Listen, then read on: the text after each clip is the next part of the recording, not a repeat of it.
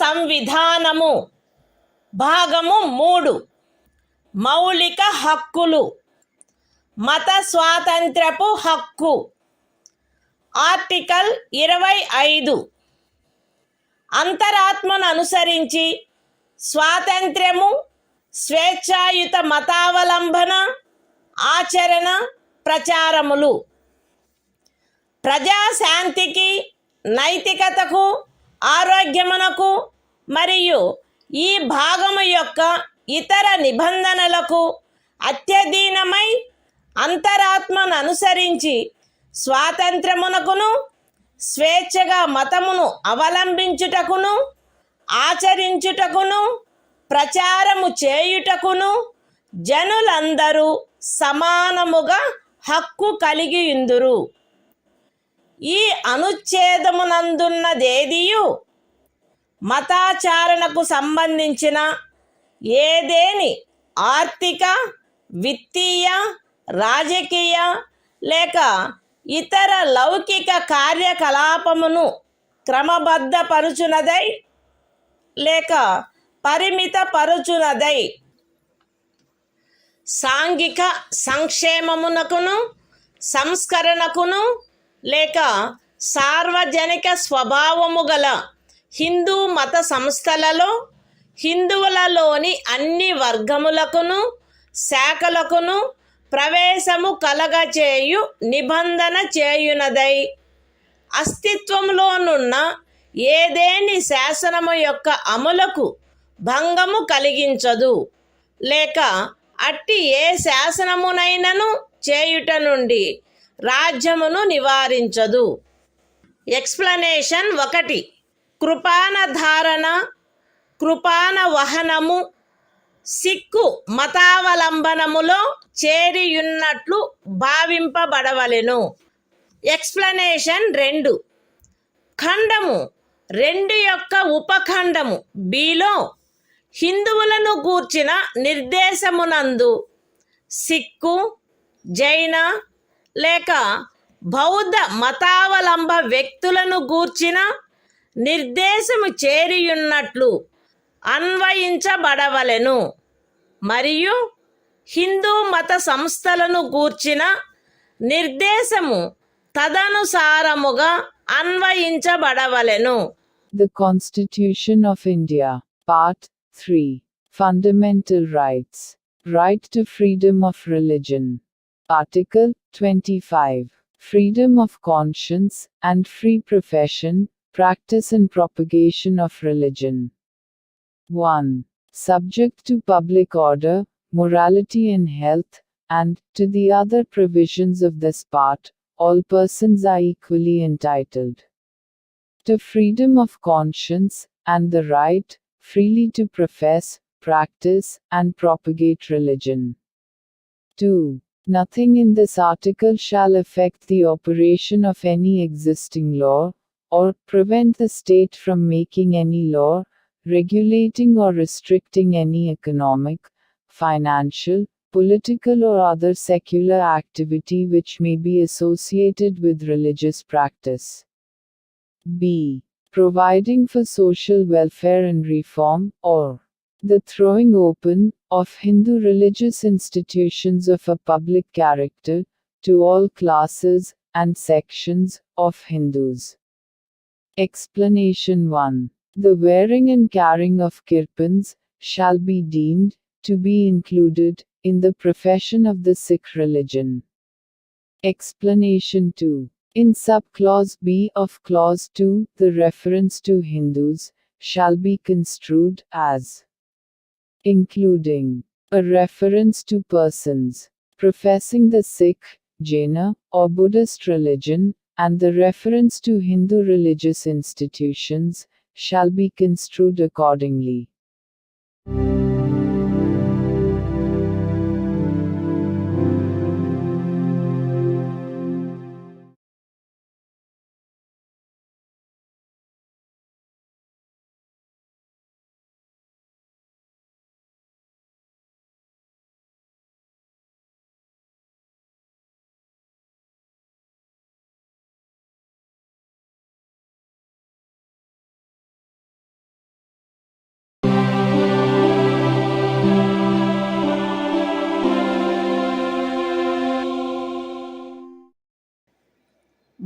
భారత సంవిధానము భాగము 3 మౌలిక హక్కులు.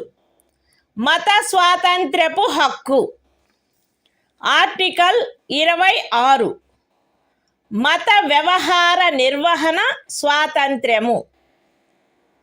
ప్రజాశాంతికి, నైతికతకు మరియు ఆరోగ్యమునకు అత్యధీనమై ప్రతి మత శాఖ లేక అందలి ఏ ఉపశాఖైనను ఈ క్రింది హక్కును కలిగియుండును: మత మరియు ధార్మిక ప్రయోజనముల కొరకు సంస్థలను స్థాపించుట మరియు పోషించుట, మత విషయములలో స్వీయ వ్యవహారములను నిర్వహించుకొనుట, స్థిరాస్తిని మరియు చరాస్తిని కలిగియుండుట మరియు ఆర్జించుట, మరియు అట్టి ఆస్తిని శాసనమును అనుసరించి నిర్వహించుట.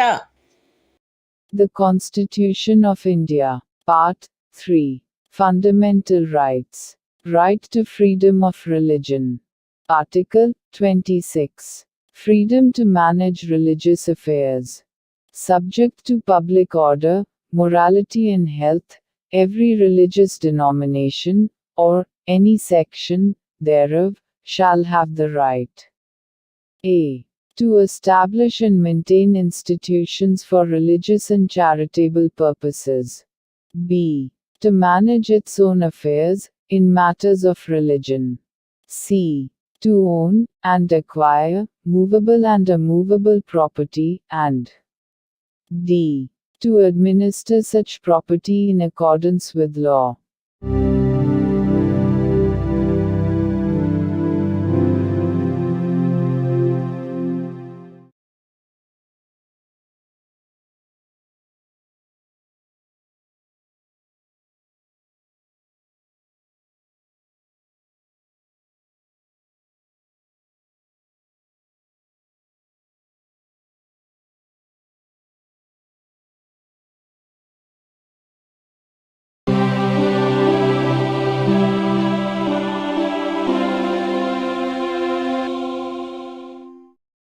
భారత సంవిధానము భాగము 3 మౌలిక హక్కులు. మత స్వాతంత్ర్యపు హక్కు. ఆర్టికల్ 27 ఏదేని ప్రత్యేకమైన మతమును అభివృద్ధి చేయుటకు పన్నుల చెల్లింపును గూర్చిన స్వాతంత్ర్యము. ఏదేని ప్రత్యేకమైన మతమును లేక మత శాఖను అభివృద్ధి చేయుటకు లేక పోషించుటకు అగు ఖర్చులను భరించుటకై ఏ పన్నుల వలన రాబడి నిర్దిష్టముగా కేటాయించబడునో ఆ పన్నులను చెల్లించుటకు ఏ వ్యక్తిని బలవంత పెట్టరాదు. The Constitution of India, Part 3. Fundamental Rights. Right to freedom of religion. Article 27. Freedom as to payment of taxes for promotion of any particular religion. No person shall be compelled to pay any taxes, the proceeds of which are specifically appropriated in payment of expenses for the promotion or maintenance of any particular religion or religious denomination.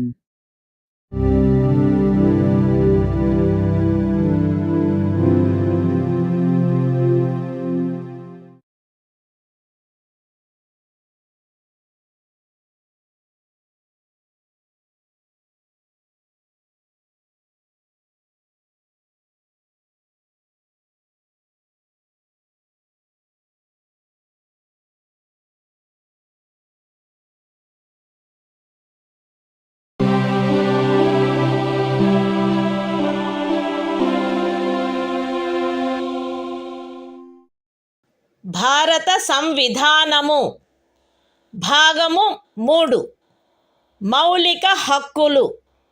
మత స్వాతంత్ర్యపు హక్కు. Article 28 కొన్ని విద్యా సంస్థలలో మత బోధ లేక మత సంబంధమైన ఆరాధన జరుగుతున్నప్పుడు హాజరగుటను గూర్చిన స్వాతంత్ర్యము.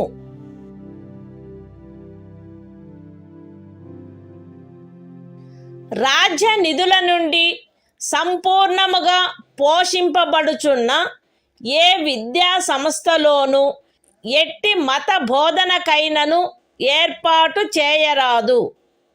ఖండము 1లో ఉన్నదేదియు రాజ్యముచే నిర్వహింపబడుచుండి మతబోధ జరగవలెనని ఆపేక్షించు ధర్మాదాయము లేక ట్రస్ట్ కింద స్థాపించబడిన ఏ విద్యా సంస్థకును వర్తించరాదు. రాజ్యముచే గుర్తింపబడిన లేక రాజ్య నిధుల నుండి సహాయమును పొందుతున్న ఏదేని విద్యా సంస్థలో హాజరగుచున్న ఏ వ్యక్తినైనను అట్టి సంస్థలో చేయబడు ఏదేని మత బోధలో పాల్గొనవలసినదని కానీ, అట్టి సంస్థలో లేక దానికి సంబంధించిన ఏదేని ఆవరణలో జరపబడు ఏదేని మత సంబంధమైన ఆరాధనకు హాజరు కావాలనని కానీ, అందుకు ఆ వ్యక్తిని కానీ, ఆ వ్యక్తి మైనర్ అయినచో అతని సంరక్షకుడు కానీ సమ్మతించిననే తప్ప కోరరాదు. The Constitution of India, Part 3. Fundamental Rights. Right to freedom of religion. Article 28. Freedom is to attendance at religious instruction, or religious worship, in certain educational institutions. 1. No religious instruction shall be provided in any educational institution, wholly maintained out of state funds. 2. Nothing in Clause 1 shall apply to an educational institution, which is administered by the state, but has been established under any endowment or trust, which requires that religious instruction shall be imparted in such institution. 3. No person attending any educational institution recognized by the state, or receiving aid out of state funds, shall be required to take part in any religious instruction that may be imparted in such institution, or to attend any religious worship that may be conducted in such institution or in any premises attached thereto, unless such person, or if such person is a minor, his guardian has given his consent thereto.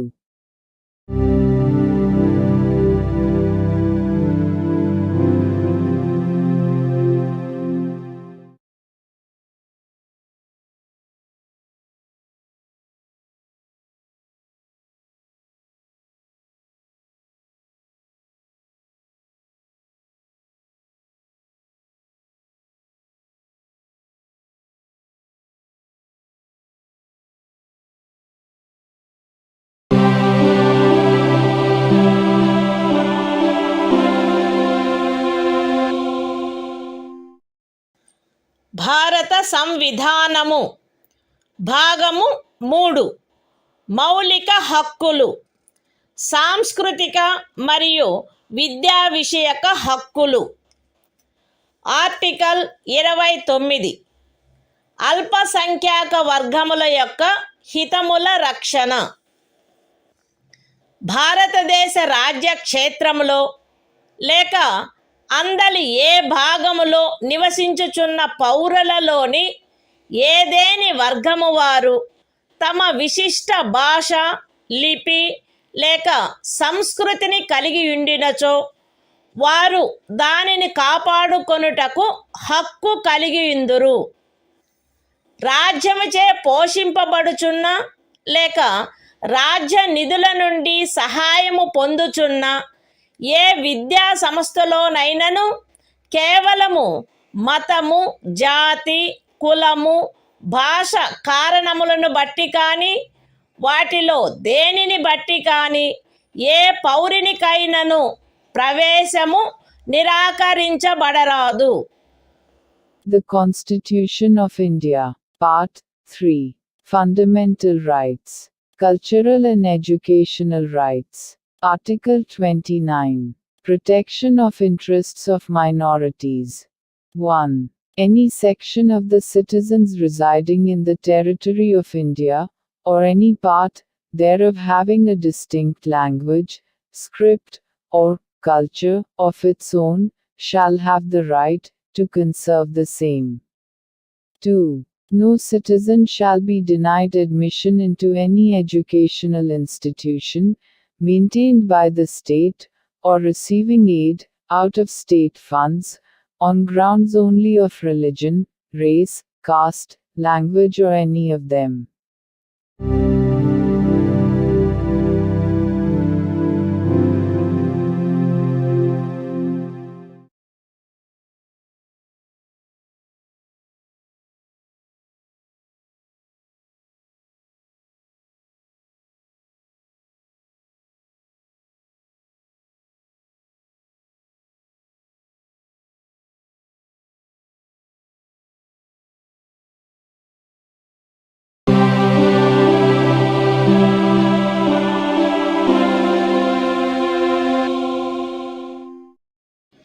భారత సంవిధానము భాగము 3. మౌలిక హక్కులు. సాంస్కృతిక మరియు విద్యా విషయక హక్కులు. Article 30. విద్యా సంస్థలను స్థాపించుటకు మరియు నిర్వహించుటకు అల్పసంఖ్యాక వర్గములకు గల హక్కు. మత ప్రాతిపదికపై కానీ భాషా ప్రాతిపదికపై కానీ ఏర్పడిన అల్పసంఖ్యాక వర్గముల వారందరూ తమకు అభీష్టమైన విద్యా సంస్థలను స్థాపించుకొనుటకును నిర్వహించుకొనుటకును హక్కు కలిగియుందురు. ఖండము 1లో నిర్దేశింపబడిన అల్పసంఖ్యాక వర్గముచే స్థాపింపబడి నిర్వహింపబడుతున్న ఒక విద్యా సంస్థ యొక్క ఏదేని ఆస్తిని నిర్బంధముగా అధ్యార్థించుటను నిబంధించు ఏదేని శాసనము చేయుటలో అట్టి ఆస్తి అధ్యార్జన కొరకు అట్టి శాసనము ద్వారా నియతము చేయబడిన లేక దాని కింద నిర్ధారించబడిన మొత్తము ఆ ఖండము క్రింద హామీ ఇవ్వబడిన హక్కును పరిమితపరచకుండునట్లు లేక రద్దుపరచకుండునట్లు రాజ్యము కట్టుదిట్టము చేయవలెను. విద్యా సంస్థలకు సహాయము చేయు సందర్భములలో మత ప్రాతిపదికపై లేక భాషా ప్రాతిపదికపై ఏర్పడిన అల్పసంఖ్యాక వర్గము యొక్క నిర్వహణలో ఉన్నదను కారణమును బట్టి ఏ విద్యా సంస్థకు విరుద్ధముగాను రాజ్యము విచక్షణ చేయరాదు. The Constitution of India. Part 3. Fundamental Rights. Cultural and Educational Rights. Article 30. Right of minorities to establish and administer educational institutions. 1. All minorities, whether based on religion or language, shall have the right to establish and administer educational institutions of their choice. In making any law, providing for the compulsory acquisition of any property of an educational institution, established and administered by a minority, referred to in Clause 1. The state shall ensure that the amount fixed by or determined under such law, for the acquisition of such property, is such, as would not restrict or abrogate, the right guaranteed under that clause. 2. The state shall not, in granting aid to educational institutions, discriminate against any educational institution, on the ground that it is under the management of a minority, whether based on religion or language.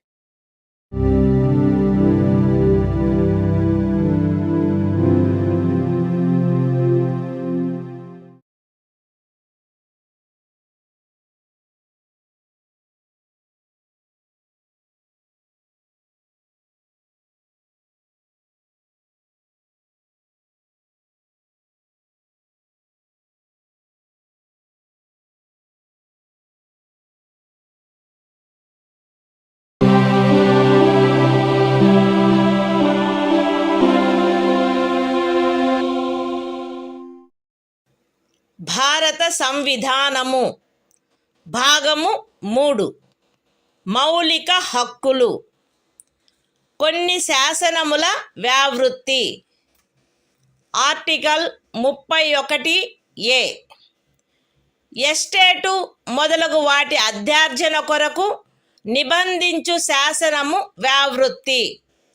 13వ అనుచ్ఛేదంలో ఏమి ఉన్నప్పటికీ రాజ్యమిచే ఏదేని estate యొక్క లేక అందలి ఏవేని హక్కుల యొక్క గాని అధ్యార్జన కొరకు లేక అట్టి హక్కుల నిర్వాపన లేక మార్పు కొరకు లేక ప్రజాహితమునకు లేక ఆస్తి యొక్క సముచిత నిర్వహణను చేకూర్చుటకు గాని రాజ్యము ఏదేని ఆస్తి యొక్క నిర్వహణను పరిమిత కాలము వరకు చేపట్టుట కొరకు లేక ప్రజాహితమునకు లేక ఏదేని కార్పొరేషనుల సముచిత నిర్వహణను చేకూర్చుటకు 2 లేక అంతకు మించిన కార్పొరేషనుల యొక్క విలీనీకరణ కొరకు లేక కార్పొరేషన్ల యొక్క నిర్వాహక ఏజెంట్ల,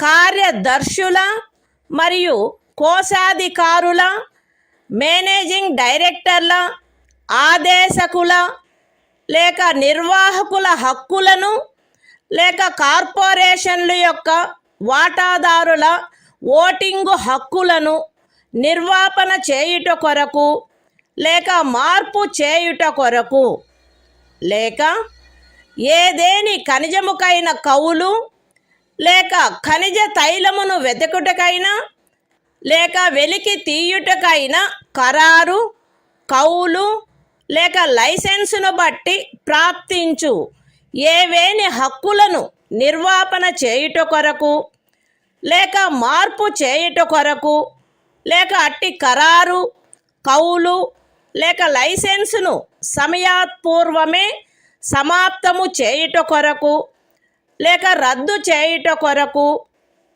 నిబంధించునట్టి శాసనము దేనిని గాని 14వ అనుచ్ఛేదము లేక 19వ అనుచ్ఛేదము ద్వారా ప్రదత్తమైన హక్కులలో దేనికైనను అసంగతముగునున్నదను లేక అట్టి హక్కులలో దేనినైనను తీసివేయునను లేక కుంచించునను కారణమును బట్టి ప్రభావ శూన్యమగునవి భావించరాదు.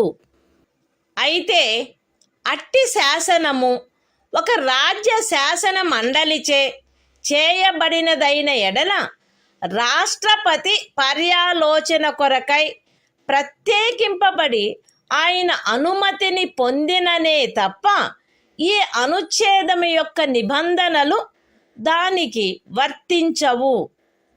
అంతేకాక రాజ్యముచే ఏదేని ఎస్టేటు అధ్యార్జింపబడుటకు ఏదేని శాసనము నిబంధన చేయునెడల మరియు ఆ ఎస్టేటులో చేరిన ఏదేని భూమి ఒక వ్యక్తి యొక్క స్వంత సేద్యము క్రిందయున్న ఎడల అట్టి అధ్యార్జనకు సంబంధించిన శాసనములో మార్కెట్ విలువకు తగ్గని రేటు చొప్పున నష్టపరిహారము చెల్లించుటకు నిబంధనలున్ననే తప్ప తత్సమయమున అమలులోనున్న ఏదేని శాసనము క్రింద అతడికి వర్తించడి గరిష్ట పరిమితి లోపు ఉన్న భూమిలోని ఏదేని భూభాగము కానీ దానిపై గల లేక దానికి చెందియున్న ఏదేని భవనము కానీ కట్టడము కానీ రాజ్యముచే అధ్యార్జింపబడుట శాసన సమ్మతము కాదు. ఈ అనుచ్ఛేదములో ఏదేని స్థానిక ప్రాంతము విషయమున ఎస్టేటు అను పదము ఆ ప్రాంతమునందు అమలులోనున్న భూమి కౌళ్లకు సంబంధించి అస్తిత్వంలోనున్న శాసనములో ఆ పదమునకు గాని స్థానీయ తుల్య పదమునకు గాని ఏ అర్థము కలదో ఆ అర్థమునే కలిగియుండును మరియు అందు ఈ క్రిందివి కూడా చేరియుండును.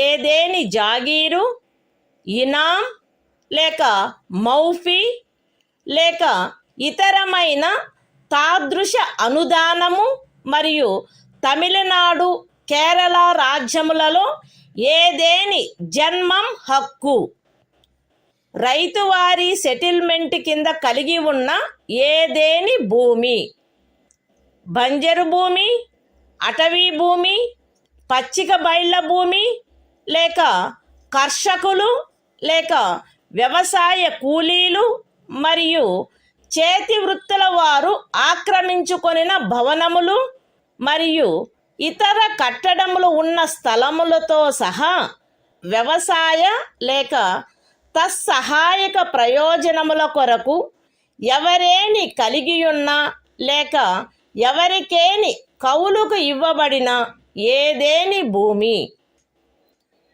ఎస్టేట్ విషయమున హక్కులు అను పదమునందు ప్రొప్రైటరు సబ్ ప్రొప్రైటరు అపర ప్రొప్రైటరు ధారణాధికారి రైతు లేక రైతు కింది రైతు లేక ఇతర మధ్యస్థుని యందు నిహితమయ్యుండు ఏవైనా హక్కులు మరియు భూమి శిస్తును గూర్చిన ఏవైనా హక్కులు లేక విశేషాధికారములు చేరియుండును. The Constitution of India, Part 3, Fundamental Rights, Saving of Certain Laws. Article 31A. Saving of laws providing for acquisition of estates, etc.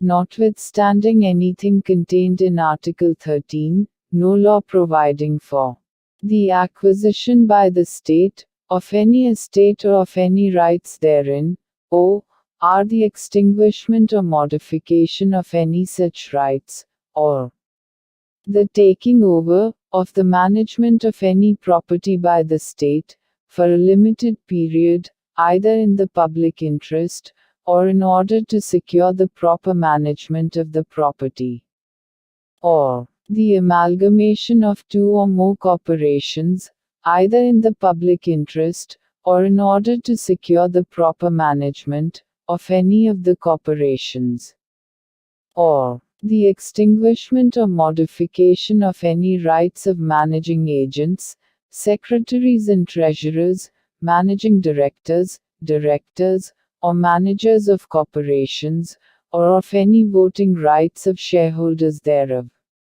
or the extinguishment or modification of any rights accruing by virtue of any agreement, lease or license for the purpose of searching for, or winning, any mineral or mineral oil, or the premature termination or cancellation of any such agreement, lease or license, shall be deemed to be void on the ground that it is inconsistent with, or takes away or abridges, any of the rights conferred by Article 14 or Article 19. Provided that, where such law is a law, made by the legislature of a state, the provisions of this article shall not apply thereto, unless such law, having been reserved for the consideration of the President, has received his assent. Provided further, that, where any law, makes any provision for the acquisition by the state, of any estate and where any land comprised therein is held by a person under his personal cultivation, it shall not be lawful for the state to acquire any portion of such land, as is within the ceiling limit, applicable to him under any law for the time being in force, or any building or structure standing thereon or tenant thereto, unless the law relating to the acquisition of such land, building or structure, provides for payment of compensation, at a rate, which shall not be less than the market value thereof. In this article, the expression estate shall, in relation to any local area, have the same meaning as that expression, or its local equivalent has in the existing law, relating to land tenures in force, in that area, and shall also include any jagir, inam, or a fee, or other similar grant. And, in the states of Tamil Nadu and Kerala, any Janmam right. Any land held under Ryotwari settlement. Any land held, or let for purposes of agriculture, or for purposes ancillary thereto, including waste land, forest land, land for pasture, or sites of buildings, and other structures occupied by cultivators of land, agricultural laborers, and village artisans.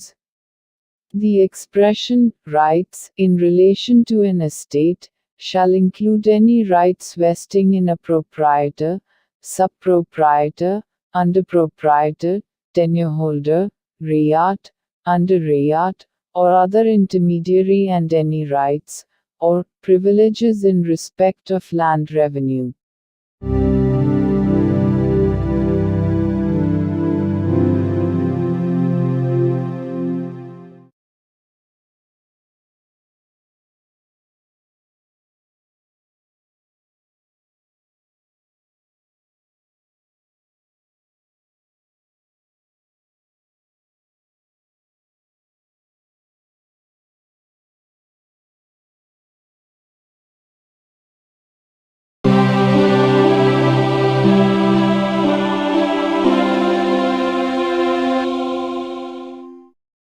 భారత సంవిధానము భాగము 3 మౌలిక హక్కులు.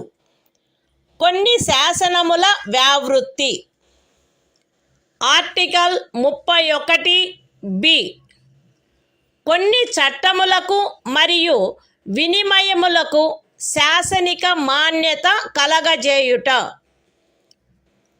31 అనుచ్ఛేదములో గల నిబంధనల సాధారణతకు భంగము కలగకుండా 9వ అనుసూచిలో నిర్దిష్టపరచబడిన ఏవేని చట్టములు, నియమములు, వాటి యొక్క ఏవేని నిబంధనలు, అట్టి చట్టము, నియమము లేక నిబంధనను ఈ భాగంలోని ఏవేని నిబంధనల ద్వారా ప్రదత్తమైన ఏవేని హక్కులకు అసంగతముగా నున్నదను, లేక ఆ హక్కులలో దేనినైనను తీసివేయుచున్నదను, లేక కుంచుచున్నదను ఆధారముపై ప్రభావశూన్యమైనదని గాని, ఎప్పుడైనను ప్రభావశూన్యమై యుండినదని గాని భావించరాదు.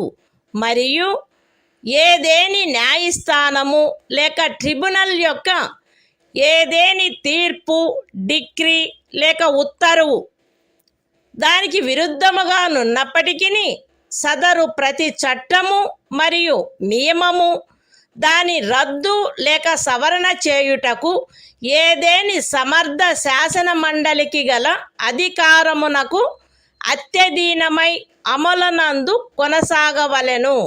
The Constitution of India, Part 3. Fundamental Rights. Saving of certain laws. Article 31b. Validation of certain acts and regulations. Without prejudice to the generality of the provisions contained in Article 31a. None of the acts and regulations specified in the 9th schedule, nor any of the provisions thereof shall be deemed to be void, or ever to have become void on the ground that such act, regulation or provision is inconsistent with, or takes away or abridges any of the rights conferred by any provisions of this part. And, notwithstanding any judgment, decree or order of any court or tribunal, to the contrary, each of the said acts and regulations shall, subject to the power of any competent legislature to repeal, or amend it, continue in force.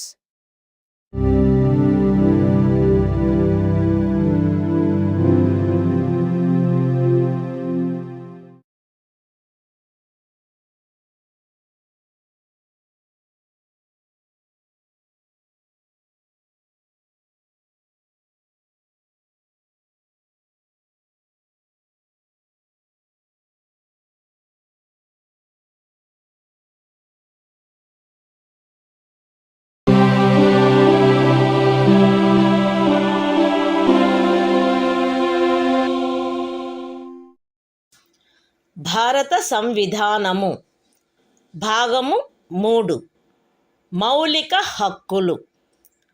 కొన్ని శాసనముల వ్యావృత్తి. Article 31(c) కొన్ని ఆదేశిక సూత్రములను అమలుపరచు శాసనముల వ్యావృత్తి.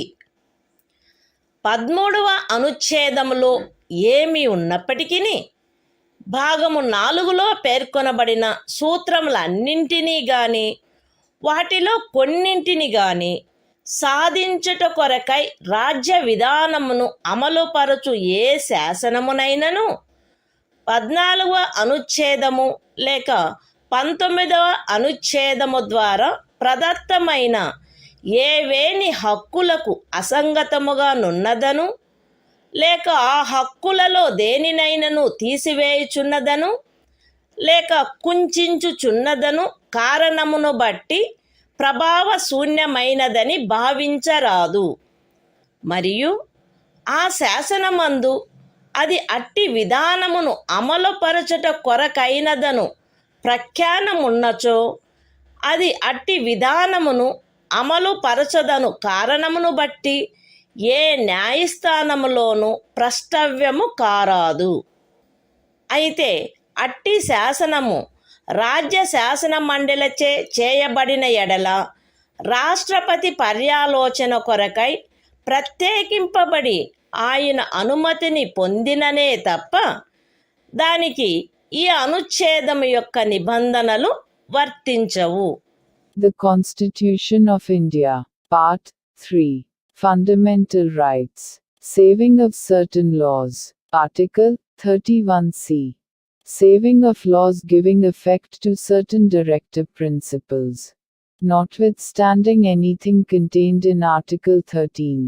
No law giving effect to the policy of the state towards securing all or any of the principles laid down in Part 4 shall be deemed to be void, on the ground that it is inconsistent with, or takes away or abridges any of the rights conferred by Article 14 or Article 19. And no law containing a declaration that it is for giving effect to such policy shall be called in question in any court, on the ground that it does not give effect to such policy, provided that, where such law is made by the legislature of a state, the provisions of this article shall not apply thereto, unless such law, having been reserved for the consideration of the President, has received his assent.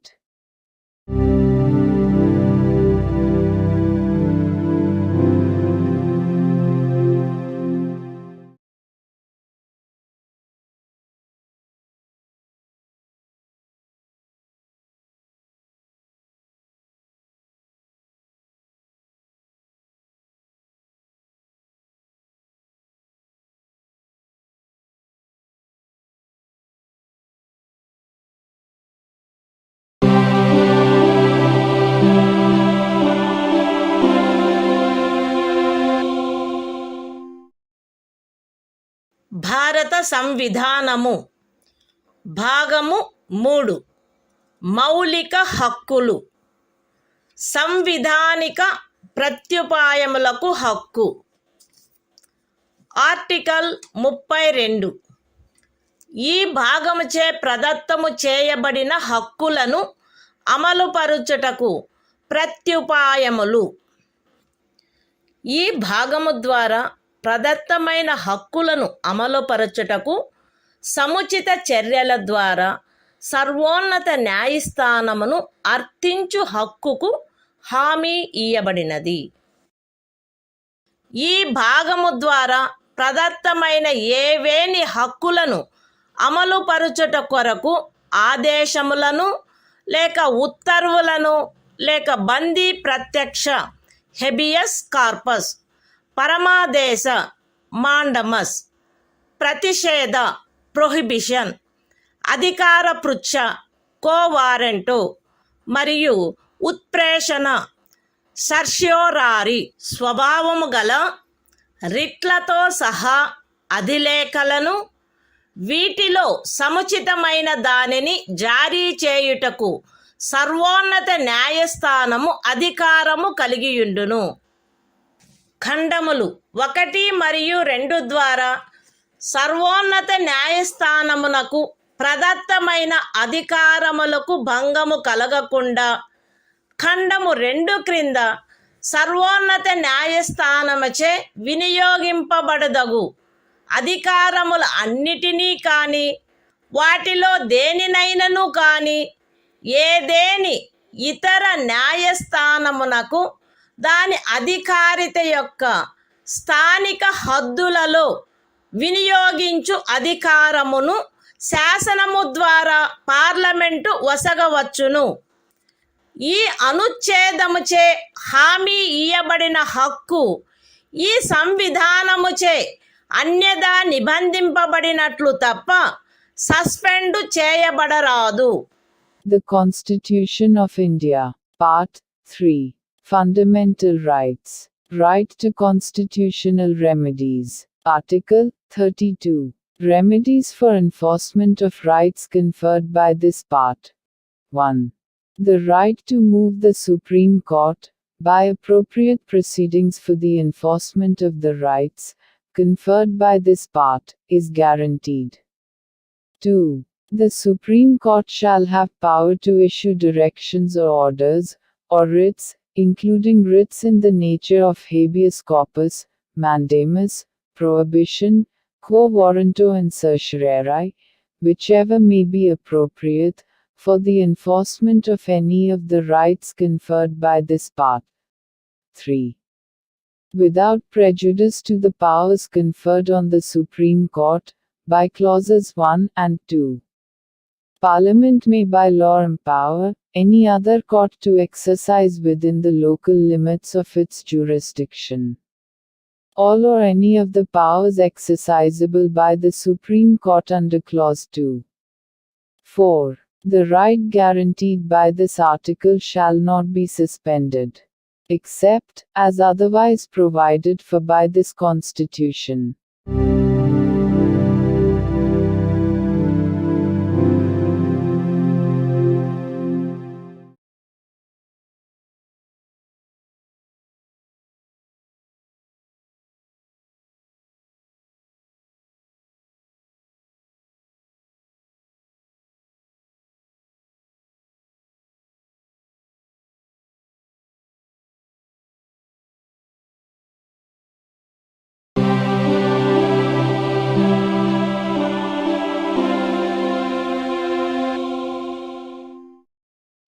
భారత సంవిధానము భాగము 3 మౌలిక హక్కులు సంవిధానిక ప్రత్యుపాయములకు హక్కు.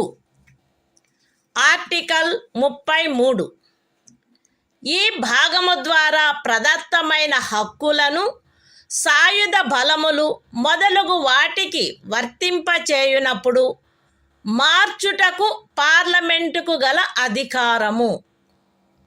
ఈ భాగము ద్వారా ప్రదత్తమైన హక్కులలో వేటినైనను సాయుధ బలములకు చెందిన సభ్యులకు లేక ప్రజాశాంతిని కాపాడు భారము వహించిన సాయుధ బలములకు చెందిన సభ్యులకు లేక గుప్త సమాచారము కొరకు లేక ఎదురు గుప్త సమాచారము కొరకు రాజ్యముచే స్థాపించబడిన ఏదేని బ్యూరోలో లేదా ఇతర వ్యవస్థలో నియమించబడిన వ్యక్తులకు లేక ఏ నుండి సి వరకు గల ఖండములలో నిర్దేశింపబడిన ఏదేని సాయుధ బలము బ్యూరో లేక వ్యవస్థ కొరకై ఏర్పాటు చేసిన టెలికమ్యూనికేషన్ వ్యవస్థలలో నియమించబడిన లేదా వాటికి సంబంధించిన వ్యక్తులకు వర్తింపచేయుటలో వారి సముచిత కర్తవ్య నిర్వహణను వారి మధ్య క్రమశిక్షణను కట్టుదిట్టము చేయుటకై ఆ హక్కులు ఎంత మేరకు పరిమితపరచబడవలెనో లేక రద్దు చేయబడవలెనో పార్లమెంటు శాసనము ద్వారా నిర్ధారణ చేయవచ్చును. The Constitution of India. Part 3. Fundamental Rights. Right to constitutional remedies. Article 33. Power of Parliament to modify the rights conferred by this part in their application to forces, etc. Parliament may by law determine to what extent any of the rights conferred by this part shall, in their application to the members of the armed forces, or the members of the forces charged with the maintenance of public order, or persons employed in any bureau or other organization established by the state for purposes of intelligence or counterintelligence, or person employed in or in connection with the telecommunication systems set up for the purposes of any force, bureau, or organization referred to in clauses A to C, be restricted or abrogated so as to ensure the proper discharge of their duties and the maintenance of discipline among them.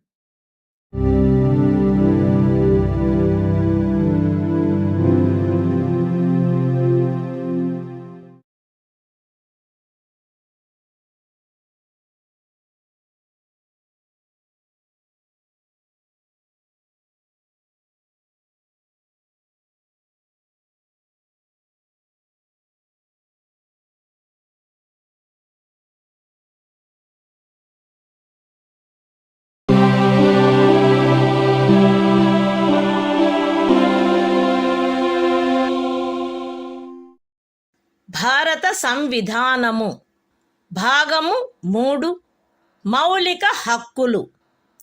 సంవిధానిక ప్రత్యుపాయములకు హక్కు. Article 34. ఏదేని ప్రాంతములో సైనిక శాసనము అమలులోనున్నప్పుడు ఈ భాగము ద్వారా ప్రదత్తమైన హక్కులపై నిర్బంధన. ఈ భాగమునందు పూర్వగామి నిబంధనలలో ఏమి ఉన్నప్పటికీ భారతదేశ రాజ్యక్షేత్రములోని ఏదేని ప్రాంతములో సైనిక శాసనము అమలులో ఉండి ఉన్నచో సంఘము యొక్క లేక ఒక రాజ్యము యొక్క సేవలోనున్న ఎవరేని వ్యక్తి అచట శాంతిని కాపాడుటకు లేక తిరిగి నెలకొల్పుటకు సంబంధించి చేసిన ఏదేని కార్యమును గూర్చి పార్లమెంటు శాసనము ద్వారా అతనికి క్షతిపూర్తి చేయవచ్చును, లేక అట్టి ప్రాంతంలో సైనిక శాసనము క్రింద చేయబడిన ఏదేని దండనోత్తర్వును, విధించబడిన ఏదేని శిక్షను, ఉత్తర్వు చేయబడిన సమపహరణను, లేక చేసిన ఏదేని ఇతర కార్యమును మాన్యమునర్చవచ్చును. The Constitution of India. Part 3. Fundamental Rights. Right to constitutional remedies. Article 34. Restriction on rights conferred by this part while martial law is in force in any area. Notwithstanding anything in the foregoing provisions of this part, Parliament may, by law, indemnify any person, in the service of the Union, or of a state, or any other person, in respect of any act done by him, in connection with the maintenance or restoration of order, in any area within the territory of India, where martial law was in force, or validate any sentence passed, punishment inflicted, forfeiture ordered, or other act done under martial law in such area.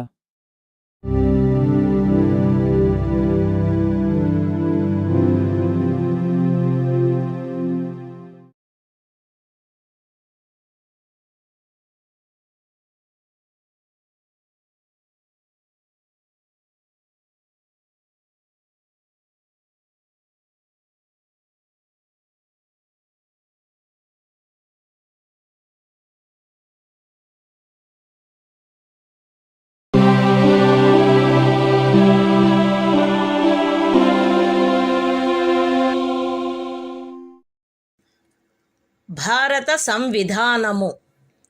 భాగము 3. మౌలిక హక్కులు. సంవిధానిక ప్రత్యుపాయములకు హక్కు. Article 35. ఈ భాగము యొక్క నిబంధనలను అమలుపరచుటకు శాసన నిర్మాణము.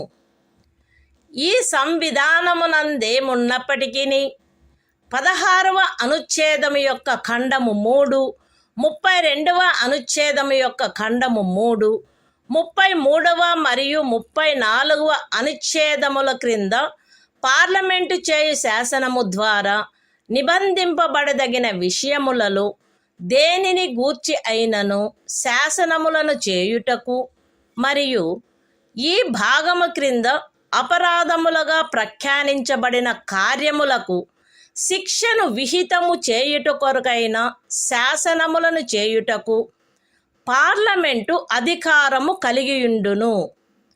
రాజ్య శాసన మండలి ఆ అధికారమును కలిగియుండదు. మరియు పార్లమెంటు ఈ సంవిధాన ప్రారంభమునకు పిమ్మట వీలైనంత త్వరితముగా ఉపఖండము 2లో నిర్దేశించబడిన కార్యములకు శిక్షను విహితము చేయుటకు శాసనములను చేయవలయును. ఖండము ఏ యొక్క ఉపఖండము 1లో నిర్దేశింపబడిన ఏదేని విషయమును గూర్చినదైనా లేక ఆ ఖండము యొక్క ఉపఖండము 2లో నిర్దేశించబడిన కార్యమునకు దేనికైనను శిక్షను నిబంధించునదై ఈ సంవిధాన ప్రారంభమునకు అవ్యవహిత పూర్వము భారతదేశ రాజ్య క్షేత్రమునందు అమలులోనున్న ఏదేని శాసనము అందలి నిబంధనలకును 372వ అనుచ్ఛేదము క్రింద దాని యందు చేయబడు అనుకూలానుసరణకును మరియు మార్పులకును అత్యధీనమై పార్లమెంటుచే మార్పు లేక రద్దు లేక సవరణ చేయబడు వరకు అమలునందు కొనసాగవలెను. విశదీకరణ. ఈ అనుచ్ఛేదమునందు అమలులోనున్న శాసనము అను పదబంధము 372వ అనుచ్ఛేదములో ఆ పదబంధమునకు ఏ అర్థము కలదో ఆ అర్థమునే కలిగియుండును. The Constitution of India, Part 3. Fundamental Rights. Right to constitutional remedies. Article 35. Legislation to give effect to the provisions of this part. Notwithstanding anything in this Constitution, Parliament shall have, and the legislature of a state shall not have, power to make laws with respect to any of the matters which, under Clause 3 of Article 16, Clause 3 of Article 32, Article 33 and Article 34 may be provided for by law made by Parliament, and for prescribing punishment for those acts which are declared to be offences under this part. And Parliament shall, as soon as may be after the commencement of this Constitution, make laws for prescribing punishment for the acts referred to in subclause 2. Any law in force immediately before the commencement of this Constitution, in the territory of India, with respect to any of the matters referred to in subclause 1 of Clause A, or providing for punishment for any act referred to in subclause 2 of that clause shall, subject to the terms thereof, and to any adaptations and modifications that may be made therein, under Article 372, continue in force until altered, or repealed, or amended, by Parliament. Explanation. In this article, the expression, law in force, has the same meaning as in Article 372.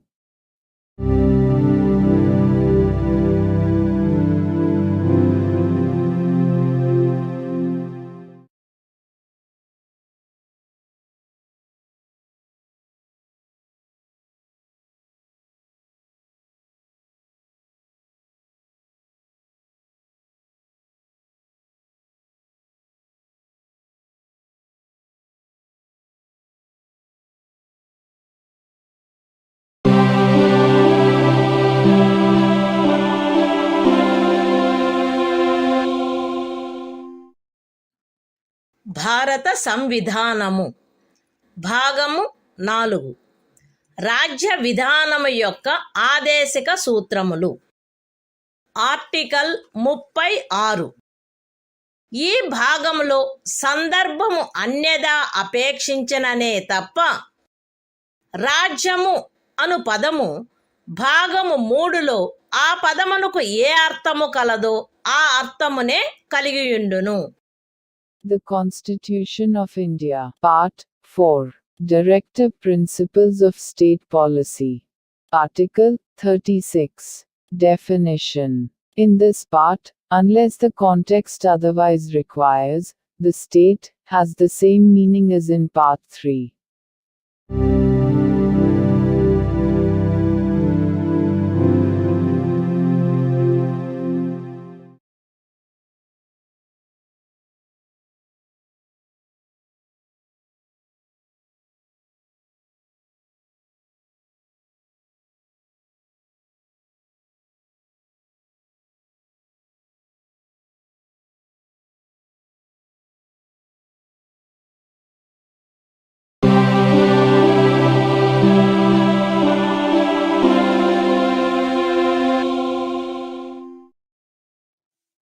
భారత సంవిధానము భాగము 4 రాజ్య విధానము యొక్క ఆదేశిక సూత్రములు. Article 37. ఈ భాగములో గల సూత్రముల వర్తింపు. ఈ భాగంలోని నిబంధనలు ఏ న్యాయస్థానముచే కాని అమలు జరపదగినవి కావు. కానీ ఇందు పేర్కొనబడిన సూత్రములు దేశ పరిపాలనకు మూలాధారములుగాను మరియు శాసనములను చేయుటలో వాటిని వర్తింపచేయుట రాజ్యము యొక్క కర్తవ్యమై ఉండవలెను. The Constitution of India, Part 4. Directive Principles of State Policy. Article 37. Application of the principles contained in this part. The provisions contained in this part shall not be enforceable by any court. But the principles therein laid down are nevertheless fundamental in the governance of the country, and it shall be the duty of the state to apply these principles in making laws.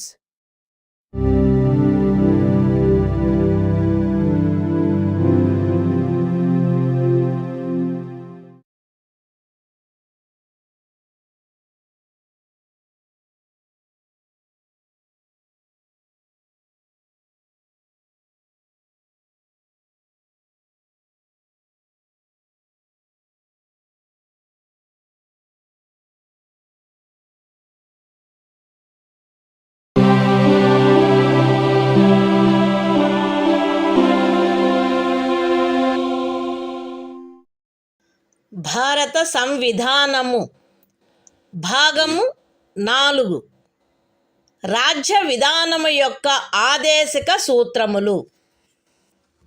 Article 38. రాజ్యము ప్రజల శ్రేయస్సును పెంపొందించు సాంఘిక వ్యవస్థను చేకూర్చుట. జాతీయ జీవనంలోని అన్ని రంగములలో సాంఘిక, ఆర్థిక మరియు రాజకీయ న్యాయమును ఉజ్జీవింపచేయు సాంఘిక వ్యవస్థను వీలైనంత వరకు కట్టుదిట్టము చేకూర్చుట ద్వారాను దానిని రక్షించుట ద్వారాను రాజ్యము ప్రజల శ్రేయస్సును పెంపొందించుటకు పాటుపడవలెను. రాజ్యము ప్రత్యేకించి రాబడిలో అసమానతలను తగ్గించుటకు పాటుపడవలెను మరియు విభిన్న ప్రాంతములందు నివసించుచున్న లేక విభిన్న వృత్తులను చేపట్టిన వ్యక్తుల మధ్య మాత్రమే కాకుండా ప్రజావర్గముల మధ్య కూడా హోదా, సౌకర్యములు మరియు అవకాశములందు అసమానతలను తొలగించుటకు ప్రయత్నించవలెను. The Constitution of India, Part 4. Directive Principles of State Policy. Article 38. State to secure social order, for the promotion of welfare of the people. The state shall strive to promote the welfare of the people by securing and protecting as effectively as it may a social order in which justice, social, economic, and political shall inform all the institutions of the national life. The state shall, in particular, strive to minimize the inequalities in income, and endeavor to eliminate inequalities in status, facilities and opportunities, not only amongst individuals, but also amongst groups of people, residing in different areas, or engaged in different vocations.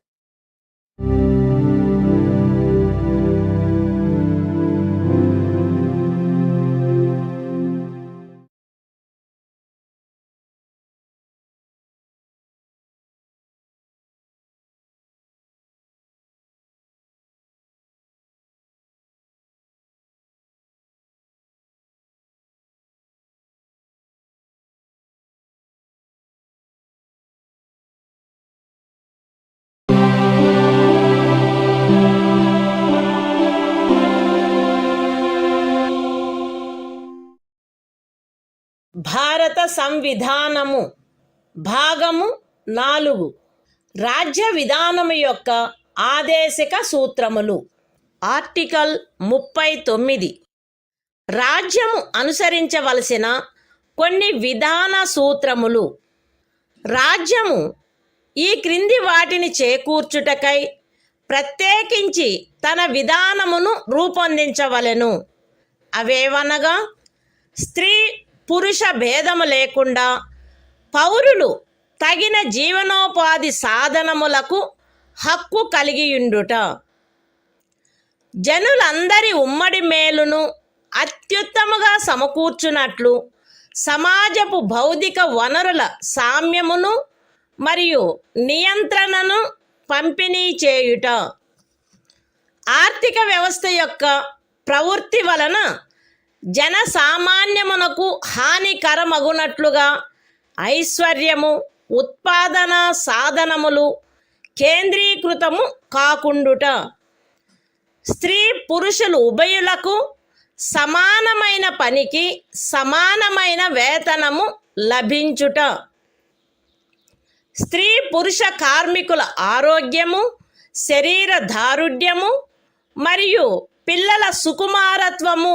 దురుపయోగము చేయబడుకుండుట మరియు పౌరుల ఆర్థికావశ్యకత వలన తమ వయస్సునకు లేక శరీర దారుఢ్యమునకు సరిపడని పనులలో చేరుటకు బలవంత పెట్టకుండుట, పిల్లలకు ఆరోగ్యకరమైన రీతిలో గౌరవప్రదమైన మరియు స్వేచ్ఛాయుతమైన పరిస్థితులలో అభివృద్ధి చెందు అవకాశములను మరియు సౌకర్యములను కల్పించుట మరియు బాల్య యవనములను శోషణ నుండి మరియు నైతిక మరియు భౌతిక పరిత్యజనము నుండి కాపాడుట.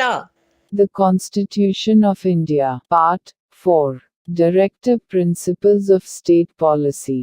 Article 39. Certain principles of policy to be followed by the state. The state shall, in particular, direct its policy towards securing a. that the citizens, men and women equally, have the right to an adequate means of livelihood. b. that the ownership and control of the material resources of the community are so distributed as best to subserve the common good. c. that the operation of the economic system does not result in the concentration of wealth and means of production to the common detriment. d. that there is equal pay for equal work for both men and women. a. that the health and strength of workers, men and women, and the tender age of children are not abused, and that citizens are not forced by economic necessity To enter avocations unsuited to their age or strength. F. That children are given opportunities and facilities to develop in a healthy manner and in conditions of freedom and dignity. And that childhood and youth are protected against exploitation and against moral and material abandonment.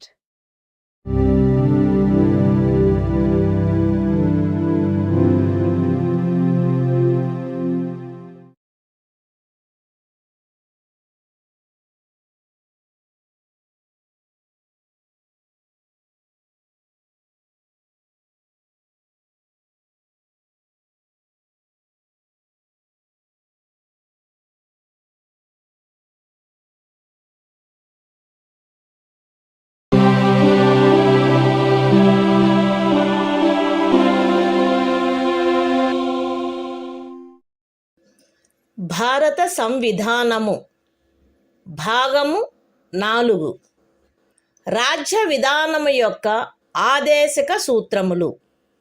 Article 39A సమాన న్యాయము, ఉచిత న్యాయవాద సహాయము. శాసన వ్యవస్థ ప్రవృత్తి సమానావకాశ ప్రాతిపదికపై న్యాయమును చేకూర్చు రీతిలో నిర్వహించబడునట్లు రాజ్యము కట్టుదిట్టము చేయవలెను.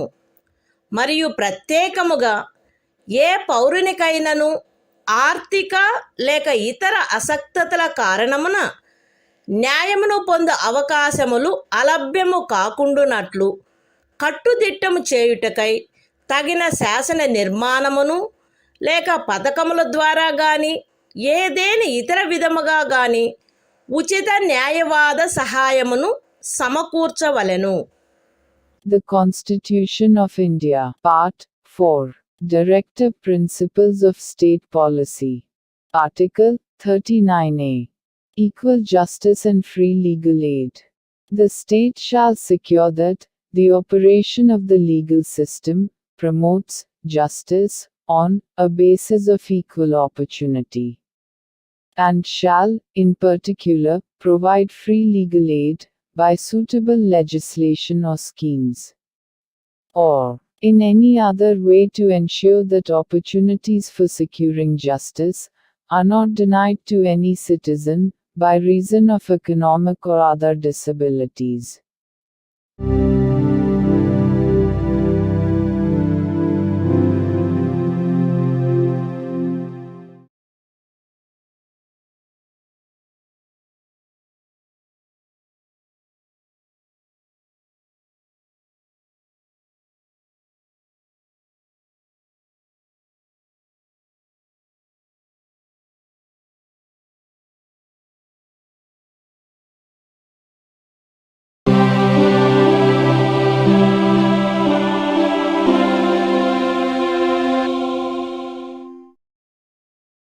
భారత సంవిధానము భాగము 4 రాజ్య విధానము యొక్క ఆదేశక సూత్రములు. ఆర్టికల్ 40 గ్రామ పంచాయతీల వ్యవస్థీకరణ. గ్రామ పంచాయతీలను వ్యవస్థీకరించి స్వపరిపాలనా యూనిట్లుగా అవి పనిచేయుటకు వాటికి ఆవశ్యకమగు అధికార ప్రాధికారముల నొసగుటకు రాజ్యము చర్యలను గైగొనవలెను. The Constitution of India, Part 4, Directive Principles of State Policy. Article 40. Organization of Village Panchayats.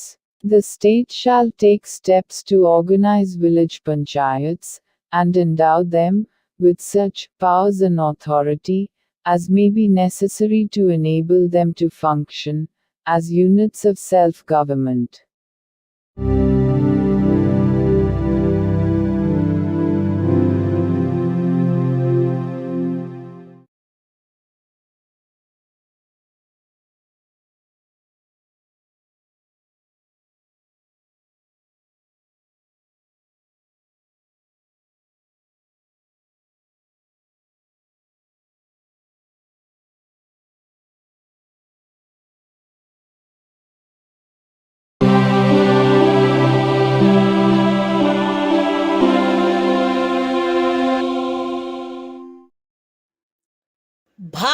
సంవిధానము భాగము 4 రాజ్య విధానము యొక్క ఆదేశక సూత్రములు. ఆర్టికల్ 41 పనికి విద్యకు కొన్ని సందర్భములలో ప్రజా సహాయమునకు హక్కు. రాజ్యము దాని ఆర్థిక స్తోమత మరియు అభివృద్ధి పరిమితుల మేరకు పనిచేయు హక్కును, విద్య నేర్చుకొను హక్కును మరియు నిరుద్యోగము, వృద్ధాప్యము, అనారోగ్యము, అంగవైకల్యము మరియు ఇతర విధములైన అకారణ దారిద్ర్యము కలిగిన సందర్భములలో ప్రజా సహాయమును పొందు హక్కును చేకూర్చుటకై కట్టుదిట్టమైన ఏర్పాటు చేయవలెను. The Constitution of India, Part 4, Directive Principles of State Policy. Article 41, Right to work, to education, and to public assistance, in certain cases. The state shall, within the limits of its economic capacity and development, make effective provision for securing the right to work, to education, and to public assistance, in cases of unemployment, old age, sickness, and disablement, and in other cases of undeserved want.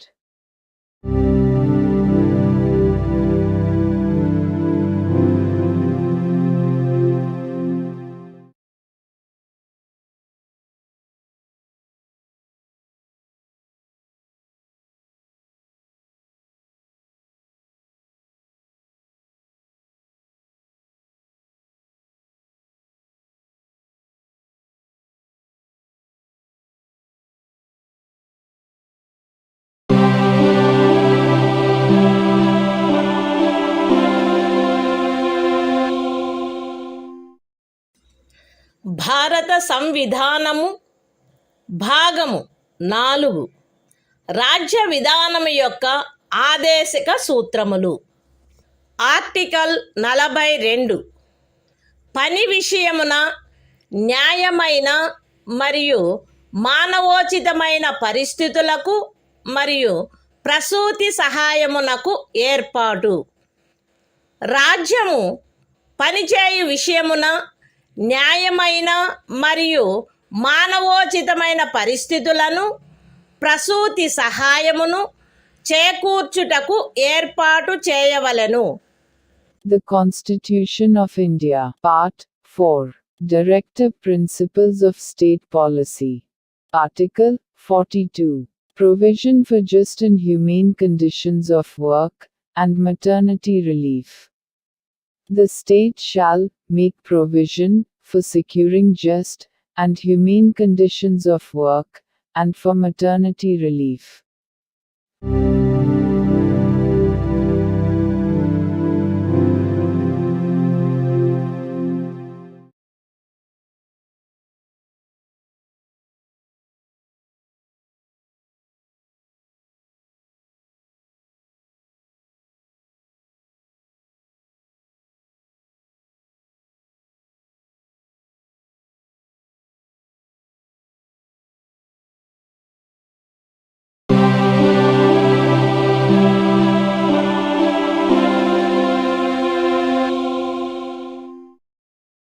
భారత సంవిధానము భాగము 4 రాజ్య విధానము యొక్క ఆదేశక సూత్రములు. Article 43 కార్మికులకు జీవన భృతి మొదలగునవి. రాజ్యము తగిన శాసన నిర్మాణము ద్వారా లేక ఆర్థిక వ్యవస్థాపన ద్వారా లేక మరే విధముగానైనా వ్యవసాయ, పారిశ్రామిక లేక ఇతర కార్మికులందరికీ పనిని, జీవన భృతిని మరియు సముచిత జీవన స్థాయిని, విశ్రాంతి మరియు సాంఘిక సాంస్కృతిక అవకాశముల పూర్తి వినియోగమును చేకూర్చునట్టి పని పరిస్థితులను కల్పించుటకు ప్రయత్నించవలెను. మరియు ప్రత్యేకించి గ్రామీణ ప్రాంతములలో వైయక్తిక ప్రాతిపదికపై లేక సహకార ప్రాతిపదికపై కుటీర పరిశ్రమలను పెంపొందింపచేయుటకు ప్రయత్నించవలెను. The Constitution of India, Part 4. Directive Principles of State Policy.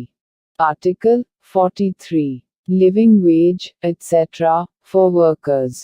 The state shall endeavor to secure, by suitable legislation, or economic organization or in any other way, to all workers, agricultural, industrial or otherwise, work, a living wage, conditions of work ensuring a decent standard of life, and full enjoyment of leisure, and social and cultural opportunities, and, in particular, the state shall endeavor to promote cottage industries, on an individual or cooperative basis, in rural areas.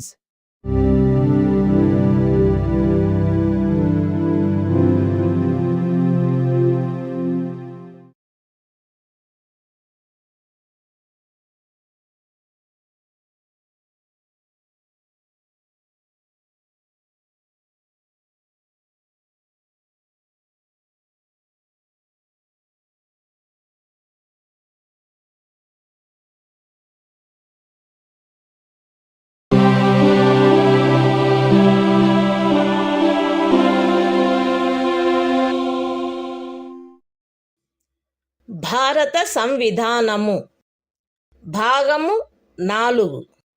రాజ్య విధానము యొక్క ఆదేశిక సూత్రములు. Article 43A. పరిశ్రమల నిర్వహణలో కార్మికులు పాల్గొనుట. రాజ్యము తగిన శాసన నిర్మాణము ద్వారా లేక ఏదేని ఇతర విధముగా ఏదేని పరిశ్రమలో నిమగ్నమైన సంస్థల వ్యవస్థాపన లేక ఇతర వ్యవస్థల నిర్వహణలో కార్మికులు పాల్గొనున్నట్లు చర్యలు తీసుకొనవలెను. The Constitution of India, Part 4. Directive Principles of State Policy. Article 43A. Participation of workers in management of industries. The state shall take steps, by suitable legislation or in any other way, to secure the participation of workers in the management of undertakings, establishments, or other organizations engaged in any industry.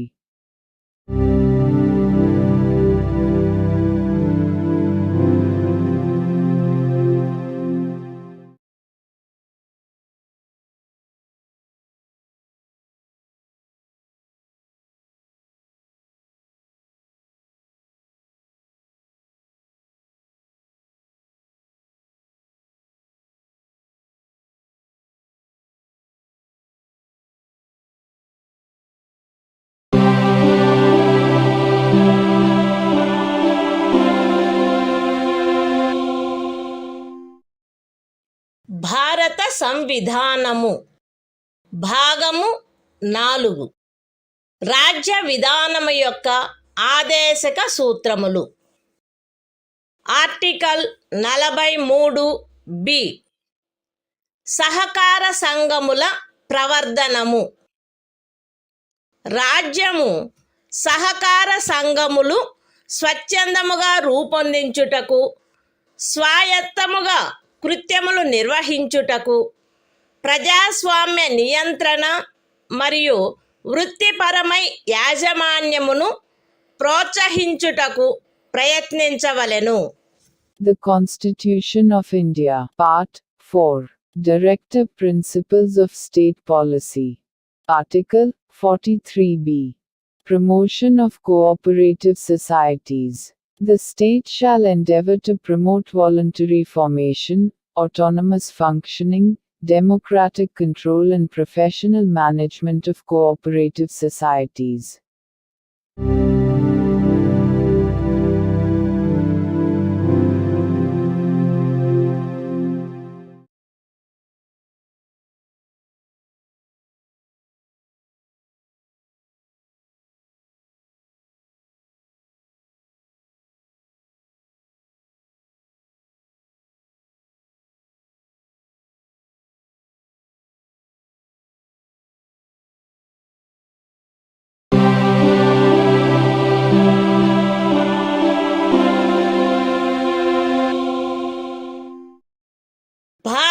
సంవిధానము భాగము 4 రాజ్య విధానము యొక్క ఆదేశిక సూత్రములు. Article 44 పౌరులందరకు ఏకరూపమైన civil స్మృతి. భారతదేశ రాజ్య క్షేత్రమునంతటను పౌరులకు ఏకరూపమైన సివిల స్మృతిని చేకూర్చుటకు రాజ్యము ప్రయత్నించవలెను. The Constitution of India, Part 4, Directive Principles of State Policy. Article 44, Uniform Civil Code for the Citizens. The state shall endeavor to secure for the citizens a uniform civil code throughout the territory of India.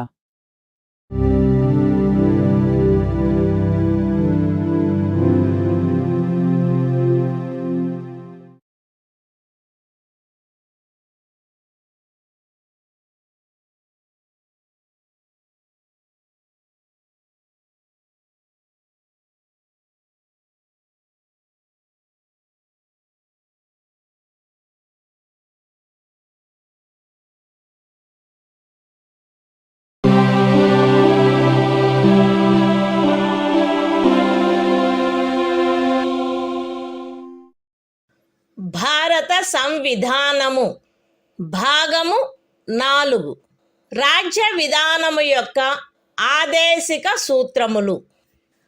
Article 45 6 సంవత్సరముల లోపు బాలలందరికీ బాల్య ప్రారంభంలో సంరక్షణ మరియు విద్యను ఏర్పాటు చేయుట. బాలలందరూ వారు 6 సంవత్సరముల వయస్సు పూర్తి చేయునంత వరకు వారికి బాల్య ప్రారంభంలో సంరక్షణ మరియు విద్యను ఏర్పాటు చేయుటకు రాజ్యము ప్రయత్నించవలెను. The Constitution of India, Part 4, Directive Principles of State Policy. Article 45, Provision for Early Childhood Care and Education to Children below the age of 6 years. The state shall endeavor to provide early childhood care and education for all children until they complete the age of 6 years.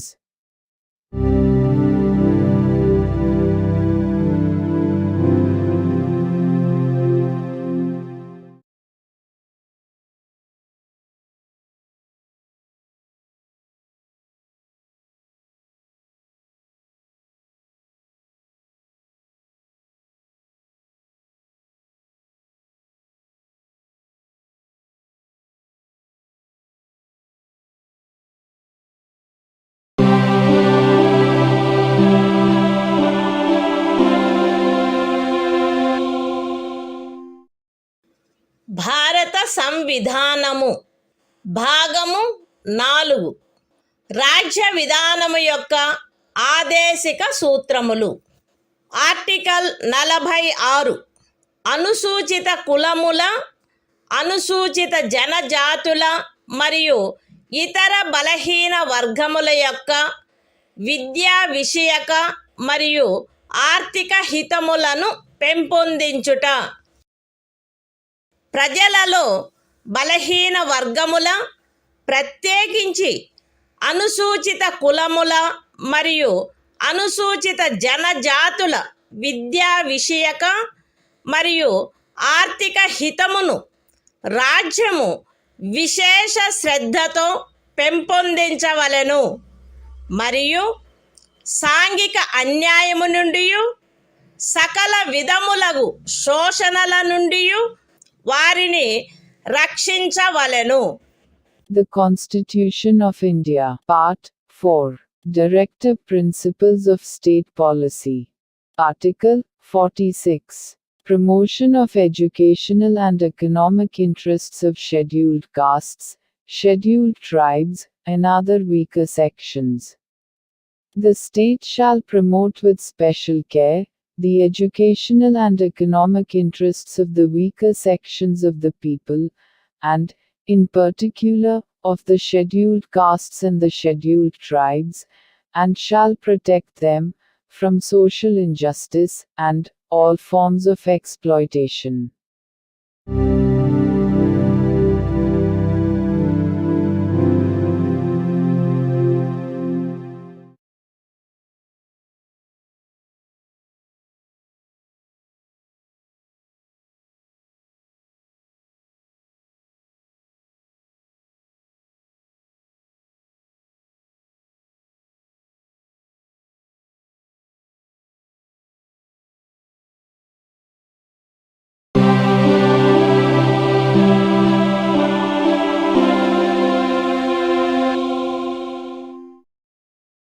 భారత సంవిధానము భాగము 4 రాజ్య విధానము యొక్క ఆదేశిక సూత్రములు.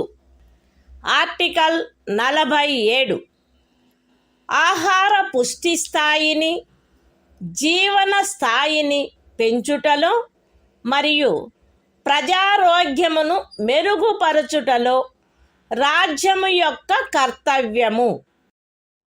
రాజ్యము ప్రజల ఆహార పుష్టి యొక్క స్థాయిని, జీవన స్థాయిని పెంచుట మరియు ప్రజారోగ్యమును మెరుగుపరుచుట తన ప్రాథమిక కర్తవ్యములలోనివిగా పరిగణించవలెను మరియు ప్రత్యేకించి వైద్య ప్రయోజనములకై తప్ప మద్యపానీయములను మరియు ఆరోగ్యమునకు భంగము కలిగించు ఔషధములను సేవించుటను నిషేధించుటకు రాజ్యము ప్రయత్నించవలెను. The Constitution of India, Part 4, Directive Principles of State Policy. Article 47. Duty of the state to raise the level of nutrition and the standard of living, and to improve public health. The state shall regard the raising of the level of nutrition and the standard of living of its people, and the improvement of public health, as among its primary duties, and, in particular, the state shall endeavor to bring about prohibition of the consumption, except for medicinal purposes, of intoxicating drinks and of drugs, which are injurious to health.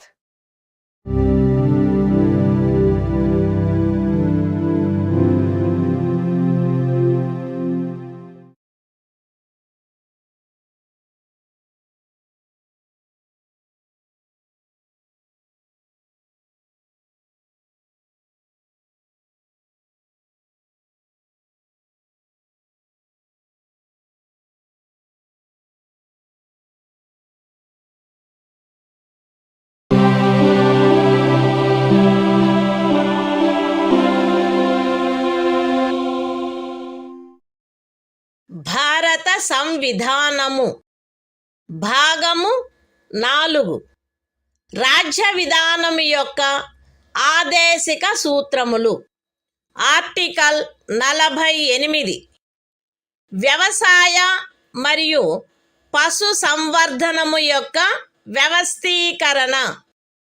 రాజ్యము ఆధునిక మరియు శాస్త్రీయ పద్ధతులను అనుసరించి వ్యవసాయమును, పశు సంవర్ధనమును వ్యవస్థీకరించవలెను మరియు ప్రత్యేకించి ఆవుల, దూడల, ఇతర పాడి పశువుల, భారవాహక పశువుల జాతులను పరిరక్షించి మెరుగుపరచుటకును వాటి వధను నిషేధించుటకును రాజ్యము చర్యలను గైగొనవలెను.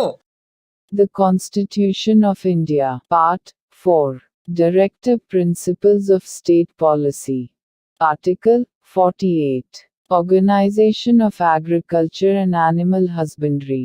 The state shall endeavor to organize agriculture and animal husbandry on modern and scientific lines, and shall, in particular, take steps for preserving and improving the breeds and prohibiting the slaughter of cows and calves and other milch and draft cattle.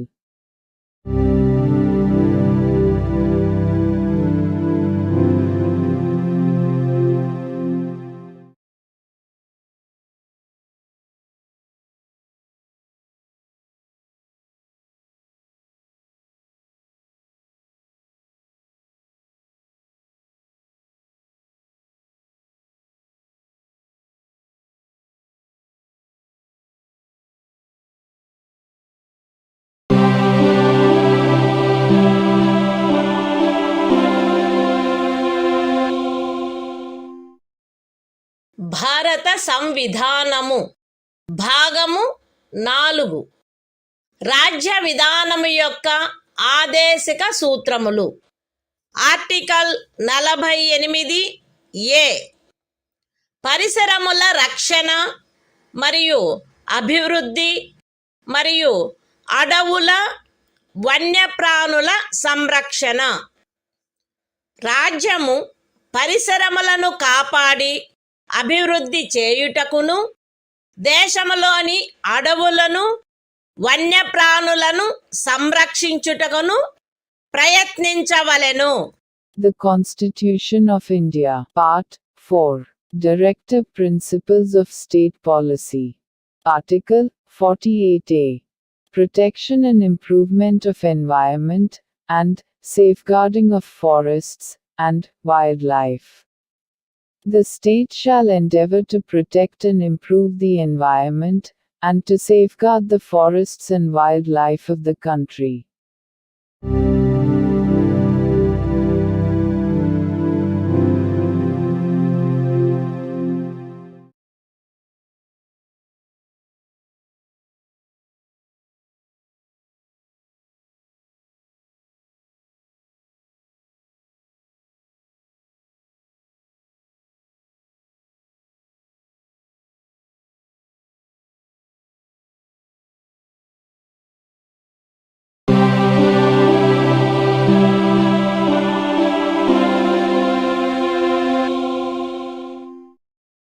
భారత సంవిధానము భాగము 4 రాజ్య విధానము యొక్క ఆదేశిక సూత్రములు. Article 49 జాతీయ ప్రాముఖ్యము గల స్మారక చిహ్నములను రక్షించుట. Parliament చేయబడిన శాసనము ద్వారా గాని లేదా దాని క్రింద గాని జాతీయ ప్రాముఖ్యము గలవని ప్రఖ్యానించబడిన కళాత్మక లేక ఐతిహాసిక ప్రయోజనము గల ప్రతి ఒక్క స్మారక చిహ్నమును లేక స్థలమును లేక వస్తువును సందర్భానుసారముగా కొల్లగొట్టుట, విరూపణము, వినాశనము, తొలగింపు, వ్యయనము లేక ఎగుమతి చేయుట నుండి రక్షించుట రాజ్యము యొక్క బాధ్యత అయ్యుండును. The Constitution of India, Part 4. Directive Principles of State Policy. Article 49. Protection of monuments and places and objects of national importance. It shall be the obligation of the state to protect every monument, or place, or object of artistic or historic interest, declared by or under law made by Parliament to be of national importance, from spoliation, disfigurement, destruction, removal, disposal or export, as the case may be.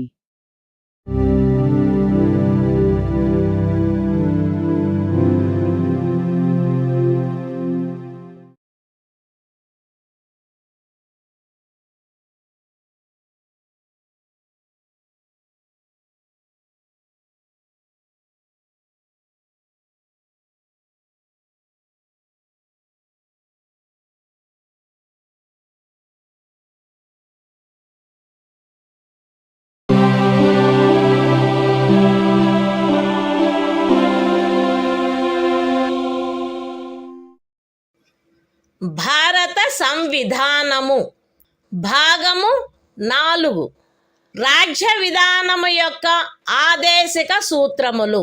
Article 50 న్యాయపాలికను కార్యపాలక వర్గము నుండి వేరుపరుచుట.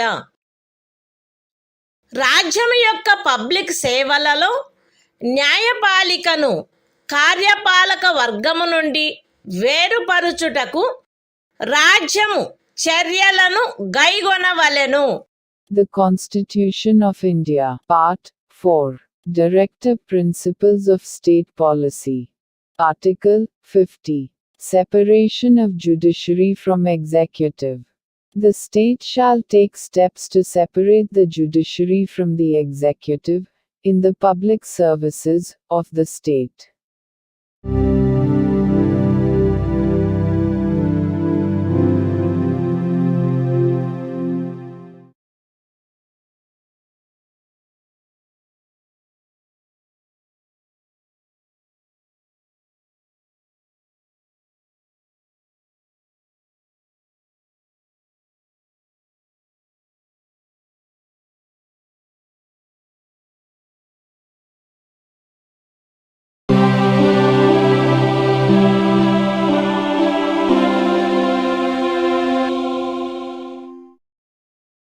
భారత సంవిధానము భాగము 4 రాజ్య విధానము యొక్క ఆదేశిక సూత్రములు. Article 51 అంతర్జాతీయ శాంతి భద్రతలను పెంపొందించుట. రాజ్యము ఈ క్రింది వాటికై ప్రయత్నించవలెను: అంతర్జాతీయ శాంతి భద్రతలను పెంపొందించుట, జాతుల మధ్య న్యాయమైన మరియు గౌరవప్రదమైన సంబంధములను నెలకొల్పుట, సువ్యవస్థిత ప్రజానీకముల పరస్పర వ్యవహారములందు అంతర్జాతీయ శాసనము పట్ల, సంధి బాధ్యతల పట్ల గౌరవమును పెంపొందించుట మరియు అంతర్జాతీయ వివాదముల పరిష్కారము మధ్యవర్తిత్వము ద్వారా జరుగుటను ప్రోత్సహించుట. The Constitution of India, Part 4, Directive Principles of State Policy. Article 51, Promotion of International Peace and Security. The state shall endeavor to a. Promote international peace and security. b. Maintain just and honorable relations between nations. c. Foster respect for international law and treaty obligations in the dealings of organized peoples with one another. And d. Encourage settlement of international disputes by arbitration.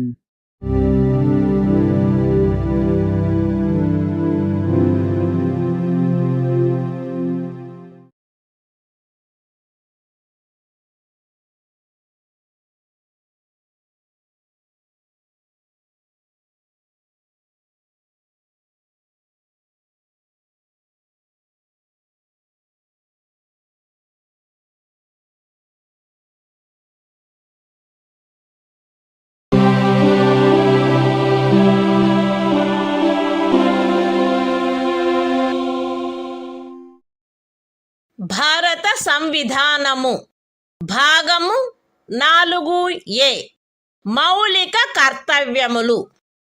Article 51A ప్రతి భారత పౌరునికి సంవిధానమునకు కట్టుబడి ఉండుట మరియు దాని ఆదర్శములను, సంస్థలను, జాతీయ పతాకమును, జాతీయ గీతమును గౌరవించుట, జాతీయ స్వాతంత్ర పోరాటమునకు స్ఫూర్తినిచ్చిన ఉన్నతాదర్శములను జ్ఞప్తి అందించుకొని వాటిని పాటించుట, భారతదేశ సార్వభౌమతను, ఐక్యతను మరియు అఖండతను సమర్థించి కాపాడుట, దేశమును రక్షించుట మరియు కోరినప్పుడు జాతీయ సేవ చేయుట, భారత ప్రజలందరి మధ్య మత, భాష మరియు ప్రాంతము లేక వర్గ వైవిధ్యముల అధిగమించి సామరస్యమును, సోదర భావమును పెంపొందించుట మరియు స్త్రీల గౌరవమును న్యూనపరుచు ఆచారములను విడనాడుట, మన సమ్మిశ్ర సంస్కృతి యొక్క సుసంపన్న సాంప్రదాయమును గౌరవించి పరిరక్షించుట, అడవులు, సరస్సులు, నదులు మరియు వన్యప్రాణులతో సహా ప్రకృతి సిద్ధమైన పరిసరములను కాపాడి అభివృద్ధి చేయుట, మరియు ప్రాణికోటి పట్ల కరుణను కలిగియుండుట, వైజ్ఞానిక దృక్పథమును, మానవతావాదమును, జిజ్ఞాసను మరియు సంస్కరణా శక్తిని పెంపొందించుకొనుట, పబ్లిక్ ఆస్తిని సంరక్షించుట మరియు హింసను విడనాడుట, దేశ ప్రజల కృషి మరియు సాధనముల ఉన్నత స్థాయిలను నిరంతరం అందుకొనున్నట్లుగా వ్యష్టి మరియు సమష్టి కార్యరంగములన్నింటిలో శ్రేష్టతకై పాటుపడుట, తల్లి, తండ్రి లేక సంరక్షకుడు 6 మరియు 14 సంవత్సరముల మధ్య వయసు కలిగిన తమ పిల్లలకు లేక పోషితునికి విద్యావకాశములను కలగచేయుట కర్తవ్యమై ఉండవలెను. The Constitution of India, Part 4A. Fundamental Duties. Article 51A. Fundamental Duties. It shall be the duty of every citizen of India to abide by the Constitution and respect its ideals and institutions, the national flag and the national anthem. B. To cherish and follow the noble ideals which inspired our national struggle for freedom. C. To uphold and protect the sovereignty, unity and integrity of India. D. To defend the country and render national service when called upon to do so. A. To promote harmony and the spirit of common brotherhood amongst all the people of India, transcending religious, linguistic and regional or sectional diversities. To renounce practices derogatory to the dignity of women. F. To value and preserve the rich heritage of our composite culture. G. To protect and improve the natural environment, including forests, lakes, rivers and wildlife, and to have compassion for living creatures. H. To develop the scientific temper, humanism, and the spirit of inquiry and reform. I. To safeguard public property and to abjure violence. J. To strive towards excellence in all spheres of individual and collective activity, so that the nation constantly rises to higher levels of endeavor and achievement. K. Who is a parent or guardian, to provide opportunities for education to his child, or, as the case may be, what between the age of 6 and 14 years.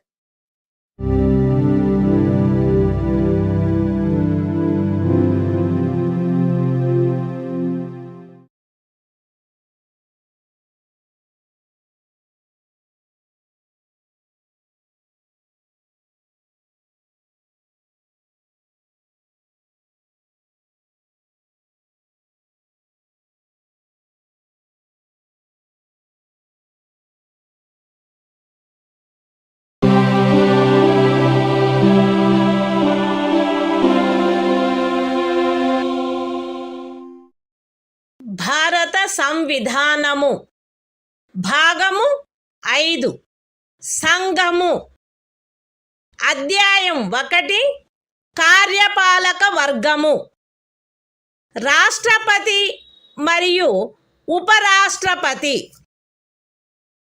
Article 52 భారత రాష్ట్రపతి భారతదేశమునకు ఒక రాష్ట్రపతి ఉండవలెను. The Constitution of India, Part 5, The Union. Chapter 1. The Executive. The President and Vice President. Article 52. The President of India. There shall be a President of India.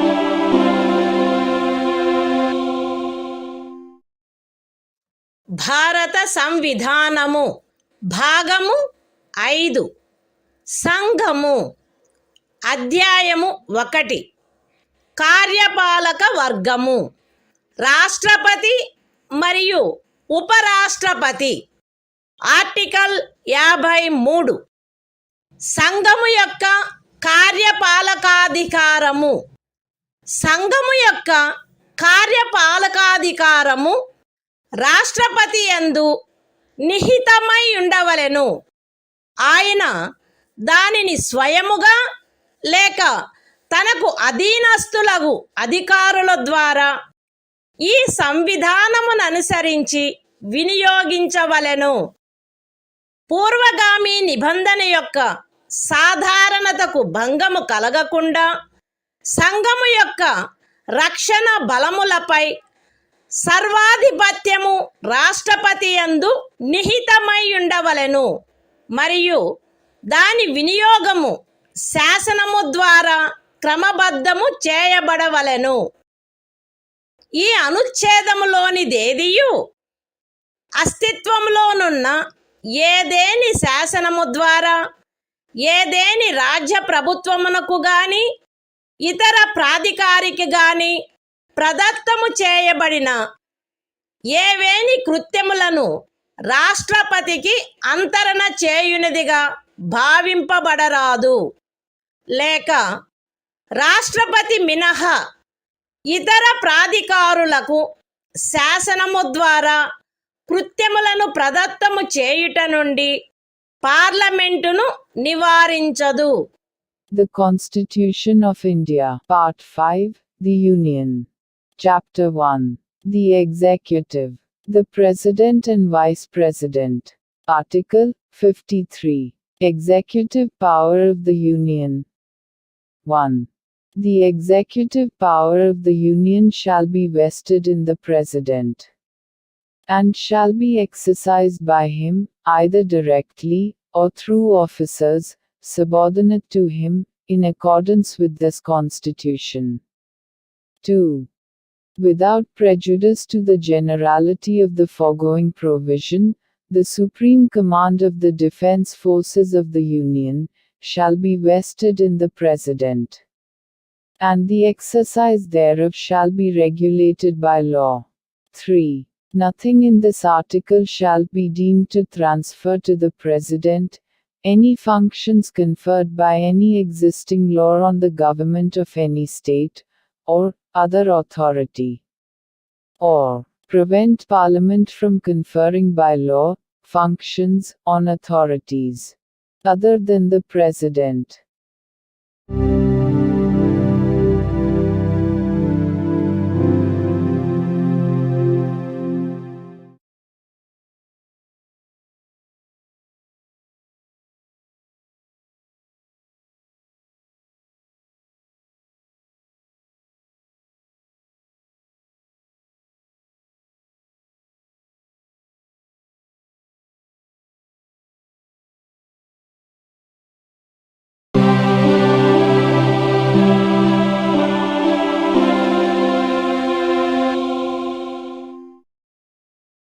భారత సంవిధానము భాగము 5 సంఘము అధ్యాయము 1 కార్యపాలక వర్గము రాష్ట్రపతి మరియు ఉపరాష్ట్రపతి ఆర్టికల్ 54 రాష్ట్రపతి ఎన్నిక రాష్ట్రపతి ఈ క్రింది వారితో కూడిన నిర్వాచక గణము యొక్క సభ్యులచే ఎన్నుకొనబడవలెను.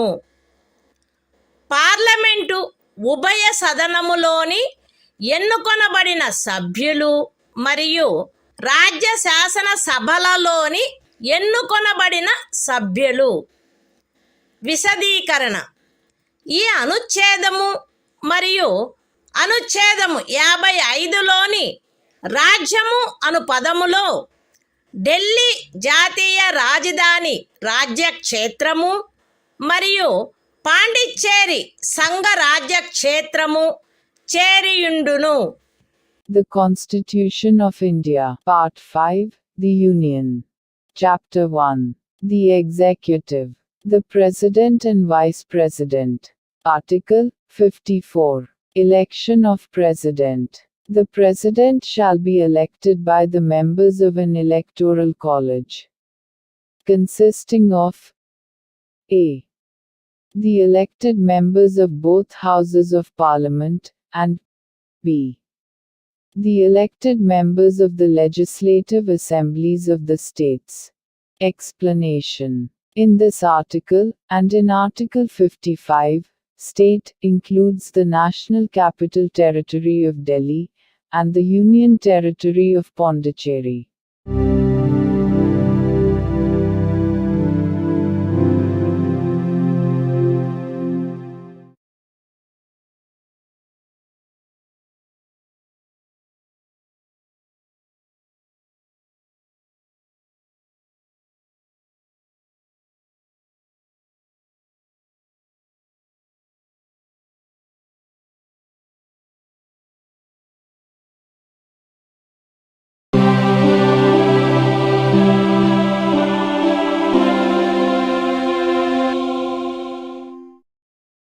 భారత సంవిధానము భాగము 5 సంఘము అధ్యాయము 1 కార్యపాలక వర్గము రాష్ట్రపతి మరియు ఉపరాష్ట్రపతి.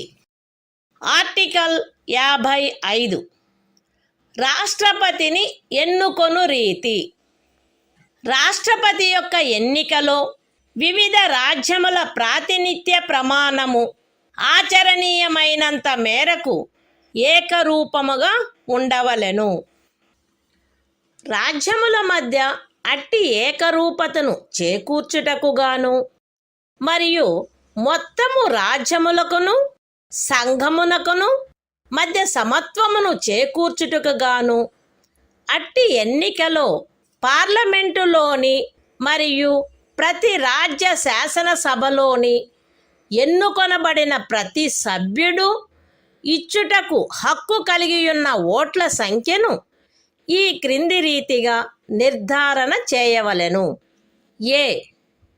రాజ్యం యొక్క జనసంఖ్యను ఆ రాజ్య శాసనసభలోని ఎన్నుకొనబడిన మొత్తము సభ్యుల సంఖ్యతో భాగించగా వచ్చు భాగఫలములో 1000 యొక్క గుణిజములు ఎన్నియుండునో అన్ని ఓట్లను రాజ్య శాసనసభకు ఎన్నుకొనబడిన ప్రతి సభ్యుడు కలిగి ఉండవలెను. బి. 1000 యొక్క సదరు గుణిజములను లెక్కించిన పిమ్మట శేషము 500కు తగ్గనిచో ఉపఖండము ఏలో నిర్దేశింపబడిన ప్రతి సభ్యునకు గల ఓట్ల సంఖ్యకు అదనముగా 1 ఓటును చేర్చవలెను. సి. ఉపఖండములు ఏ మరియు బిల క్రింద రాజ్య శాసనసభలోని సభ్యులకు నియతమైన ఓట్ల మొత్తపు సంఖ్యను పార్లమెంటు ఉభయ సదనములో ఎన్నుకొనబడిన సభ్యుల మొత్తము సంఖ్యతో భాగించగా ఏ సంఖ్య వచ్చునో అన్ని ఓట్లను పార్లమెంటు ఉభయ సదనములోని ఎన్నుకోబడిన ప్రతి సభ్యుడు కలిగి ఉండవలెను. సగమునకు మించిన భిన్నమును 1గా పరిగణించవలెను. ఇతర భిన్నములను ఉపేక్షించవలెను. రాష్ట్రపతి ఎన్నిక ఏకల అంతరణీయ ఓటు ద్వారా అనుపాతిక ప్రాతినిధ్య పద్ధతును అనుసరించి జరగవలెను మరియు అట్టి ఎన్నికలో పోలింగు రహస్యపు బ్యాలెట్ పద్ధతిలో జరగవలెను. విశదీకరణ. ఈ అనుచ్ఛేదములో జనసంఖ్య అను పదబంధమునకు కడపటిదియు అందుకు సంబంధించిన అంకెలు ప్రచురింపబడినదియు అగు జనగణనతో అభినిశ్చితమైన జనసంఖ్య అని అర్థము. అయితే ఈ విశదీకరణలో కడపటిదియు అందుకు సంబంధించిన అంకెలు ప్రచురింపబడినట్టిదియు అగు జనగణనకు గల నిర్దేశమును 2026వ సంవత్సరం పిమ్మట చేయబడు మొదటి జనగణనకు సంబంధించిన అంకెలు ప్రచురించబడు వరకు 1971వ సంవత్సరపు జనగణనకు నిర్దేశమైనట్లు అన్వయించుకొనవలెను. The Constitution of India, Part 5, The Union. Chapter 1. The Executive, the President and Vice President. Article 55. Manner of election of President. 1. As far as practicable, there shall be uniformity in the scale of representation of the different states at the election of the President. 2. For the purpose of securing such uniformity among the states, inter se, as well as parity between the states as a whole and the Union, the number of votes, which each elected member of Parliament, and of the Legislative Assembly of each state, is entitled to cast at such election, shall be determined in the following manner. A. Every elected member of the Legislative Assembly of a state shall have as many votes as there are multiples of 1000. In the quotient obtained by dividing the population of the state by the total number of the elected members of the Assembly. B. If, after taking the said multiples of 1000, the remainder is not less than 500, then the vote of each member referred to in subclause A shall be further increased by 1. C.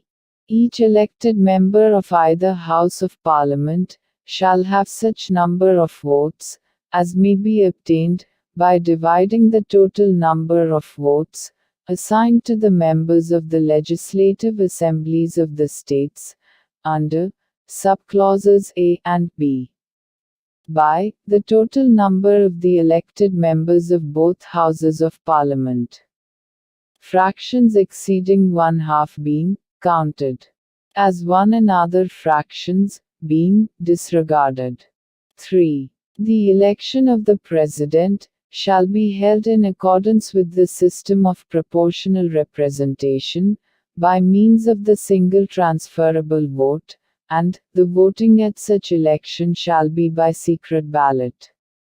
Explanation. In this article, the expression population means the population as ascertained at the last preceding census, of which the relevant figures have been published. Provided that the reference in this explanation to the last preceding census, of which the relevant figures have been published shall, until the relevant figures for the first census taken after the year 2026 have been published, be construed as a reference to the 1971 census.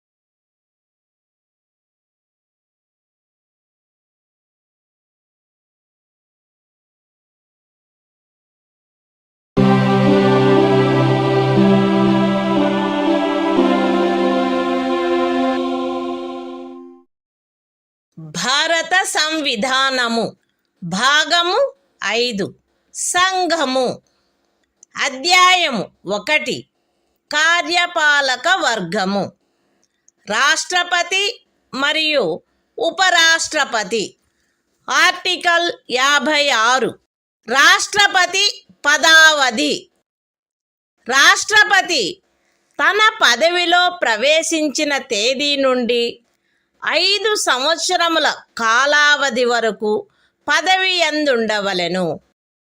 అయితే రాష్ట్రపతి తన చేవ్రాలుతో ఉపరాష్ట్రపతికి లేఖ రాయుట ద్వారా తన పదవికి రాజీనామా ఇవ్వవచ్చును. రాష్ట్రపతిని సంవిధానాతిక్రమణము కావించినందుకు 61వ అనుచ్ఛేదములో నిబంధించబడిన రీతిగా మహాభియోగము ద్వారా పదవి నుండి తొలగించవచ్చును. రాష్ట్రపతి తన పదావధి ముగిసినప్పటికీ తన ఉత్తరాధికారి ఆ పదవిలో ప్రవేశించు వరకు పదవిలో కొనసాగవలెను. ఖండము 1 యొక్క వినాయింపులోని ఖండము ఏ క్రింద ఉపరాష్ట్రపతికి పంపబడిన రాజీనామా పత్రమును ఆయన లోక్సభ అధ్యక్షునికి తక్షణమే పంపవలెను. The Constitution of India, Part 5, The Union. Chapter 1. The Executive. The President and Vice President. Article 56. Term of Office of President. 1. The President shall hold office for a term of 5 years, from the date on which he enters upon his office. Provided that a. The President may, by writing under his hand addressed to the Vice President, resign his office. b. The President may, for violation of the Constitution, be removed from office by impeachment in the manner provided in Article 61. c. The President shall, notwithstanding the expiration of his term, continue to hold office, until his successor enters upon his office. 2. Any resignation addressed to the Vice President under Clause A of the proviso to Clause 1 shall forthwith be communicated by him to the Speaker of the House of the People.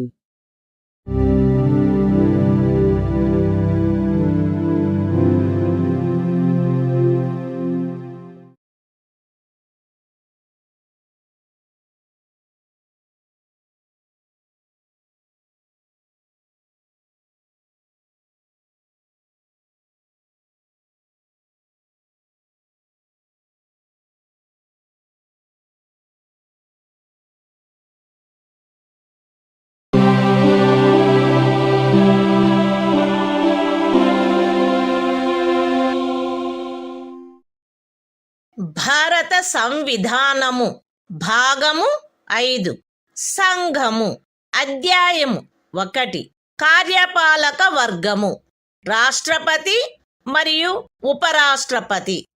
Article 57 తిరిగి ఎన్నికకు పాత్రత. రాష్ట్రపతి పదవియందున్నా లేక ఆ పదవియందుండిన ఏ వ్యక్తి అయినను ఈ సంవిధానములోని ఇతర నిబంధనలకు అత్యధీనమై ఆ పదవికి తిరిగి ఎన్నుకొనుబడుటకు పాత్రుడై ఉండును. The Constitution of India, Part 5, The Union. Chapter 1. The Executive. The President and Vice President. Article 57. Eligibility for re-election. A person who holds, or who has held, office as President shall, subject to the other provisions of this Constitution, be eligible for re-election to that office.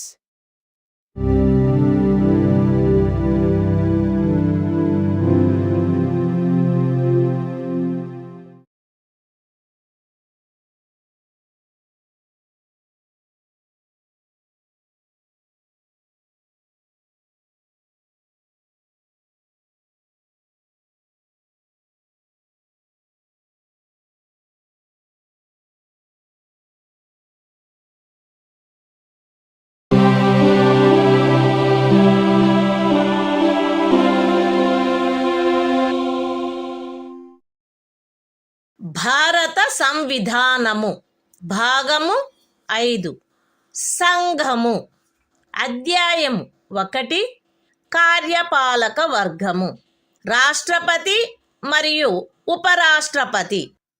Article 58 రాష్ట్రపతిగా ఎన్నికకు అర్హతలు.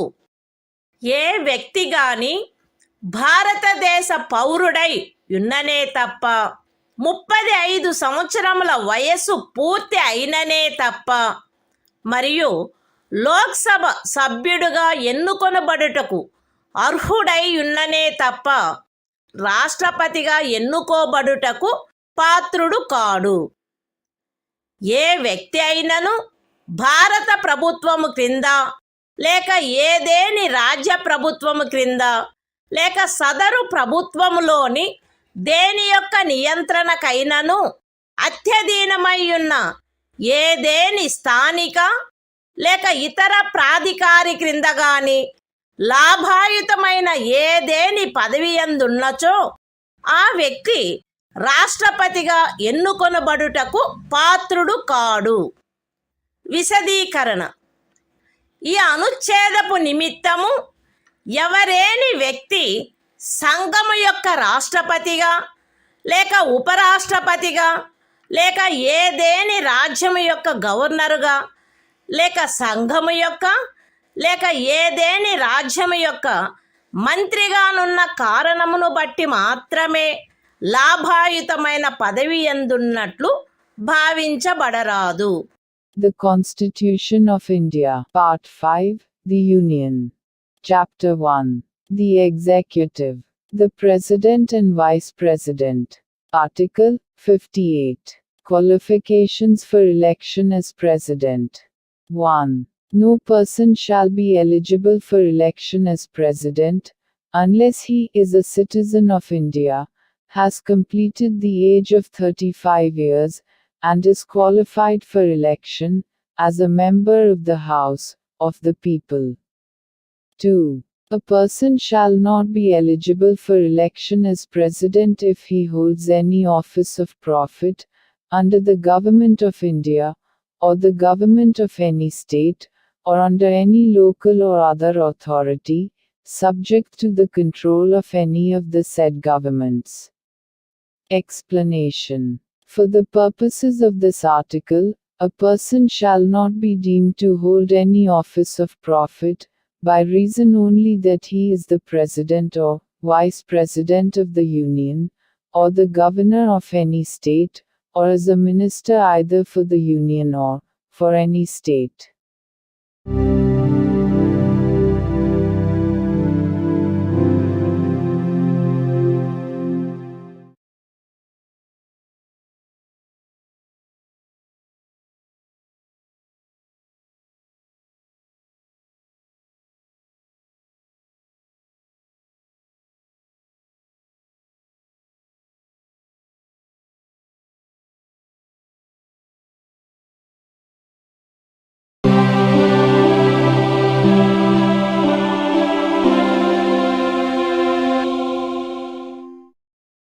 భారత సంవిధానము భాగము 5 సంఘము అధ్యాయము 1 కార్యపాలక వర్గము రాష్ట్రపతి మరియు ఉపరాష్ట్రపతి. ఆర్టికల్ 59 రాష్ట్రపతి పదవీ షరతులు.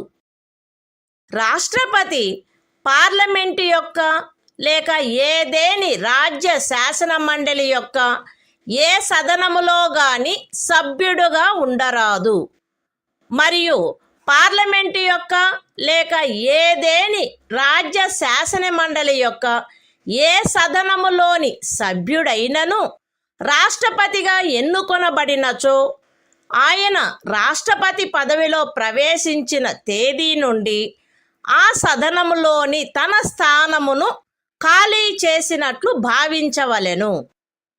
రాష్ట్రపతి లాభాయుతమైన ఏదేని ఇతర పదవి యందు ఉండరాదు.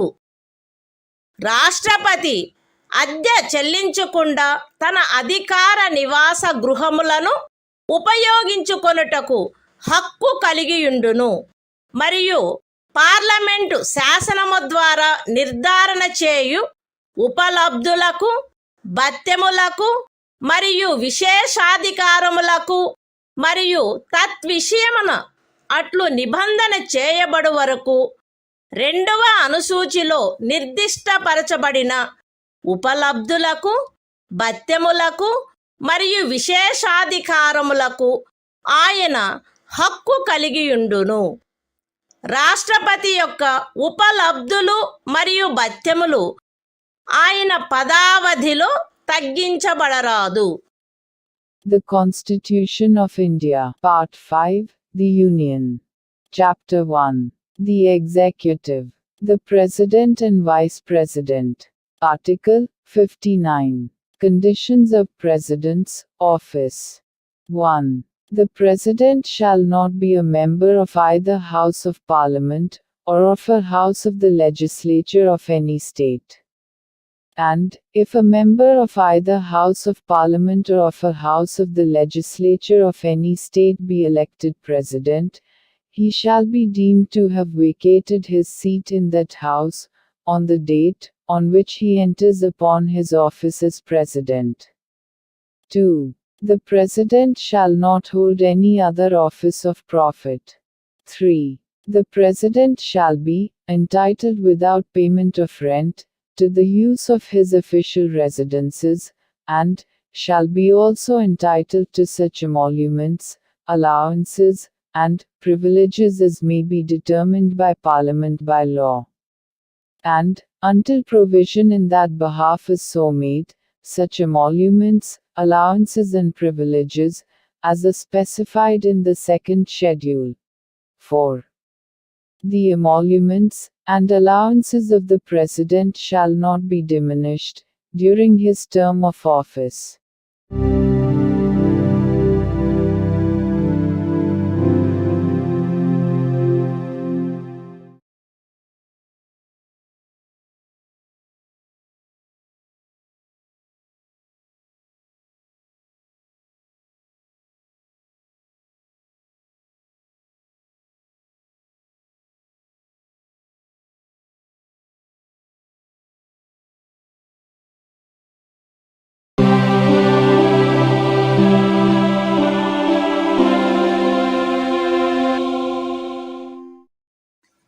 భారత సంవిధానము భాగము 5 సంఘము అధ్యాయము 1 కార్యపాలక వర్గము రాష్ట్రపతి మరియు ఉపరాష్ట్రపతి.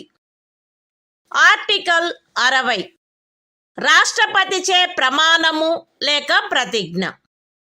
ప్రతి రాష్ట్రపతి మరియు రాష్ట్రపతిగా వ్యవహరించు లేక రాష్ట్రపతి కృత్యములను నిర్వహించు ప్రతి వ్యక్తి తన పదవిలో ప్రవేశించుటకు పూర్వము భారతదేశ ముఖ్య న్యాయమూర్తి సమక్షమున లేక ఆయన హాజరు లేనప్పుడు సర్వోన్నత న్యాయస్థాన న్యాయాధీశులలో అందుబాటులో ఉన్న వారిలో అందరికంటే సీనియర్ న్యాయాధీశుని సమక్షమున గాని ఈ క్రింది రూపములో ప్రమాణము లేక ప్రతిజ్ఞ చేసి దానిపై చేవ్రాలు చేయవలెను.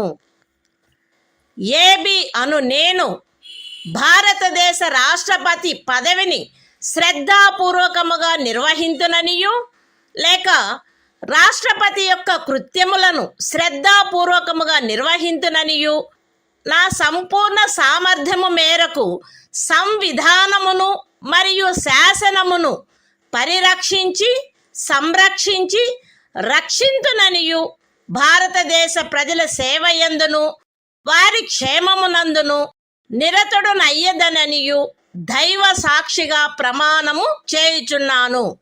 సత్యనిష్టతో ప్రతిజ్ఞ చేయుచున్నాను. The Constitution of India, Part 5, The Union. Chapter 1. The Executive.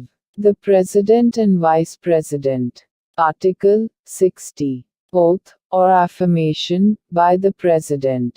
Every President, and every person acting as President, or discharging the functions of the President, shall, before entering upon his office, make and subscribe in the presence of the Chief Justice of India, or, in his absence, the senior most judge of the Supreme Court available, an oath or affirmation in the following form, that is to say, I, A.B., do swear in the name of God, that I will faithfully execute the office, solemnly affirm of President, or discharge the functions of the President of India, and will to the best of my ability, preserve, protect and defend the Constitution, and the law, and that I will devote myself to the service and well-being of the people of India.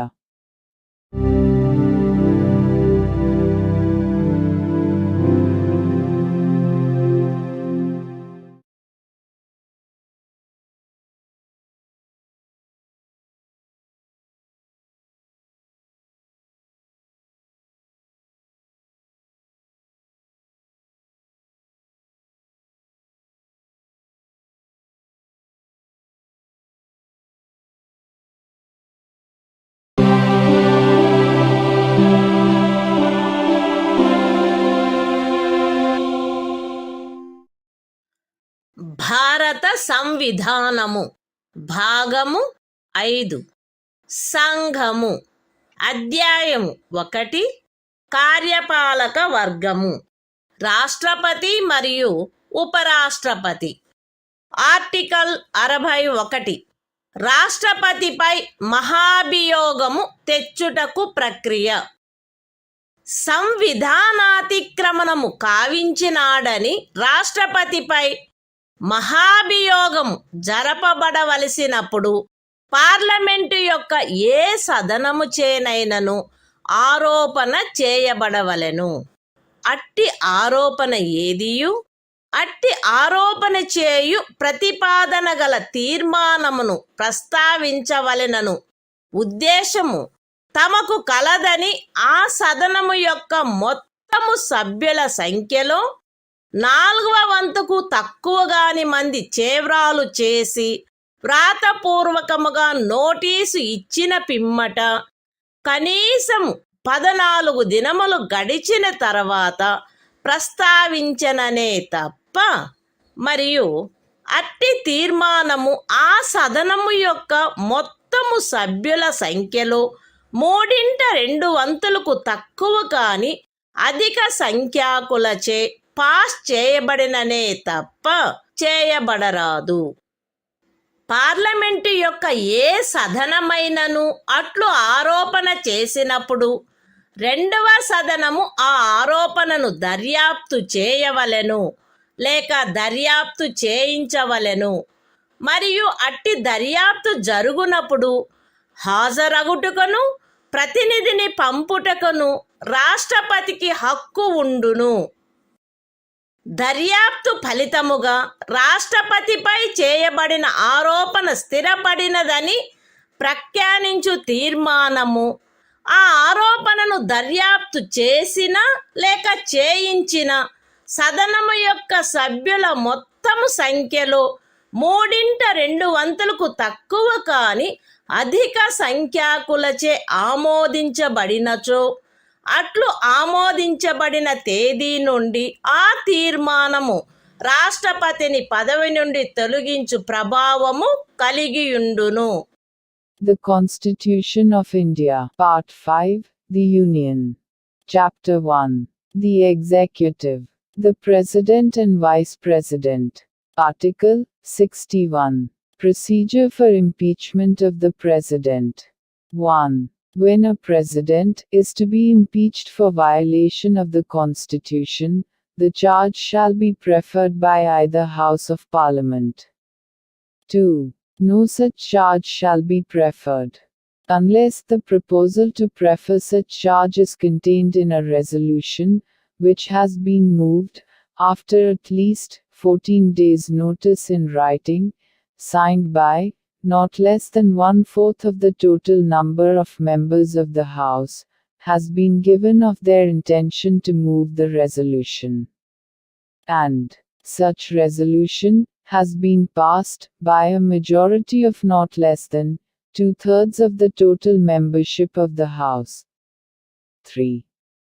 When a charge has been so preferred by either House of Parliament, the other House shall investigate the charge, or cause the charge to be investigated, and the President shall have the right to appear, and to be represented at such investigation. 4. If as a result of the investigation, a resolution is passed by a majority of not less than 2/3 of the total membership of the House, by which the charge was investigated, or caused to be investigated, declaring that the charge preferred against the President has been sustained, such resolution shall have the effect of removing the President from his office, as from the date on which the resolution is so passed.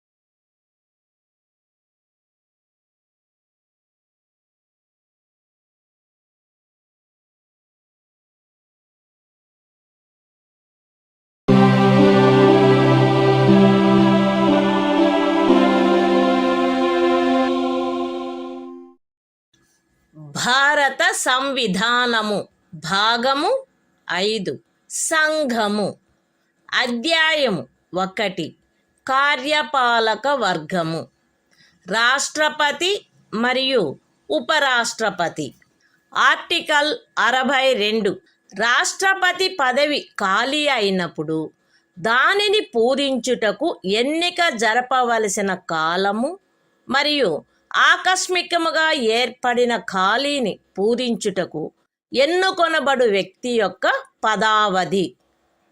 రాష్ట్రపతి యొక్క పదావధి ముగియుటచే ఏర్పడు ఖాళీని పూరించుటకు జరగవలసిన ఎన్నిక ఆ పదావధి ముగియుటకు పూర్వమే పూర్తి చేయబడవలెను.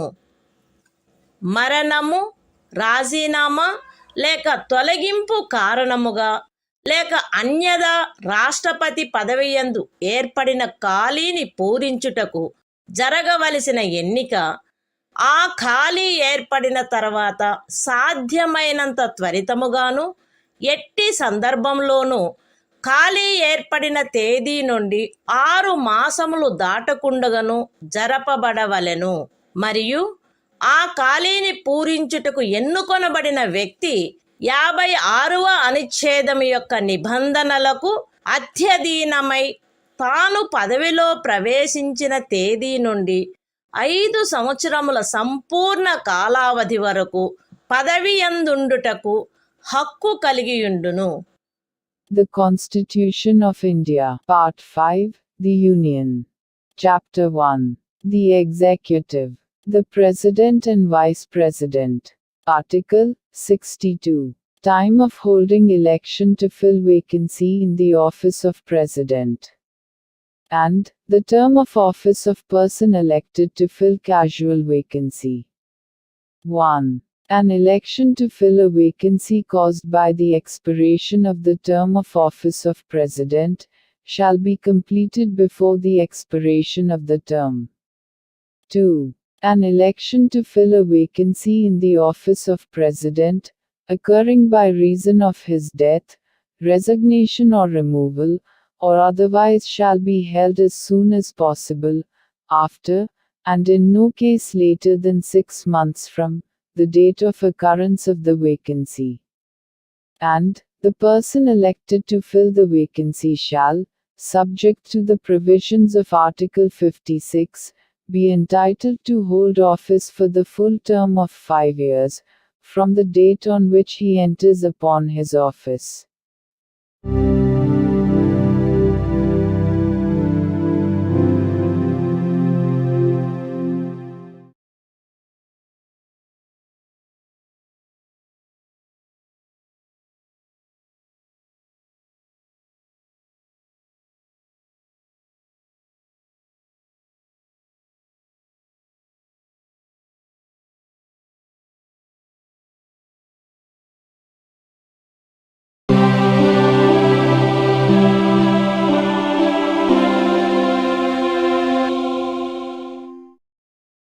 భారత సంవిధానము భాగము 5 సంఘము అధ్యాయము 1 కార్యపాలక వర్గము రాష్ట్రపతి మరియు ఉపరాష్ట్రపతి ఆర్టికల్ 63 భారత ఉపరాష్ట్రపతి భారతదేశమునకు ఒక ఉపరాష్ట్రపతి ఉండవలెను.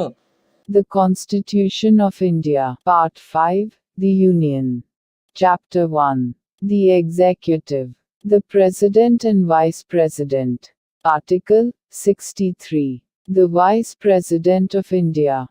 There shall be a Vice President of India.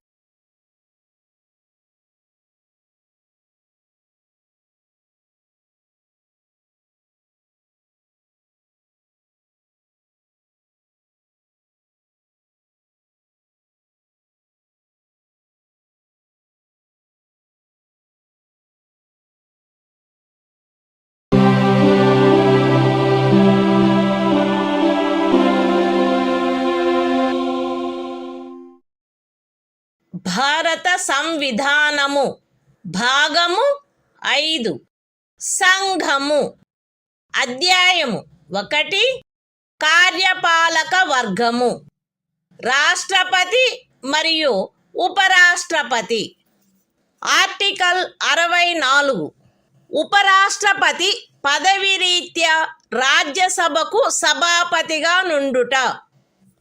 ఉపరాష్ట్రపతి పదవి రీత్యా రాజ్యసభకు సభాపతి అయ్యుండును. ఆయన లాభాయుతమైన ఏ ఇతర పదవి యందును ఉండరాదు. అయితే ఉపరాష్ట్రపతి 65వ అనుచ్ఛేదము క్రింద రాష్ట్రపతిగా వ్యవహరించు లేక రాష్ట్రపతి యొక్క కృత్యములను నిర్వహించు ఏ కాలావధిలోనైనను ఆయన రాజ్యసభ యొక్క సభాపతి పదవికి చెందిన కర్తవ్యములను నిర్వర్తించరాదు. మరియు 97వ అనుచ్ఛేదము క్రింద రాజ్యసభ యొక్క సభాపతికి చెల్లించబడదగు ఎట్టి జీతమునకు లేక భత్యమునకు ఆయన హక్కు కలిగి ఉండడు.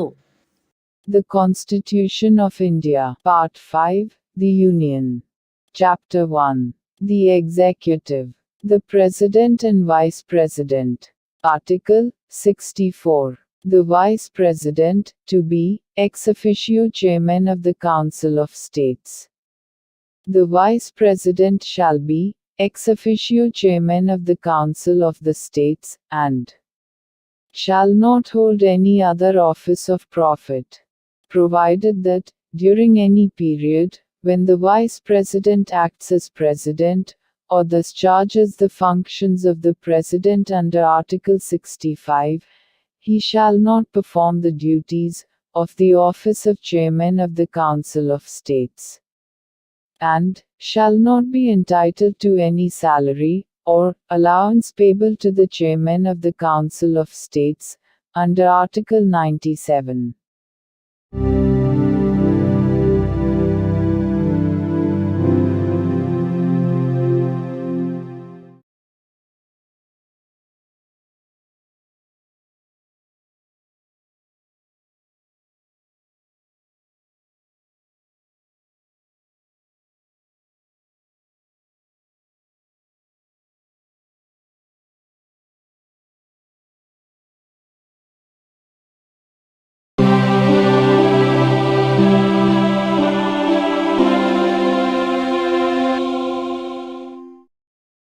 భారత సంవిధానము భాగము 5 సంఘము అధ్యాయము 1 కార్యపాలక వర్గము రాష్ట్రపతి మరియు ఉపరాష్ట్రపతి ఆర్టికల్ 65 రాష్ట్రపతి పదవిలో ఆకస్మిక ఖాళీ ఏర్పడినప్పుడు రాష్ట్రపతి హాజరు లేనప్పుడును ఉపరాష్ట్రపతి రాష్ట్రపతిగా వ్యవహరించుట లేక ఆయన కృత్యములను నిర్వహించుట.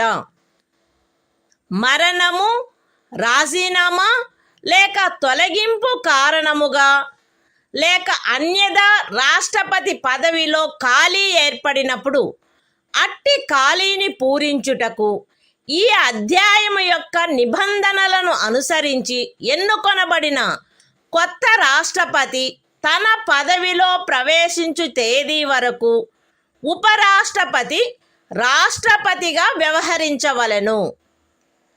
రాష్ట్రపతి హాజరులో లేకుండుట, అస్వస్థత లేక మరేదేని కారణము వలన తన కృత్యములను నిర్వహించజాలని ఎడల ఆయన తన కర్తవ్యములను తిరిగి చేపట్టు తేదీ వరకు ఉపరాష్ట్రపతి రాష్ట్రపతి కృత్యములను నిర్వహించవలెను. ఉపరాష్ట్రపతి అట్లు రాష్ట్రపతిగా వ్యవహరించు లేక రాష్ట్రపతి యొక్క కృత్యములను నిర్వహించు కాలావధిలోను ఆ కాలావధికి సంబంధించి రాష్ట్రపతికి గల సర్వాధికారములను ఉన్ముక్తతాధికారములను కలిగియుండును. పార్లమెంటు శాసనము ద్వారా నిర్ధారణ చేయు ఉపలబ్ధులకు, భత్యములకు మరియు విశేషాధికారములకు మరియు అట్లు నిబంధన చేయబడు వరకు 2వ అనుసూచిలో నిర్దిష్టపరచబడిన ఉపలబ్ధులకు, భత్యములకు మరియు విశేషాధికారములకు ఆయన హక్కు కలిగియుండును. The Constitution of India, Part 5, The Union. Chapter 1. The Executive. The President and Vice President. Article 65. The Vice President, to act as President, or to discharge his functions, during casual vacancies in the office, or during the absence of President. 1. In the event of the occurrence of any vacancy in the office of the President, by reason of his death, resignation, or removal, or otherwise, the Vice President shall act as President, until the date on which a new President, elected, in accordance with the provisions of this chapter, to fill such vacancy, enters upon his office. 2. When the President is unable to discharge his functions, owing to absence, illness or any other cause, the Vice President shall discharge his functions, until the date on which the President resumes his duties. 3. The Vice President shall, during, and in respect of, the period while he is so acting as, or discharging the functions of President, have all the powers and immunities of the President, and be entitled to such emoluments, allowances and privileges, as may be determined by Parliament, by law. And, until provision in that behalf is so made, such emoluments, allowances and privileges, as are specified in the second schedule.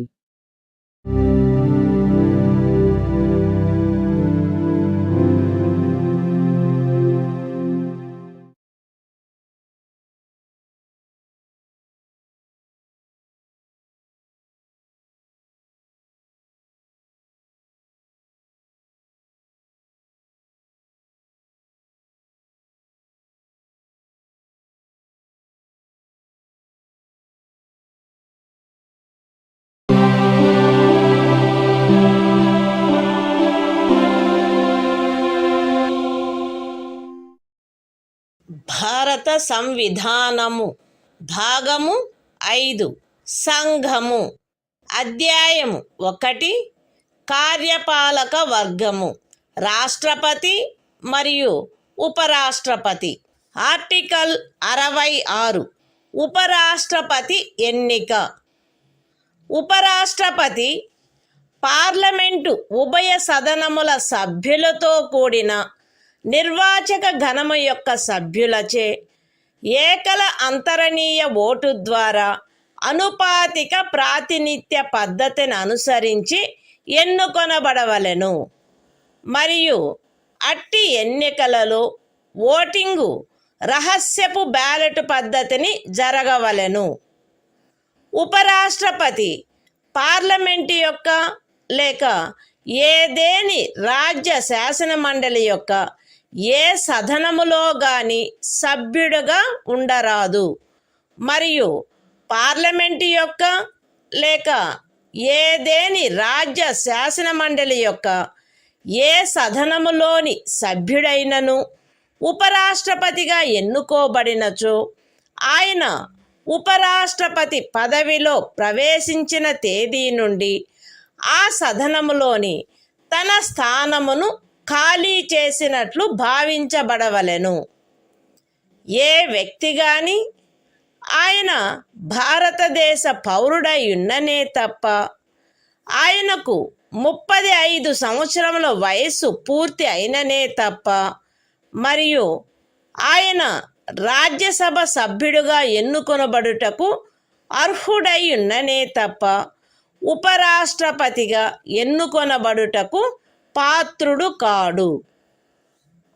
ఏ వ్యక్తి అయినను భారత ప్రభుత్వము క్రింద గాని ఏదేని రాజ్య ప్రభుత్వము కింద గాని సదరు ప్రభుత్వములలో దేని యొక్క నియంత్రణకైనను అధ్యధీనమయ్యున్న ఏదేని స్థానిక లేక ఇతర ప్రాధికారి క్రింద గాని లాభాయుతమైన ఏదేని పదవి ఎందున్నచో ఆ వ్యక్తి ఉపరాష్ట్రపతిగా ఎన్నుకొనబడుటకు పాత్రుడు కాడు.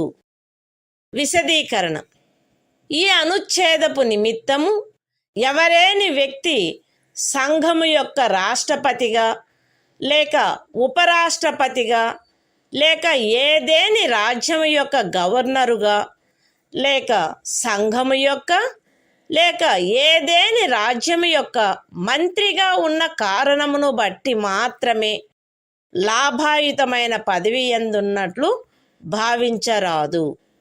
The Constitution of India, Part 5, The Union. Chapter 1. The Executive.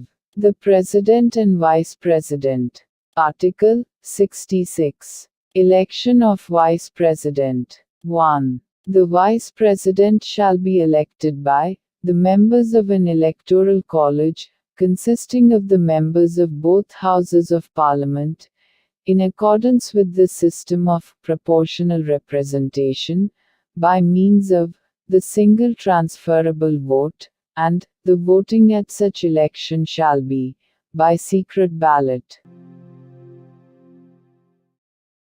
2. The Vice President shall not be a member of either House of Parliament or of a House of the Legislature of any state. And, if a member of either House of Parliament or of a House of the Legislature of any state be elected Vice President, he shall be deemed to have vacated his seat in that House, on the date on which he enters upon his office, as Vice President. 3. No person shall be eligible for election as Vice President, unless he is a citizen of India. B. Has completed the age of 35 years, and C. Is qualified for election as a member of the Council of States. 4. A person shall not be eligible for election as Vice President if he holds any office of profit under the Government of India, or the Government of any state, or under any local or other authority, subject to the control of any of the said governments.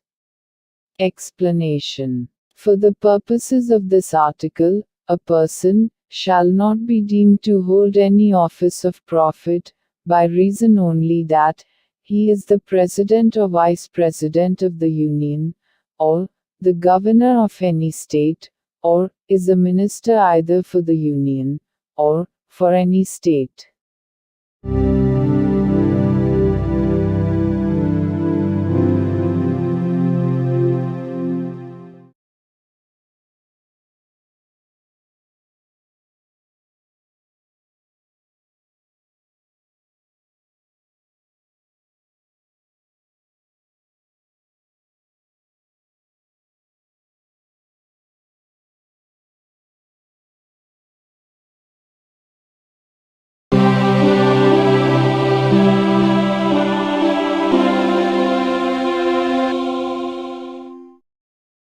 భారత సంవిధానము భాగము 5 సంఘము అధ్యాయము 1 కార్యపాలక వర్గము రాష్ట్రపతి మరియు ఉపరాష్ట్రపతి article 67 ఉపరాష్ట్రపతి పదావధి ఉపరాష్ట్రపతి తన పదవిలో ప్రవేశించిన తేదీ నుండి 5 సంవత్సరముల కాలావధి వరకు పదవి యందుండును. అయితే ఉపరాష్ట్రపతి తన చేవ్రాలుతో రాష్ట్రపతికి లేఖ వ్రాయుట ద్వారా తన పదవికి రాజీనామా ఇవ్వవచ్చును. ఉపరాష్ట్రపతి రాజ్యసభలో అప్పుడు సభ్యులుగానున్న వారందరిలో అధిక సంఖ్యాకులచే ఆమోదించబడి లోక్సభచే అంగీకరించబడిన తీర్మానము ద్వారా పదవి నుండి తొలగించబడవచ్చును. కానీ ఈ ఖండము నిమిత్తము తీర్మానమేదియు దానిని ప్రస్తావించవలెనను ఉద్దేశము కలదను నోటీసు ఇచ్చి కనీసము 14 దినములు గడిచిననే తప్ప ప్రస్తావించబడరాదు. ఉపరాష్ట్రపతి తన పదావధి ముగిసినప్పటికీ తన ఉత్తరాధికారి ఆ పదవిలో ప్రవేశించు వరకు పదవిలో కొనసాగవలెను. The Constitution of India, Part 5, The Union. Chapter 1. The Executive. The President and Vice President. Article 67. Term of office of Vice President. The Vice President shall hold office for a term of 5 years from the date on which he enters upon his office, provided that a. A Vice President may, by writing under his hand addressed to the President, resign his office. b. A Vice President may be removed from his office by a resolution of the Council of States, passed by a majority of all the then members of the Council and agreed to by the House of the People. But no resolution for the purpose of this clause shall be moved, unless at least 14 days' notice has been given of the intention to move the resolution. c. A Vice President shall, notwithstanding the expiration of his term, continue to hold office until his successor enters upon his office.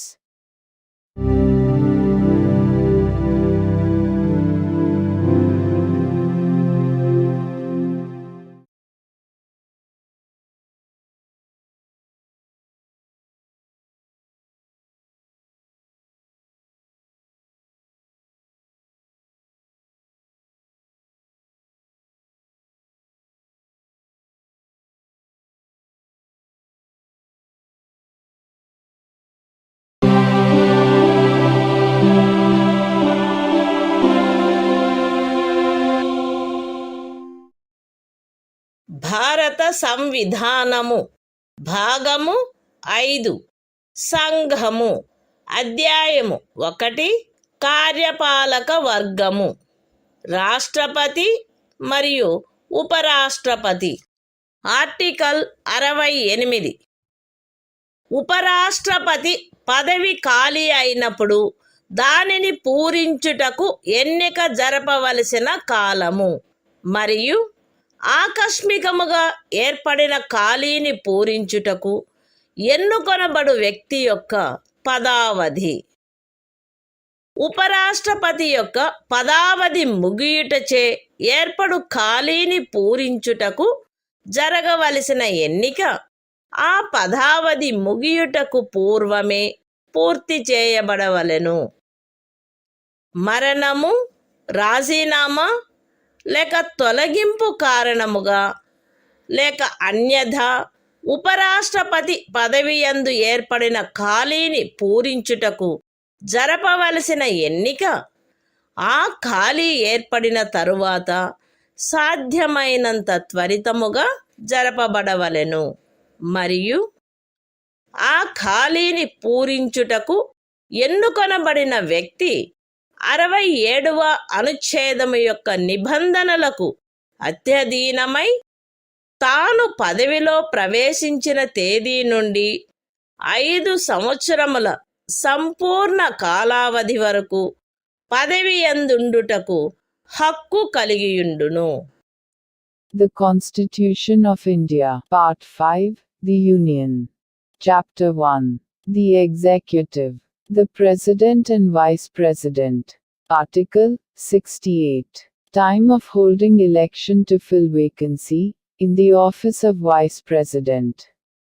And the term of office of person elected to fill casual vacancy. 1. An election to fill a vacancy caused by the expiration of the term of office of Vice President shall be completed before the expiration of the term. 2. An election to fill a vacancy in the office of Vice President occurring by reason of his death, resignation or removal, or otherwise shall be, held as soon as possible after the occurrence of the vacancy.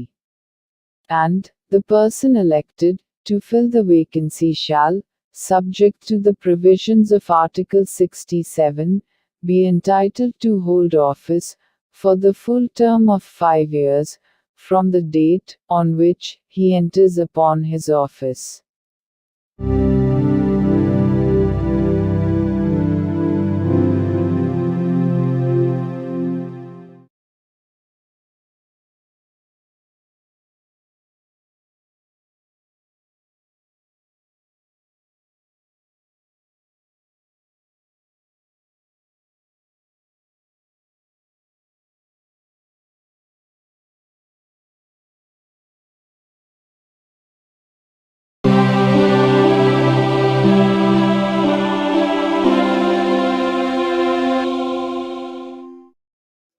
భారత సంవిధానము భాగము 5 సంఘము అధ్యాయము 1 కార్యపాలక వర్గము రాష్ట్రపతి మరియు ఉపరాష్ట్రపతి article 69 ఉపరాష్ట్రపతిచే ప్రమాణము లేక ప్రతిజ్ఞ ప్రతి ఉపరాష్ట్రపతి తన పదవిలో ప్రవేశించుటకు పూర్వము రాష్ట్రపతి సమక్షమున గాని తద్విషయమున ఆయనచే నియమింపబడిన వ్యక్తి సమక్షమున గాని ఈ క్రింది ప్రరూపములో ప్రమాణము లేక ప్రతిజ్ఞ చేసి దానిపై చేవ్రాలు చేయవలెను. ఏబి అను నేను శాసనము ద్వారా స్థాపితమైన భారత సంవిధానము పట్ల యథార్థమైన శ్రద్ధానిష్టలను కలిగియుందుననియు మరియు నేను వహింపనున్న కర్తవ్యములను శ్రద్ధాపూర్వకముగా నిర్వహింతుననియు దైవ సాక్షిగా ప్రమాణం చేయుచున్నాను. సత్యనిష్టతో ప్రతిజ్ఞ చేయుచున్నాను.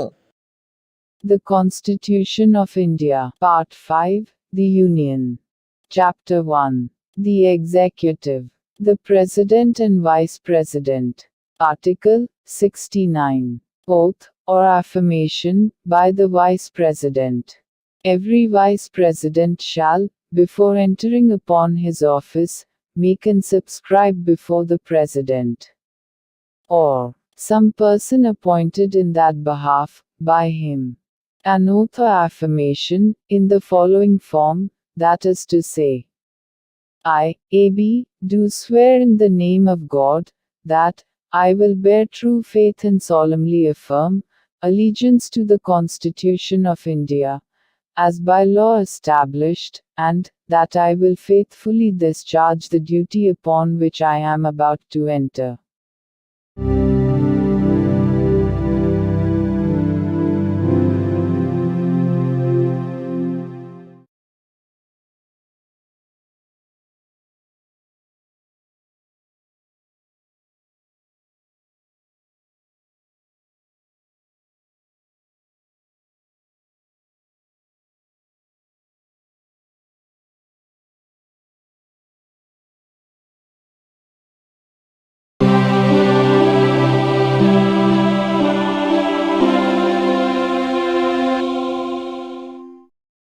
భారత సంవిధానము భాగము 5 సంఘము అధ్యాయము 1 కార్యపాలక వర్గము రాష్ట్రపతి మరియు ఉపరాష్ట్రపతి ఆర్టికల్ 70 ఇతర యాదృచ్ఛిక పరిస్థితులలో రాష్ట్రపతి యొక్క కృత్యములు ఈ అధ్యాయములో నిబంధించబడని ఎట్టి యాదృచ్ఛిక పరిస్థితిలోనైనను రాష్ట్రపతి యొక్క కృత్యములను నిర్వహించుటకు పార్లమెంటు తాను సబబని తలచు నిబంధన చేయవచ్చును. The Constitution of India, Part 5, The Union. Chapter 1. The Executive. The President and Vice President. Article 70. Discharge of President's functions in other contingencies.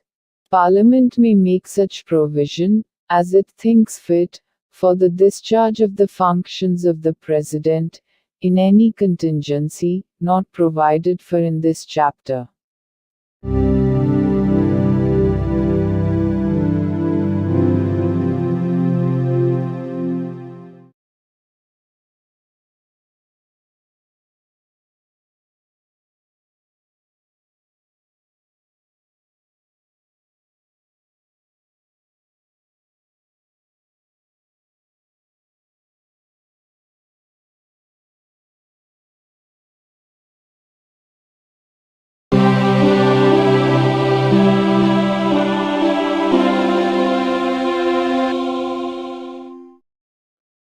భారత సంవిధానము భాగము 5 సంఘము అధ్యాయము 1 కార్యపాలక వర్గము రాష్ట్రపతి మరియు ఉపరాష్ట్రపతి ఆర్టికల్ 71 రాష్ట్రపతి లేక ఉపరాష్ట్రపతి యొక్క ఎన్నికకు చెందిన లేక సంబంధించిన విషయములు రాష్ట్రపతి లేక ఉపరాష్ట్రపతి యొక్క ఎన్నిక నుండి ఉత్పన్నమైన లేక ఎన్నికకు సంబంధించిన అన్ని సందేహములు మరియు వివాదములు సర్వోన్నత న్యాయస్థానముచే పరిశీలించబడి నిర్ణయించబడవలెను.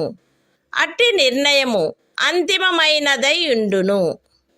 రాష్ట్రపతిగా లేక ఉపరాష్ట్రపతిగా ఒక వ్యక్తి యొక్క ఎన్నిక చెల్లదని సర్వోన్నత న్యాయస్థానము ప్రఖ్యానించినచో సర్వోన్నత న్యాయస్థానము ఆ నిర్ణయము చేసిన తేదీన గాని అంతకు పూర్వము గాని సందర్భానుసారముగా రాష్ట్రపతి పదవికి లేక ఉపరాష్ట్రపతి పదవికి చెందిన అధికారములను వినియోగించుటలోను కర్తవ్యములు నిర్వహించుటలోను ఆయనచే చేయబడిన కార్యములు ఆ ప్రఖ్యానము కారణముగా అమాన్యమునర్చబడరాదు.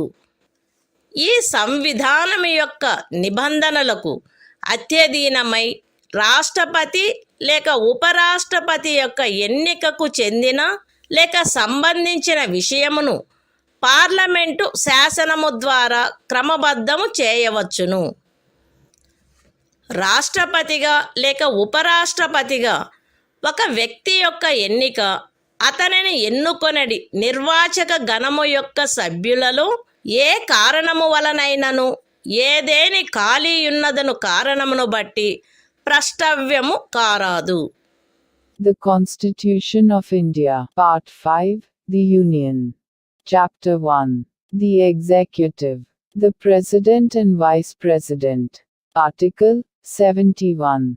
Matters relating to, or connected with, the election of a President or Vice President.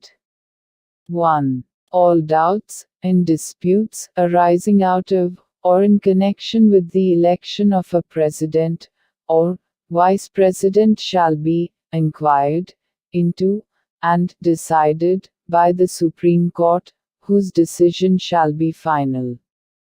2. If the election of a person, as President, or Vice President, is declared void by the Supreme Court, acts done by him, in the exercise and performance of the powers and duties, of the office of President, or Vice President, as the case may be, on or before the date of the decision of the Supreme Court, shall not be invalidated by reason of that declaration.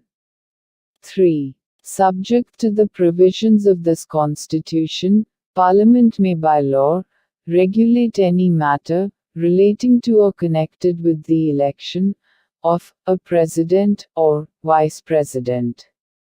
4. The election of a person, as President or Vice President, shall not be called in question, on the ground of the existence of any vacancy, for whatever reason among the members of the Electoral College electing him.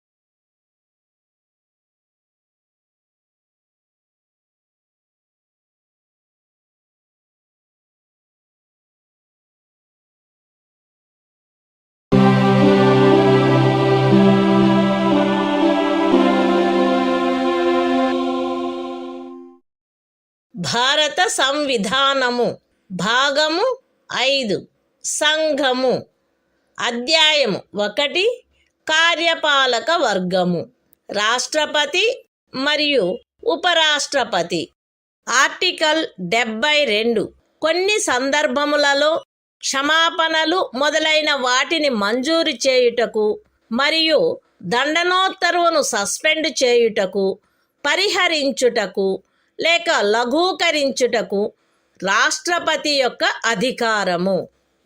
రాష్ట్రపతి ఈ క్రింది సందర్భములలో నేర నిర్ణీతుడైన వ్యక్తికి క్షమాపణలను, తాత్కాలిక నిలుపుదలను, వాయిదాలను లేక పరిహరణలను మంజూరు చేయుటకు లేక ఆ వ్యక్తిపై విధించబడిన దండనోత్తర్వును సస్పెండ్ చేయుటకు, పరిహరించుటకు లేక లఘూకరించుటకు అధికారము కలిగియుండును.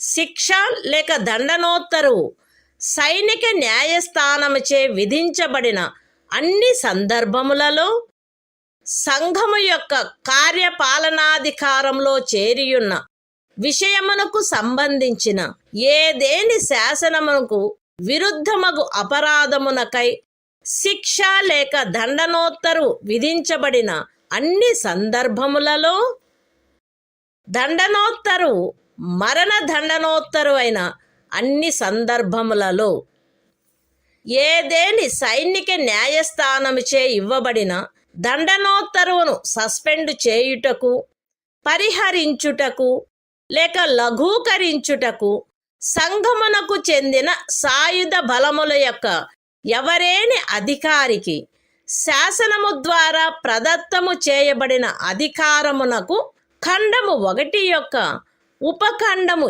ఏలో ఉన్నదేదియు భంగము కలిగించదు.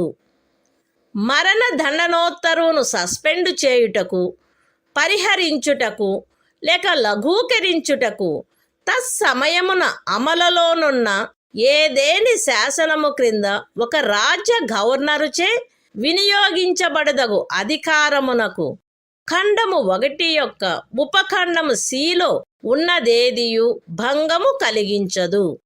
The Constitution of India, Part 5, The Union. Chapter 1. The Executive. The President and Vice President. Article 72. Power of President to grant pardons, etc. and to suspend, remit, or commute sentences in certain cases. 1. The President shall have the power to grant pardons, reprieves, respites, or remissions of punishment, or to suspend, remit, or commute the sentence of any person convicted of any offense, in all cases where the punishment or sentence is by a court-martial. B. In all cases where the punishment or sentence is for an offense against any law relating to a matter to which the executive power of the Union extends. C. In all cases where the sentence is a sentence of death. 2. Nothing in sub-clause A of clause 1 shall affect the power conferred by law on any officer of the armed forces of the Union to suspend, remit, or commute a sentence passed by a court-martial. 3. Nothing in sub-clause C of clause 1 shall affect the power to suspend, remit, or commute a sentence of death exercisable by the governor of a state under any law for the time being in force.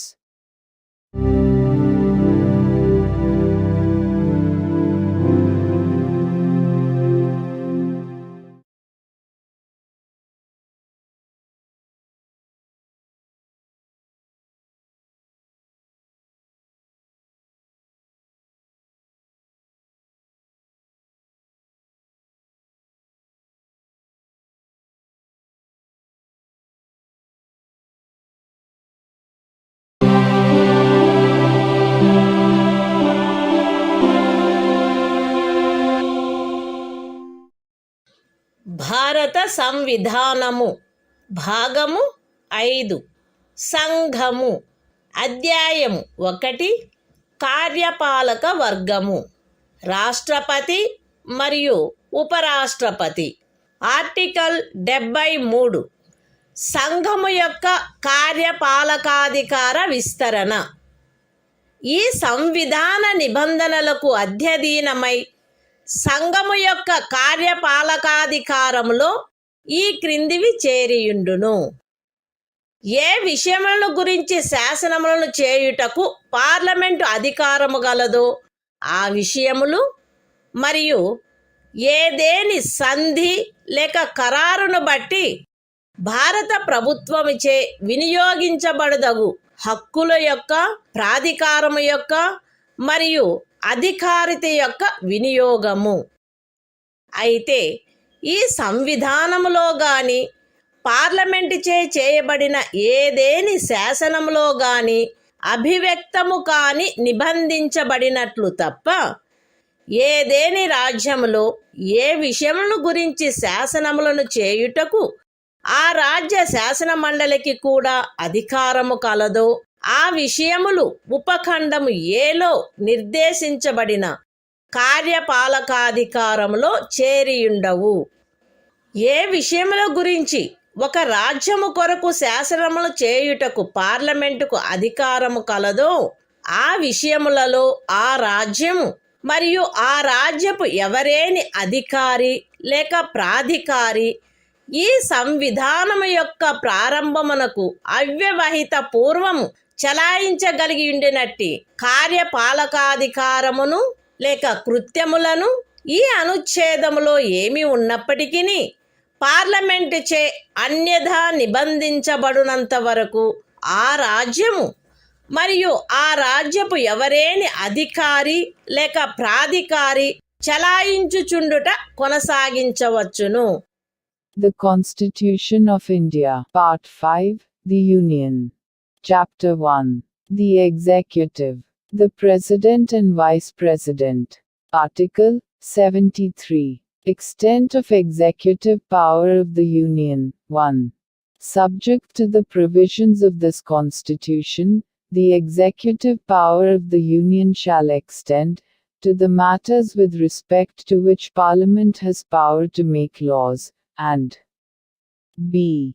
to the exercise of such rights, authority, and jurisdiction as are exercisable by the Government of India, by virtue of any treaty or agreement, provided that the executive power referred to in subclause A shall not, save as expressly provided in this Constitution, or in any law made by Parliament, extend, in any state to matters with respect to which the legislature of the state has also power to make laws. 2. Until otherwise provided by Parliament, a state in any officer or authority of a state may, notwithstanding anything in this article, continue to exercise in matters with respect to which Parliament has power to make laws for that state such executive power or functions as the state or officer or authority thereof could exercise immediately before the commencement of this Constitution.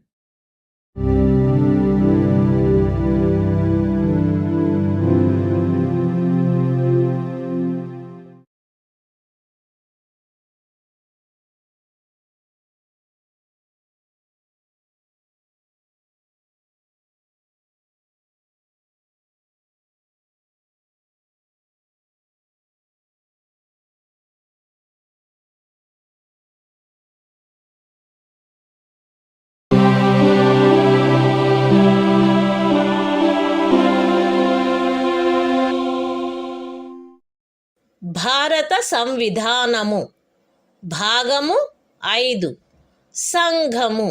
అధ్యాయము 1 కార్యపాలక వర్గము. మంత్రి పరిషత్తు. Article 74 రాష్ట్రపతికి సహాయపడుటకును సలహానిచ్చుటకును మంత్రి పరిషత్తు. రాష్ట్రపతికి సహాయపడుటకును సలహానిచ్చుటకును ప్రధానమంత్రి ఆధిపత్యమున ఒక మంత్రి పరిషత్తు ఉండవలెను. రాష్ట్రపతి తన కృత్యములను నిర్వహించుటలో అట్టి సలహాననుసరించి వ్యవహరించవలెను. అయితే రాష్ట్రపతి సాధారణముగా గాని అన్యథా గాని అట్టి సలహాలను పునఃపర్యాలోచించవలసినదిగా మంత్రి పరిషత్తును కోరవచ్చును. మరియు రాష్ట్రపతి అట్టి పునఃపర్యాలోచన తర్వాత ఇవ్వబడిన సలహాననుసరించి వ్యవహరించవలెను. రాష్ట్రపతికి మంత్రులచే ఏదేని సలహా ఇయ్యబడినదా, అట్లయినచో అది ఏది అను ప్రశ్న ఏ న్యాయస్థానమందును పరిశీలించబడరాదు. The Constitution of India, Part 5, The Union. Chapter 1. The Executive. Council of Ministers. Article 74. Council of Ministers, to aid and advise President. 1. There shall be a Council of Ministers, with the Prime Minister at the head, to aid and advise the President, who shall, in the exercise of his functions, act in accordance with such advice. Provided that the President may require the Council of Ministers to reconsider such advice, either generally or otherwise, and the President shall act in accordance with the advice tendered after such reconsideration. 2. The question whether any, and if so what, advice was tendered by ministers to the President shall not be inquired into in any court.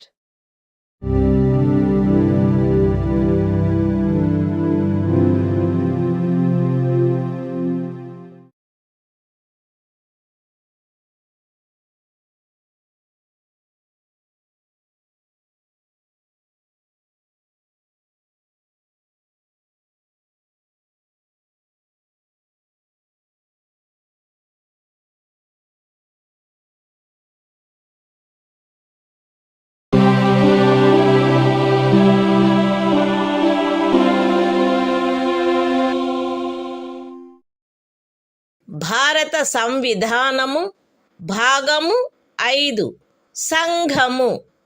అధ్యాయము 1 కార్యపాలక వర్గము. మంత్రి పరిషత్తు. Article 75. మంత్రులను గూర్చిన ఇతర నిబంధనలు. ప్రధానమంత్రి రాష్ట్రపతిచే నియమించబడవలెను. ఇతర మంత్రులు ప్రధానమంత్రి సలహాపై రాష్ట్రపతిచే నియమించబడవలెను. మంత్రి పరిషత్తులో ప్రధానమంత్రితో సహా మొత్తము మంత్రుల సంఖ్య లోక్సభలోని మొత్తము సభ్యుల సంఖ్యలో 15% మించరాదు.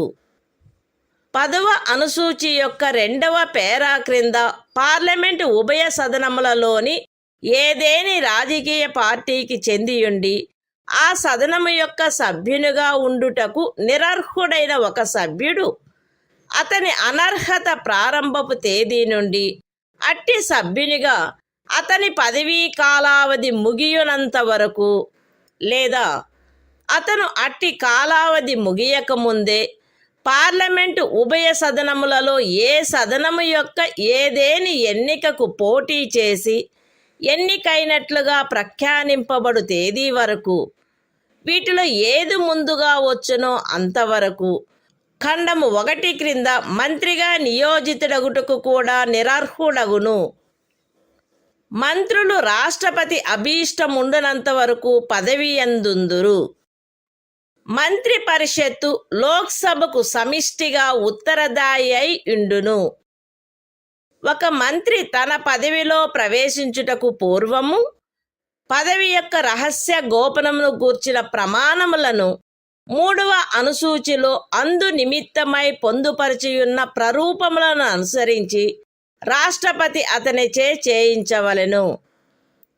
పార్లమెంటు యొక్క ఏ సదనములో గాని వరుసగా 6 మాసముల కాలావధి వరకు సభ్యుడిగా లేని మంత్రి ఆ కాలావధి ముగియగానే మంత్రి పదవిని కోల్పోవును. మంత్రుల జీతములు భత్యములు పార్లమెంటు ఆయా సమయములందు శాసనము ద్వారా నిర్ధారణ చేయునట్టివై యుండును. పార్లమెంటు అట్లు నిర్ధారణ చేయ వరకు అవి 2వ అనుసూచిలో నిర్దిష్టపరచబడినట్లు ఉండును. The Constitution of India, Part 5, The Union. Chapter 1. The Executive. Council of Ministers. Article 75. Other provisions as to ministers. 1. The Prime Minister shall be appointed by the President, and the other ministers shall be appointed by the President, on the advice of the Prime Minister. 1a. The total number of ministers, including the Prime Minister, in the Council of Ministers, shall not exceed 15% of the total number of members of the House of the People.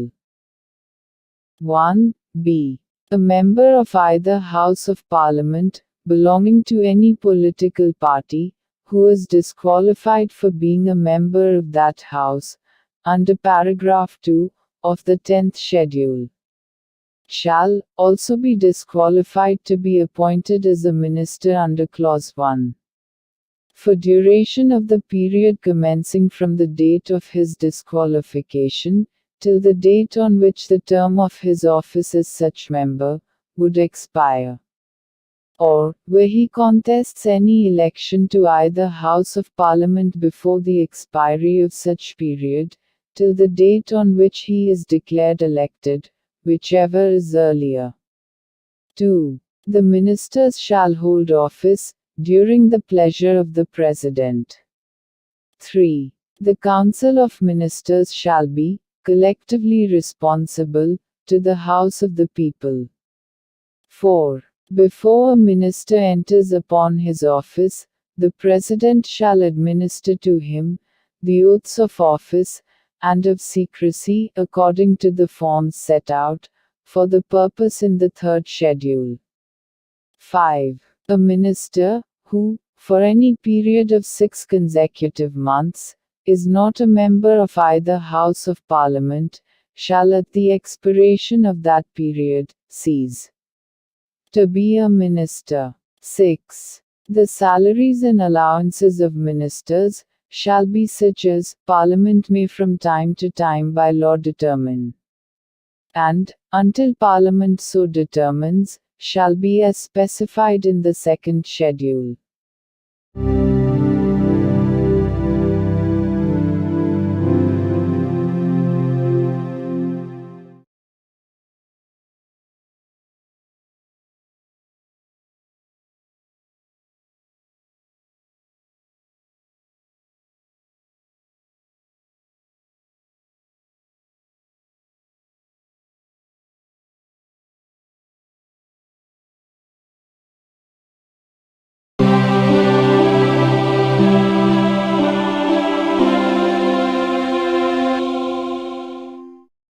భారత సంవిధానము భాగము 5 సంఘము అధ్యాయము 1 కార్యపాలక వర్గము భారతదేశ attorney general article 76 సర్వోన్నత న్యాయస్థానము యొక్క న్యాయాధీశుడుగా నియమించబడుటకు అర్హుడైన వ్యక్తిని రాష్ట్రపతి భారతదేశపు అటార్నీ జనరలుగా నియమించవలెను. ఆయా సమయములందు శాసనిక విషయములలో రాష్ట్రపతిచే తనకు నిర్దేశించబడు వాటిపై భారత ప్రభుత్వమునకు సలహానిచ్చుటయు, రాష్ట్రపతిచే తనకు అప్పగించబడు శాసనిక స్వభావము గల ఇతర కర్తవ్యములను నిర్వర్తించుటయు ఈ సంవిధానము ద్వారా గాని దాని క్రింద గాని తత్సమయమున అమలులోనున్న ఏదేని ఇతర శాసనము ద్వారా గాని దాని క్రింద గాని తనకు ప్రదత్తము చేయబడిన కృత్యములను నిర్వహించుటయు అటార్నీ జనరల్ యొక్క కర్తవ్యమై ఉండును. అటార్నీ జనరలు తన కర్తవ్యములను నిర్వహించుటలో భారతదేశ రాజ్య క్షేత్రములోని న్యాయస్థానములన్నింటిలో వాదనాధికారమును కలిగియుండును. అటార్నీ జనరలు రాష్ట్రపతి అనుగ్రహముండునంత వరకు పదవియందుండును మరియు రాష్ట్రపతి నిర్ధారణ చేయు ప్రతి మూల్యమును పొందవలెను. The Constitution of India, Part 5, The Union. Chapter 1. The Executive. Article 76. Attorney General for India. 1. The President shall appoint a person who is qualified to be appointed a judge of the Supreme Court, to be Attorney General for India.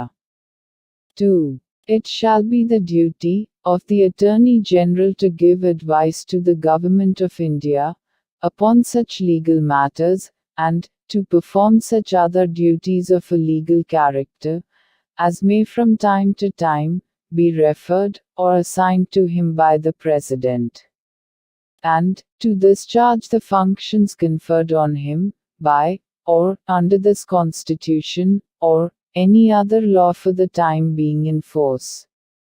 3. In the performance of his duties, the Attorney General shall have right of audience in all courts in the territory of India. 4. The Attorney General shall hold office during the pleasure of the President, and shall receive such remuneration as the President may determine.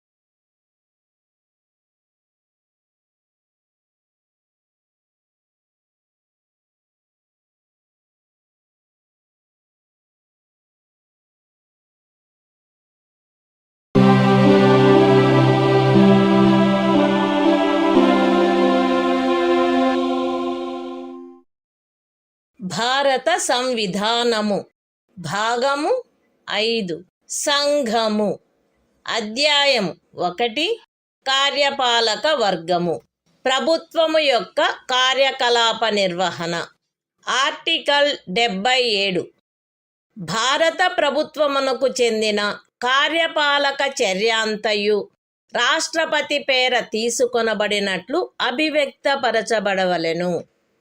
రాష్ట్రపతి పేర చేయబడిన మరియు వ్రాసి ఇయ్యబడిన ఉత్తర్వులు మరియు ఇతర పత్రములు రాష్ట్రపతి చేయు నియమావళిలో నిర్దిష్టపరచబడు రీతిగా అది ప్రమాణితము చేయబడవలెను.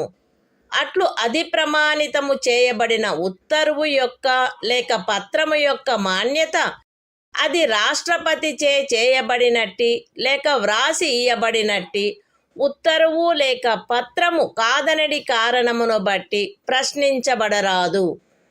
రాష్ట్రపతి భారత ప్రభుత్వమునకు చెందిన కార్యకలాపములను మిక్కిలి సుకరముగా జరుపుటకును ఆ కార్యకలాపములను మంత్రులకు కేటాయించుటకును నియమావళిని చేయవలెను.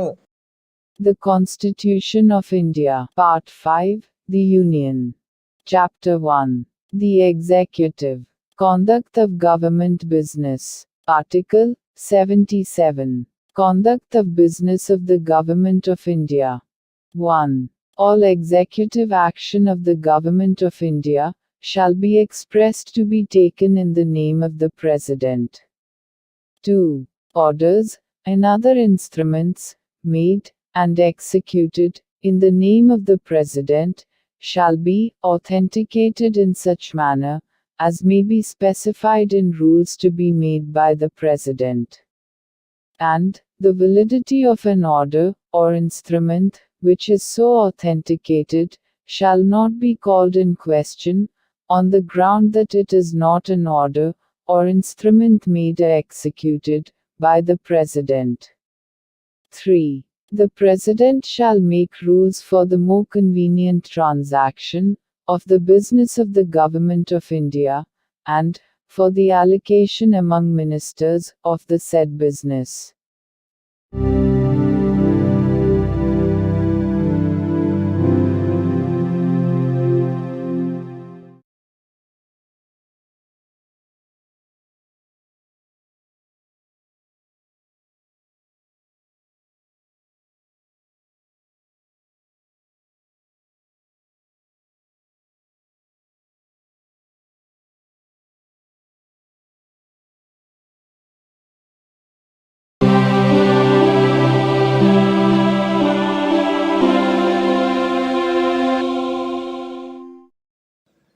భారత సంవిధానము భాగము 5 సంఘము అధ్యాయం 1 కార్యపాలక వర్గము ప్రభుత్వము యొక్క కార్యకలాప నిర్వహణ ఆర్టికల్ 78 రాష్ట్రపతికి సమాచారమును అందచేయుట మున్నగు విషయములను గురించి ప్రధానమంత్రి కర్తవ్యములు ఈ క్రింద తెలుపబడినవి ప్రధానమంత్రి కర్తవ్యములై ఉండును.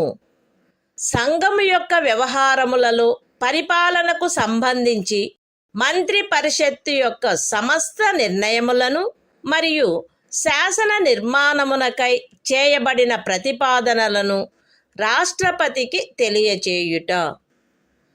సంఘము యొక్క వ్యవహారముల పరిపాలనకును శాసన నిర్మాణమునకై చేయబడిన ప్రతిపాదనలకును సంబంధించిన విషయములలో రాష్ట్రపతి కోరు సమాచారమును అందజేయుట మరియు ఏ విషయమైనను ఒక మంత్రిచే నిర్ణయించబడి మంత్రి పరిషత్తుచే పర్యాలోచించబడి ఉండని ఎడల ఆ విషయమును మంత్రి పరిషత్తు యొక్క పర్యాలోచనకు సమర్పించవలసినదిగా రాష్ట్రపతి అపేక్షించినచో దానిని అట్లు సమర్పించుట. The Constitution of India, Part 5, The Union. Chapter 1. The Executive. Conduct of Government Business. Article 78. Duties of Prime Minister, as respects the furnishing of information to the President, etc.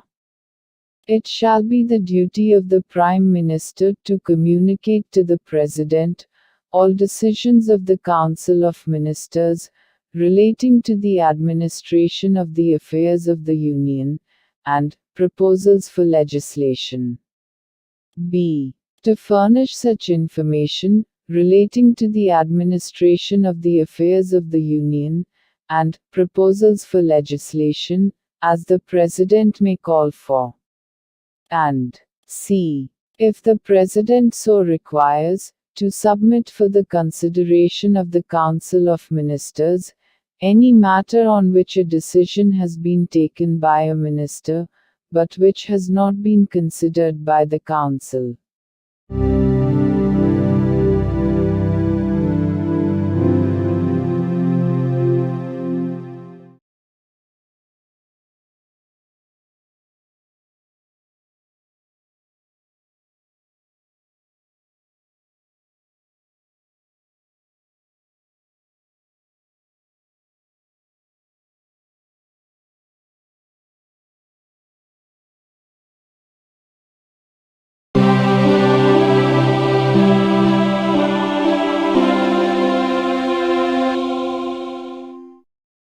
భారత సంవిధానము భాగము 5 సంఘము అధ్యాయం 2 పార్లమెంటు సాధారణ విషయములు ఆర్టికల్ 79 పార్లమెంటు యొక్క సంఘటన సంఘమునకు రాష్ట్రపతితోనూ క్రమముగా రాజ్యసభ మరియు లోక్సభ అని అనబడు 2 సదనములతో కూడిన ఒక పార్లమెంటు ఉండవలెను. The Constitution of India, Part 5, The Union. Chapter 2. Parliament. General. Article 79. Constitution of Parliament. There shall be a Parliament for the Union, which shall consist of the President, and 2 houses, to be known respectively as the Council of States, and the House of the People.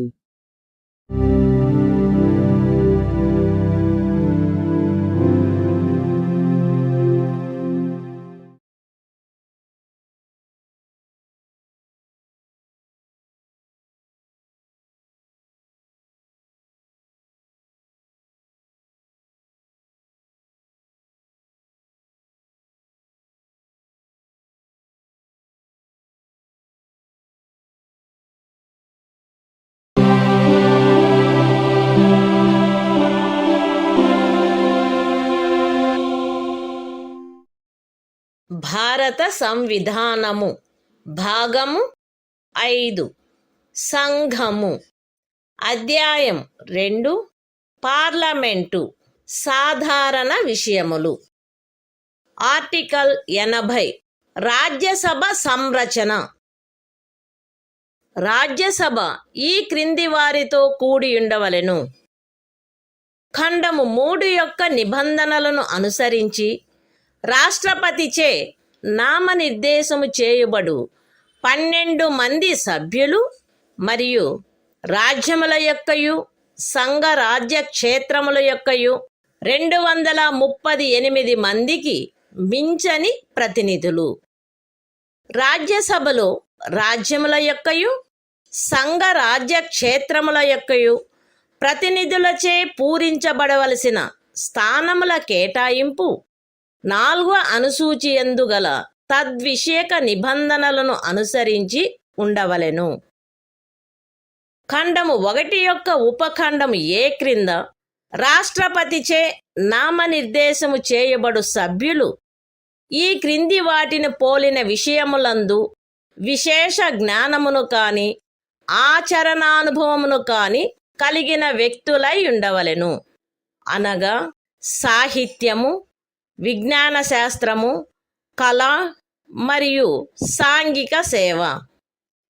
రాజ్యసభకు ప్రతి రాజ్యం యొక్క శాసనసభలోని ఎన్నుకొనబడిన సభ్యులచే ఏకల అంతరణీయ vote ద్వారా అనుపాతిక ప్రాతినిధ్య పద్ధతిని అనుసరించి ఆ రాజ్యం యొక్క ప్రతినిధులు ఎన్నుకొనబడవలెను.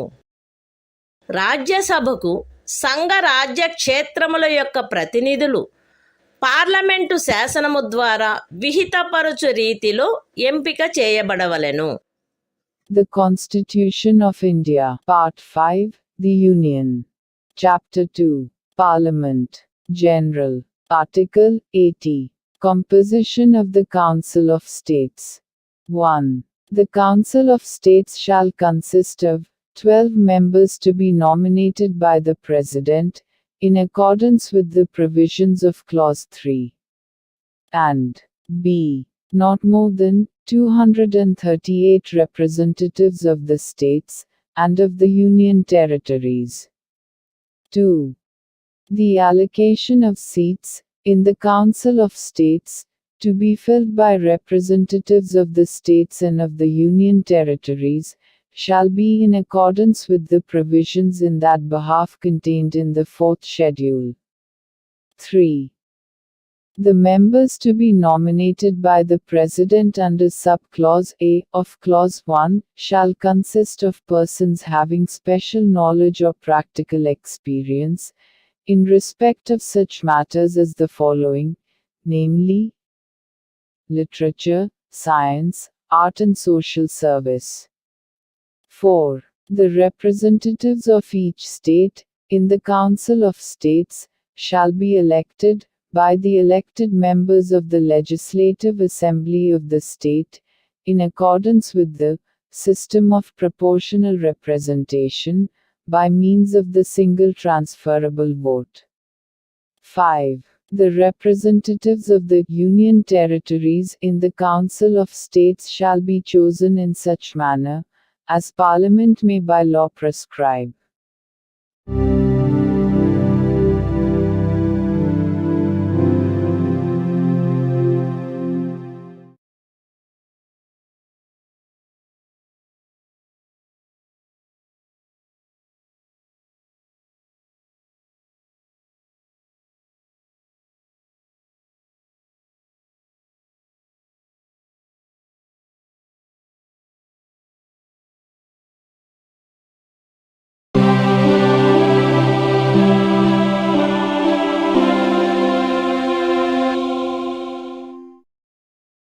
భారత సంవిధానము.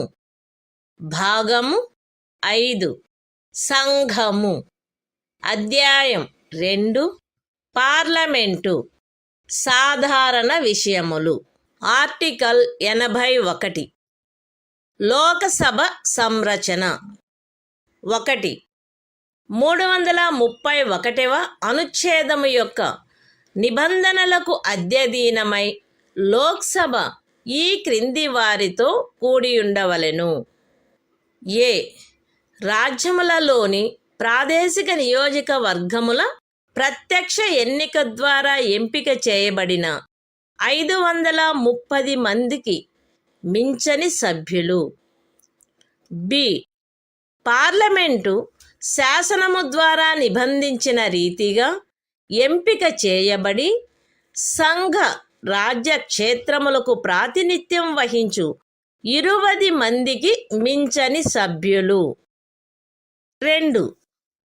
ఖండము 1లోని ఉపఖండము ఏ నిమిత్తము ఏ.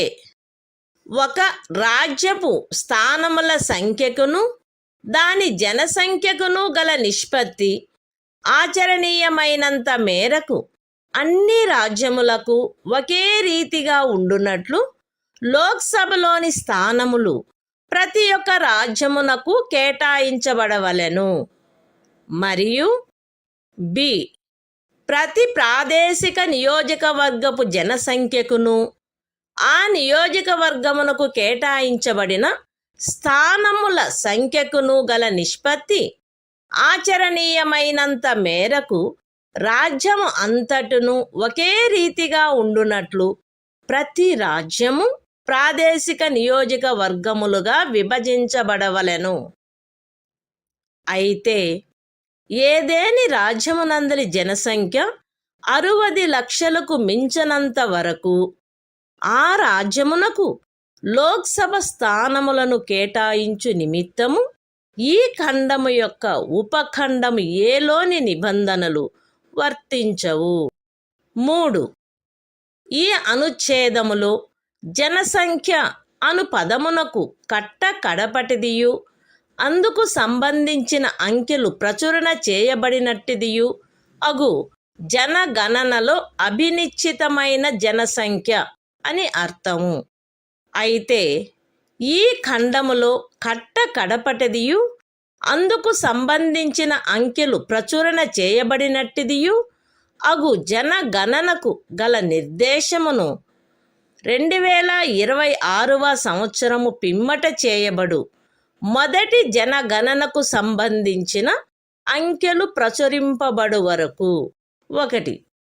ఖండము 2 యొక్క ఉపఖండము ఏ మరియు ఆ ఖండమునకు గల వినాయింపు నిమిత్తము 1971వ సంవత్సరపు జనగణనకు నిర్దేశమైనట్లు మరియు 2. ఖండము 2 యొక్క ఉపఖండము బి నిమిత్తము 2001వ సంవత్సరపు జనగణనకు నిర్దేశమైనట్లు అన్వయించుకొనవలెను. The Constitution of India, Part 5, The Union. Chapter 2, Parliament, General. Article 81. Composition of the House of the People. 1. Subject to the provisions of Article 331, the House of the People shall consist of a.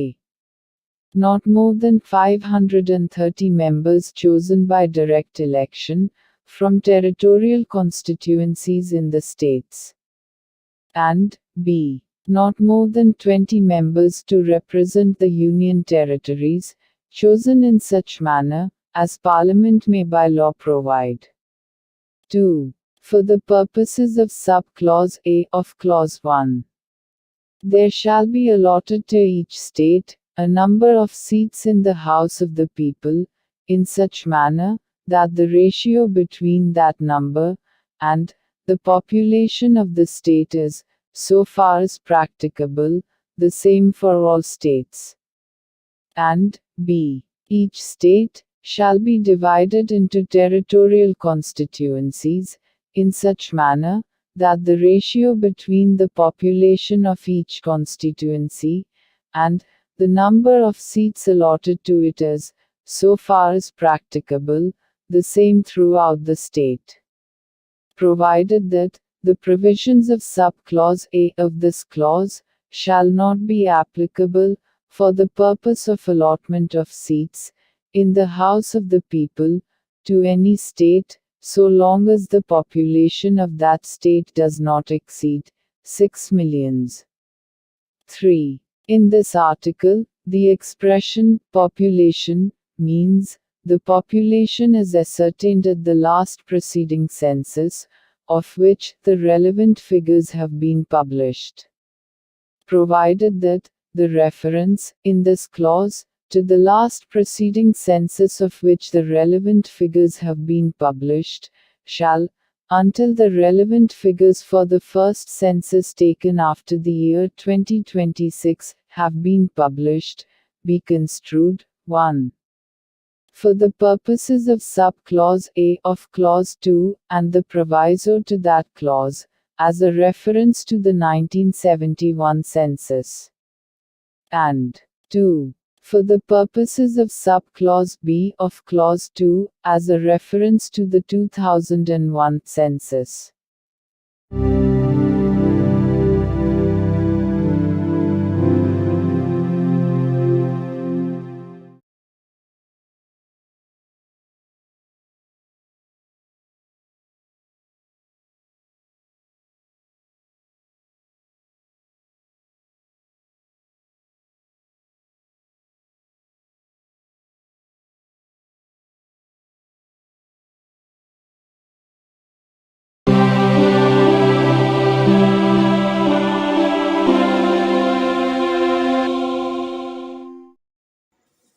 భారత సంవిధానము భాగము 5 సంఘము అధ్యాయం 2 parliament సాధారణ విషయములు article 82 ప్రతి జనగణన పిమ్మట తిరిగి సర్దుబాటు ప్రతి ఒక్క జనగణన పూర్తి అయిన పిమ్మట రాజ్యములకు లోక్సభ స్థానముల కేటాయింపు మరియు ప్రాదేశిక నియోజకవర్గములుగా ప్రతి రాజ్యము యొక్క విభజన పార్లమెంటు శాసనము ద్వారా నిర్ధారణ చేయునట్టి ప్రాధికారిచే మరియు అట్టి రీతిలో తిరిగి సర్దుబాటు చేయబడవలెను. అయితే అట్లు తిరిగి చేయబడిన సర్దుబాటు అప్పుడు అస్తిత్వములోనున్న లోక్సభ విఘటితమగు వరకు ఆ సభలోని ప్రాతినిధ్యమునకు భంగము కలిగించరాదు. అంతేగాక అట్లు తిరిగి చేయబడిన సర్దుబాటు రాష్ట్రపతి ఉత్తర్వు ద్వారా నిర్దిష్టపరచు తేదీన అమలులోనికి వచ్చును మరియు అట్టి సర్దుబాటు అమలులోనికి వచ్చు వరకు ఆ సదనమునకు చెందిన ఏదేని ఎన్నికను అట్టి సర్దుబాటునకు పూర్వము ప్రాతిపదికపై జరపవచ్చును. అంతేగాక ఇంకను 2026వ సంవత్సరము పిమ్మట చేయబడిన మొదటి జనగణనకు సంబంధించిన అంకెలు ప్రచురించబడు వరకు ఈ అనుచ్ఛేదము క్రింద 1. 1971వ సంవత్సర జనగణన ప్రాతిపదికపై తిరిగి సర్దుబాటు చేయబడినట్లు లోక్సభలో రాజ్యములకు స్థానముల కేటాయింపును చేయుటను. 2. ప్రతి ఒక్క రాజ్యమును 2001వ సంవత్సర జనగణన ప్రాతిపదికపై తిరిగి సర్దుబాటు చేయబడు ప్రాదేశిక నియోజకవర్గములుగా విభజించుటను తిరిగి సర్దుబాటు చేయుట ఆవశ్యకము కాదు. The Constitution of India, Part 5, The Union. Chapter 2, Parliament, General. Article 82. Readjustment after each census. Upon the completion of each census, the allocation of seats in the House of the People to the states, and the division of each state into territorial constituencies, shall be readjusted by such authority, and in such manner as Parliament may by law determine, provided that such readjustment shall not affect representation in the House of the People until the dissolution of the then existing House. Provided further that such readjustment shall take effect from such date as the President may, by order, specify. And until such readjustment takes effect, Any election to the House may be held on the basis of the territorial constituencies existing before such readjustment. Provided also that, until the relevant figures, for the first census, taken after the year 2026, have been published, it shall not be necessary to readjust the allocation of seats in the House of the People to the states, as readjusted on the basis of the 1971 census. And, 2. The division of each state into territorial constituencies, as may be readjusted on the basis of the 2001 census, under this article.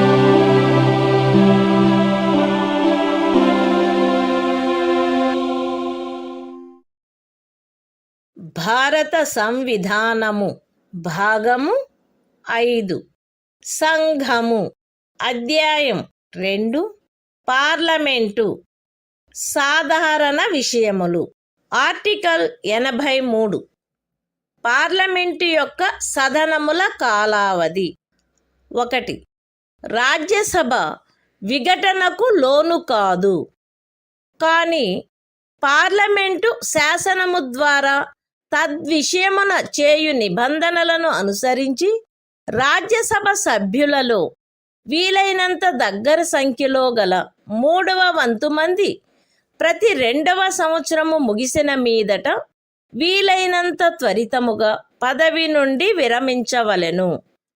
2. Lok Sabha దాని మొదటి సమావేశమునకై నియతమైన తేదీ నుండి 5 సంవత్సరముల పాటు ఆ లోపున విఘటన చేయబడిననే తప్ప కొనసాగవలెను, అంతకు మించి కొనసాగరాదు. సదరు 5 సంవత్సరముల కాలావధి యొక్క ముగింపు ఆ సదనము యొక్క విఘటనగా ప్రవర్తితము కావలెను. అయితే ఆ తైక్యతను గూర్చిన అధిప్రఖ్యానము అమలులోనున్నప్పుడు ఒక్కొక్కసారి ఒక్కొక్క సంవత్సరమునకు మించకుండునట్లును ఏ సందర్భములోనైనను సదరు అధిప్రఖ్యానము యొక్క అమలు ఆగిపోయిన తరువాత 6 మాసములకు మించకుండునట్లును సదరు కాలావధిని పార్లమెంటు శాసనము ద్వారా పొడిగించవచ్చును. The Constitution of India, Part 5, The Union. Chapter 2, Parliament, General. Article 83. Duration of Houses of Parliament. 1. The Council of States shall not be subject to dissolution, but, as nearly as possible, 1/3 of the members thereof shall retire, as soon as may be on the expiration of every second year, in accordance with the provisions made in that behalf by Parliament, by law.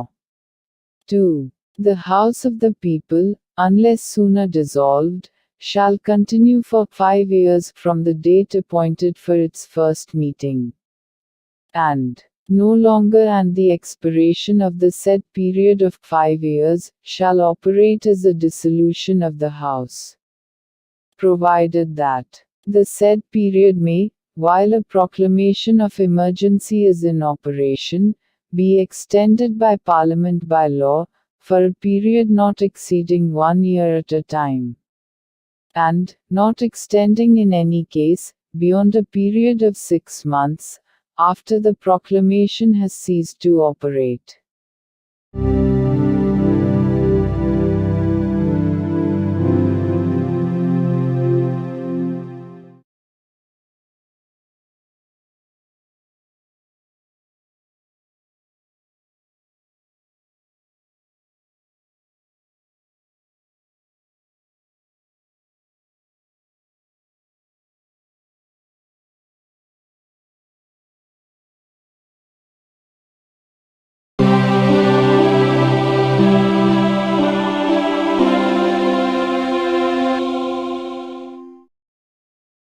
భారత సంవిధానము భాగము 5 సంఘము అధ్యాయం 2 parliament సాధారణ విషయములు article 84 parliament సభ్యత్వమునకు అర్హత ఏ వ్యక్తి అయినను తాను భారతదేశ పౌరుడై ఉండి ఎన్నికల కమిషనుచే తద్విషయమై ప్రాధీకృతుడైన వ్యక్తి సమక్షమున 3వ అనుసూచిలో అందు నిమిత్తము పొందుపరచబడిన ప్రరూపమును అనుసరించి ప్రమాణము లేక ప్రతిజ్ఞ చేసి దానిపై చేవ్రాలు చేసిననే తప్ప రాజ్యసభలోని స్థానము విషయంలో 30 సంవత్సరముల వయస్సుకు తక్కువ కాకుండాను లోక్సభలోని స్థానము విషయంలో 25 సంవత్సరముల వయస్సుకు తక్కువ కాకుండాను ఉన్ననే తప్ప మరియు పార్లమెంటుచే చేయబడిన ఏదేని శాసనము ద్వారా గాని దాని క్రింద గాని తద్విషయమున విహితము చేయబడు ఇతర అర్హతలను కలిగి ఉన్ననే తప్ప పార్లమెంటులోని స్థానమును పూరించుటకై ఎంపిక చేయబడుటకు అర్హుడు కాడు. The Constitution of India. 5. The Union. Chapter 2. Parliament. General. Article 84. Qualification for membership of Parliament. A person shall not be qualified to be chosen to fill a seat in Parliament, unless he is a citizen of India, and makes and subscribes, before some person, authorized in that behalf by the Election Commission, an oath or affirmation according to the form set out for the purpose, in the 3rd schedule. B. Is, in the case of a seat in the Council of States, not less than 30 years of age, and, in the case of a seat in the House of the People, not less than 25 years of age. And, C. Possesses such other qualifications, as may be prescribed, in that behalf, by or under, any law made by Parliament.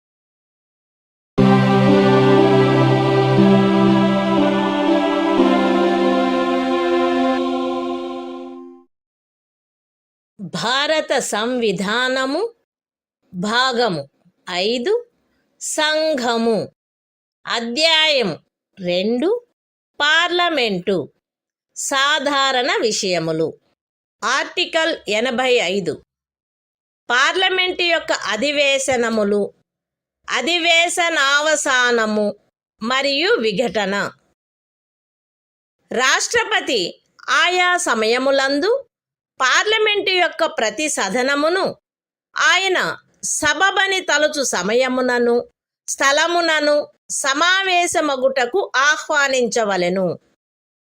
కానీ దాని ఒక అధివేశనములోని కడపటి ఉపవేశనమునకును దాని మరుసటి అధివేశనములోని మొదటి ఉపవేశనమునకును నియతమైన తేదీకి మధ్య 6 మాసముల అంతరము ఉండరాదు. రాష్ట్రపతి ఆయా సమయములందు ఆ సదనముల యొక్క లేక ఆ సదనములలో దేని యొక్క అయినను అధివేశనావసానము చేయవచ్చును. లోక్సభను విఘటన చేయవచ్చును. The Constitution of India. Part 5. The Union. Chapter 2. Parliament. General. Article 85. Sessions of Parliament, prorogation, and dissolution.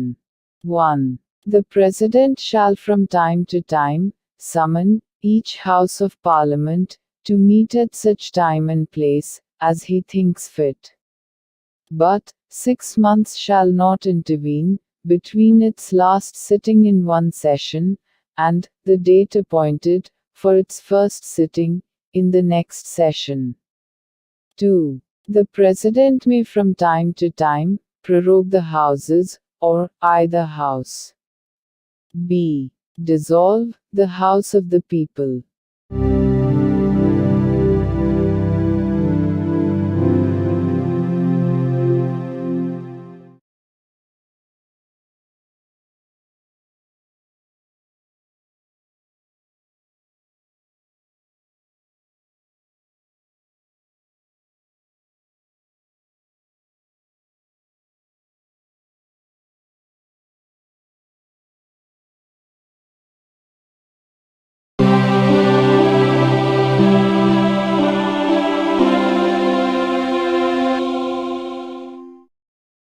భారత సంవిధానము భాగము 5 సంఘము అధ్యాయం 2 పార్లమెంటు సాధారణ విషయములు ఆర్టికల్ 86 సదనములలో ప్రసంగించుటకు మరియు సందేశములను పంపుటకును రాష్ట్రపతికి గల హక్కు.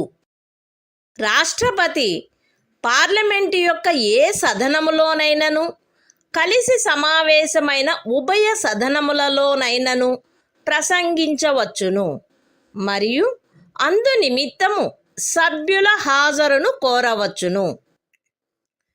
రాష్ట్రపతి పార్లమెంటు యొక్క ఏ సదనమునకైనను పార్లమెంటులో అప్పటికి పెండింగులో ఉన్న బిల్లులను గూర్చి లేక అన్యతా సందేశములను పంపవచ్చును మరియు ఏ సదనమునకు అట్టి సందేశము పంపబడునో ఆ సదనము ఏ విషయమును పర్యాలోచించుటకు ఆ సందేశము ద్వారా ఆపేక్షించబడినదో ఆ విషయమును గూర్చి వీలైనంత త్వరితముగా పర్యాలోచించవలెను. The Constitution of India, Part 5, The Union. Chapter 2. Send messages to either House of Parliament, whether with respect to a bill then pending in Parliament, or otherwise. And a House to which any message is so sent, shall, with all convenient dispatch, consider any matter required by the message to be taken into consideration.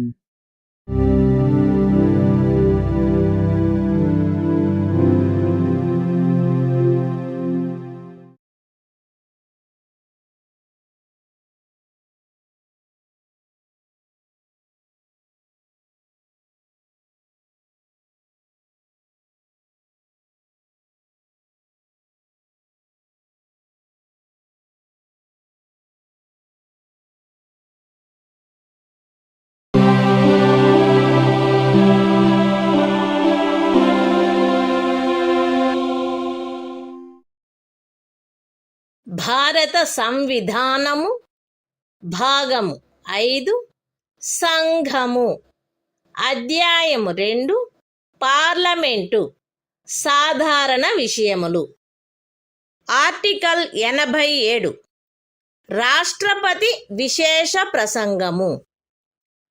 రాష్ట్రపతి లోక్సభ యొక్క ప్రతి సాధారణ ఎన్నికల తరువాత మొదటి అధివేశనము యొక్క ప్రారంభమునను ప్రతి సంవత్సరము మొదటి అధివేశనము యొక్క ప్రారంభమునను కలిపి సమావేశమైన పార్లమెంటు యొక్క ఉభయ సదనములను సంబోధించి పార్లమెంటును ఆహ్వానించిన కారణములను తెలియజేయవలెను. ఉభయ సదనముల ప్రక్రియలను క్రమబద్ధము చేయు నియమావళి ద్వారా రాష్ట్రపతి ప్రసంగములో నిర్దేశించబడిన విషయములను చర్చించుటకై కాలమును కేటాయించుట చేయబడవలెను. The Constitution of India, Part 5, The Union. Chapter 2, Parliament, General. Article 87. Special Address by the President. 1. At the commencement of the first session after each general election, to the House of the People, and, at the commencement of the first session of each year, the President shall address, both houses of Parliament assembled together, and inform Parliament of the causes of its summons. 2. Provision shall be made by the rules regulating the procedure of either House for the allotment of time for discussion of the matters referred to in such address.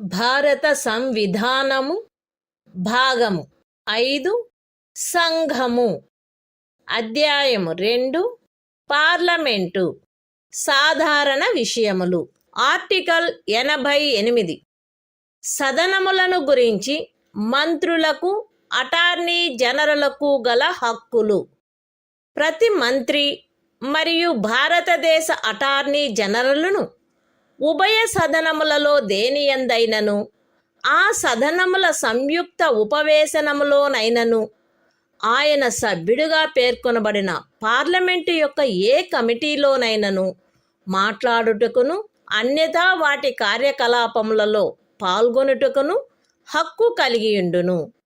కానీ ఈ అనుచ్ఛేదమును పురస్కరించుకొని ఆయన అందు vote చేయుటకు హక్కు కలిగియుండడు.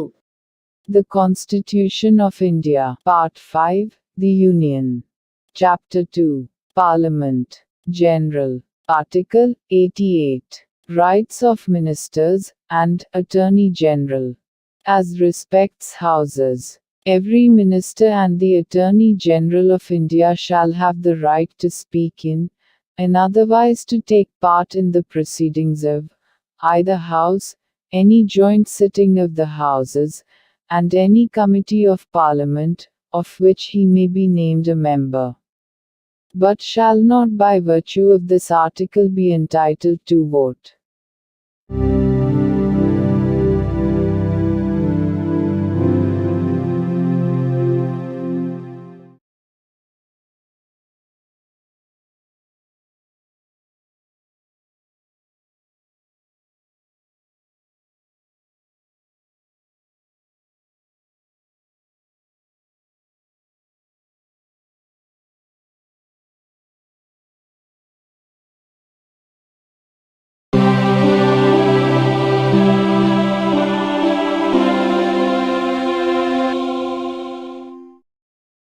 భారత సంవిధానము భాగము 5 సంఘము అధ్యాయము 2 పార్లమెంటు అధికారులు ఆర్టికల్ 89 రాజ్యసభ యొక్క సభాపతి మరియు ఉపసభాపతి భారతదేశ ఉపరాష్ట్రపతి పదవీ రీత్యా రాజ్యసభ యొక్క సభాపతి అయి ఉండును. రాజ్యసభ వీలైనంత త్వరగా ఆ సభ యొక్క సభ్యులలో ఒకరిని ఉపసభాపతిగా ఎంపిక చేసుకొనవలెను మరియు ఉపసభాపతి పదవి ఖాళీ అయినప్పుడెల్లను సభ మరొక సభ్యుని ఉపసభాపతిగా ఎంపిక చేసుకొనవలెను. The Constitution of India, Part 5, The Union. Chapter 2, Parliament. Officers of Parliament. Article 89. The Chairman and Deputy Chairman of the Council of States. 1. The Vice President of India shall be ex officio Chairman of the Council of States.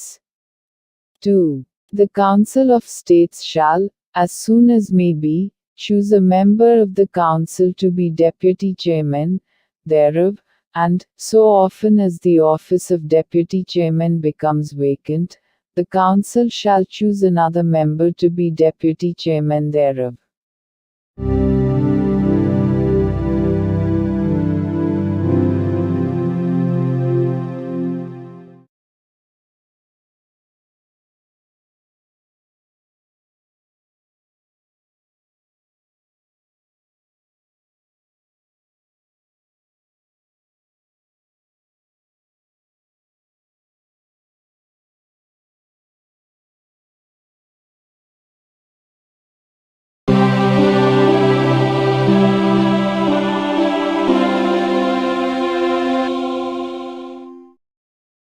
భారత సంవిధానము భాగము 5 సంఘము అధ్యాయం 2 parliament parliament అధికారులు article 90 ఉపసభాపతి పదవిని ఖాళీ చేయుట, ఆ పదవికి రాజీనామా ఇచ్చుట మరియు ఆ పదవి నుండి తొలగించబడుట.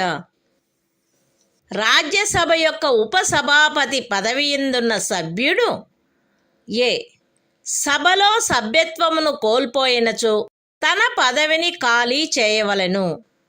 బి తన చేవ్రాలుతో సభాపతికి లేఖ వ్రాయుట ద్వారా ఎప్పుడైనను తన పదవికి రాజీనామా ఇవ్వవచ్చును.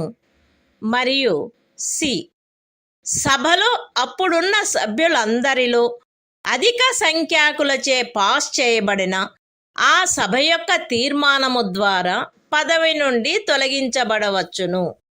అయితే ఖండము సి నిమిత్తమగు తీర్మానమేదియు దానిని ప్రస్తావించవలెనను ఉద్దేశము కలదని నోటీసు ఇచ్చి కనీసం 14 దినములు గడిచిననే తప్ప ప్రస్తావించబడరాదు. The Constitution of India, Part 5, The Union. Chapter 2, Parliament. Officers of Parliament. Article 90. Vacation and resignation of, and removal from, the office of Deputy Chairman. A member holding office, as Deputy Chairman of the Council of States, shall vacate his office if he ceases to be a member of the Council. B. May at any time, by writing under his hand addressed to the Chairman, resign his office. And C. May be removed from his office, by a resolution of the Council, passed by a majority of all the then members of the Council. Provided that, no resolution for the purpose of Clause C, shall be moved, unless at least 14 days' notice has been given of the intention to move the resolution.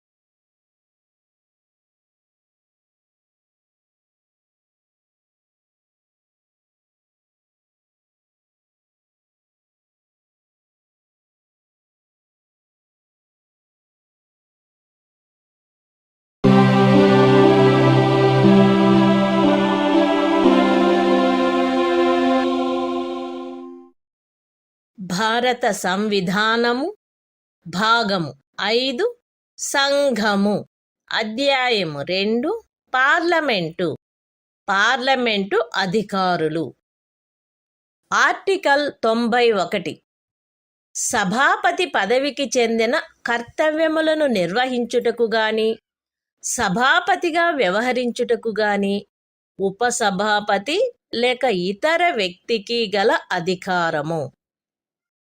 సభాపతి పదవి ఖాళీగా ఉన్నప్పుడు లేక ఉపరాష్ట్రపతి రాష్ట్రపతిగా వ్యవహరించుచున్న లేక రాష్ట్రపతి కృత్యములను నిర్వహించుచున్న ఏదేని కాలావధిలో సభాపతి పదవికి చెందిన కర్తవ్యములు ఉపసభాపతిచే లేక ఉపసభాపతి పదవి కూడా ఖాళీగా ఉన్నచో రాష్ట్రపతి అందు నిమిత్తము నియమించిన Rajya Sabha సభ్యునిచే నిర్వర్తించబడవలెను.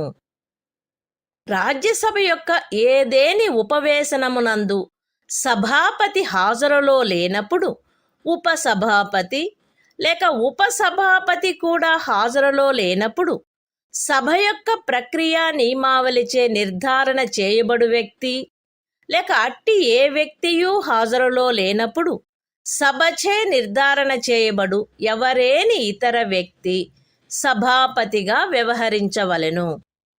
The Constitution of India, Part 5, The Union.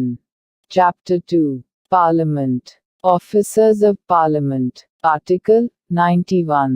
Power of the Deputy Chairman, or other person, to perform the duties of the office of, or to act as, Chairman.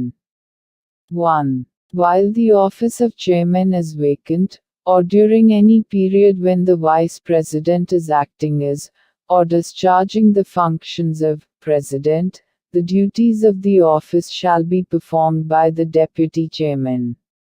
Or, if the office of deputy chairman is also vacant, by such member of the Council of States as, the President may appoint for the purpose.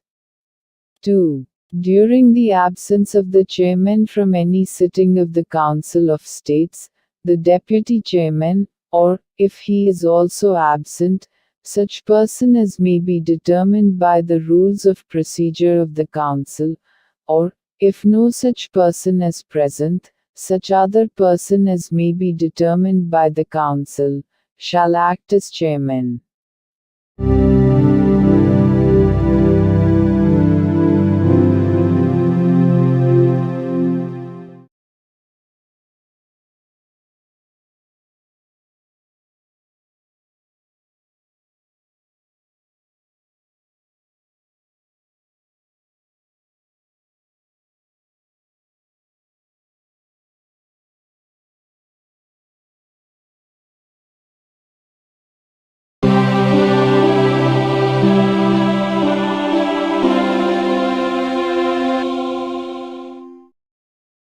భారత సంవిధానము భాగము 5 సంఘము అధ్యాయము 2 parliament అధికారులు article 92 సభాపతి లేక ఉపసభాపతిని పదవి నుండి తొలగించుటకు తీర్మానము పర్యాలోచించబడుచున్నప్పుడు ఆయన అధ్యక్షత వహించకుండుట. ఉపరాష్ట్రపతిని పదవి నుండి తొలగించుటకు తీర్మానమేదైనను పర్యాలోచనలోనున్నప్పుడు సభాపతి లేక ఉపసభాపతిని పదవి నుండి తొలగించుటకు తీర్మానమేదైనను పర్యాలోచనలోనున్నప్పుడు ఉపసభాపతి రాజ్యసభ యొక్క ఏదేని ఉపవేశనమునందు ఆయన హాజరై ఉన్నప్పటికీ అధ్యక్షత వహించరాదు. అట్టి ప్రతి ఉపవేశమునకు 91వ అనుచ్ఛేదములోని ఖండము 2 యొక్క నిబంధనలు సందర్భానుసారముగా సభాపతి లేక ఉపసభాపతి హాజరులో లేనట్టి ఉపవేశనమునకు వర్తించునటులనే వర్తించును. ఉపరాష్ట్రపతిని పదవి నుండి తొలగించుటకు తీర్మానమేదైనను రాజ్యసభలో పర్యాలోచనలోనున్నప్పుడు ఆ సభలో మాట్లాడుటకును అన్యథా దాని కార్యకలాపములలో పాల్గొనుటకును సభాపతి హక్కు కలిగియుండును. కాని 100వ అనుచ్ఛేదములో ఏమి ఉన్నప్పటికీ అట్టి తీర్మానముపై గాని ఆ కార్యకలాపములలో ఏదేని ఇతర విషయముపై గాని ఓటు చేయుటకు ఆయనకు బొత్తిగా హక్కు ఉండదు. The Constitution of India, Part 5, The Union. Chapter 2, Parliament. Officers of Parliament. Article 92. The chairman or the deputy chairman, not to preside, while a resolution for his removal from office is under consideration. 1. At any sitting of the Council of States, while any resolution for the removal of the Vice President from his office is under consideration, the Chairman, or while any resolution for the removal of the Deputy Chairman from his office is under consideration, the Deputy Chairman shall not, though he is present, preside. And, the provisions of Clause 2 of Article 91 shall apply in relation to every such sitting, as they apply in relation to a sitting from which the chairman, or, as the case may be, the deputy chairman, is absent.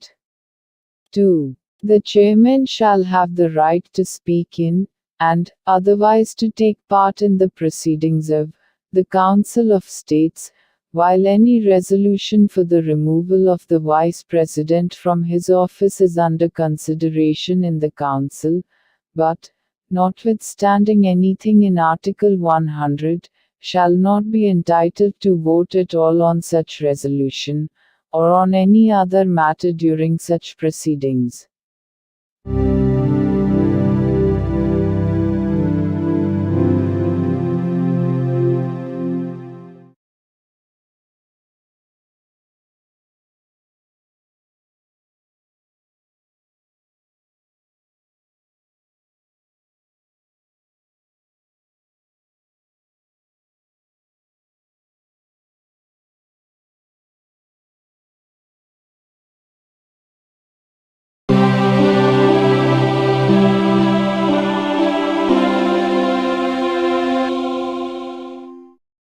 భారత సంవిధానము భాగము 5 సంఘము అధ్యాయము 2 parliament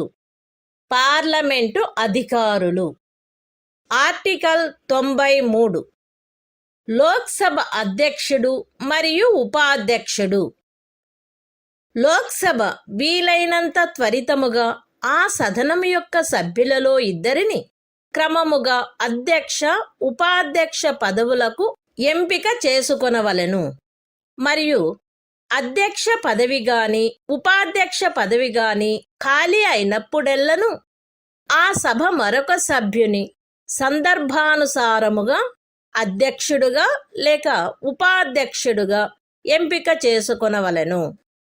The Constitution of India, Part 5, The Union. Chapter 2, Parliament. Officers of Parliament. Article 93. The Speaker and Deputy Speaker of the House of the People. The House of the People shall, as soon as may be, choose 2 members of the House, to be respectively Speaker and Deputy Speaker thereof, and so often as the office of Speaker or Deputy Speaker becomes vacant, the House shall choose another member to be Speaker or Deputy Speaker, as the case may be.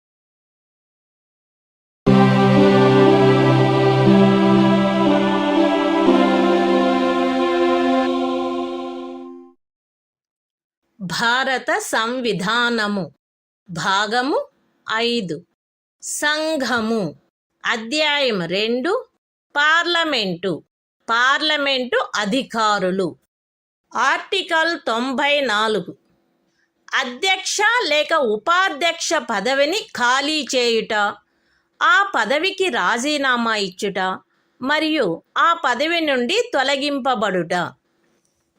Lok Sabha యొక్క అధ్యక్ష లేక ఉపాధ్యక్ష పదవి యందున్న సభ్యుడు లోక్సభలో సభ్యత్వమును కోల్పోయినచో తన పదవిని ఖాళీ చేయవలెను.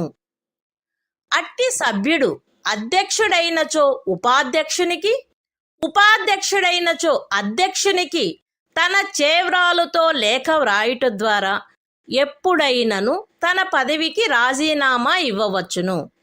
మరియు లోక్సభలో అప్పుడు సభ్యులుగానున్న వారందరిలో అధిక సంఖ్యాకులచే పాస్ చేయబడిన ఆ సభ యొక్క తీర్మానము ద్వారా పదవి నుండి తొలగించబడవచ్చును. అయితే ఖండము సి నిమిత్తము తీర్మానమేదియు దానిని ప్రస్తావించవలెనను ఉద్దేశము కలదని నోటీసు ఇచ్చి కనీసము 14 దినములు గడిచిననే తప్ప ప్రస్తావించబడరాదు.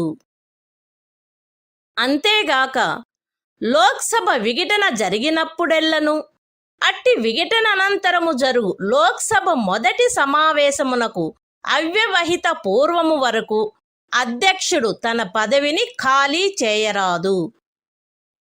The Constitution of India, Part 5, The Union.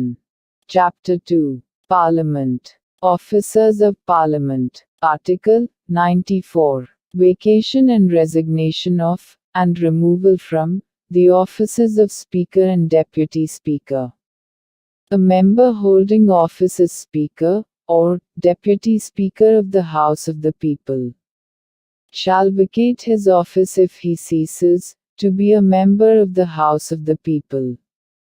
B. May at any time, by writing under his hand addressed, if such member is the Speaker, to the Deputy Speaker, and, if such member is the Deputy Speaker, to the Speaker, resign his office, and, c. may be removed from his office by a resolution of the House of the People, passed by a majority of all the then members of the House, provided that no resolution for the purpose of clause c shall be moved, unless at least 14 days' notice has been given of the intention to move the resolution.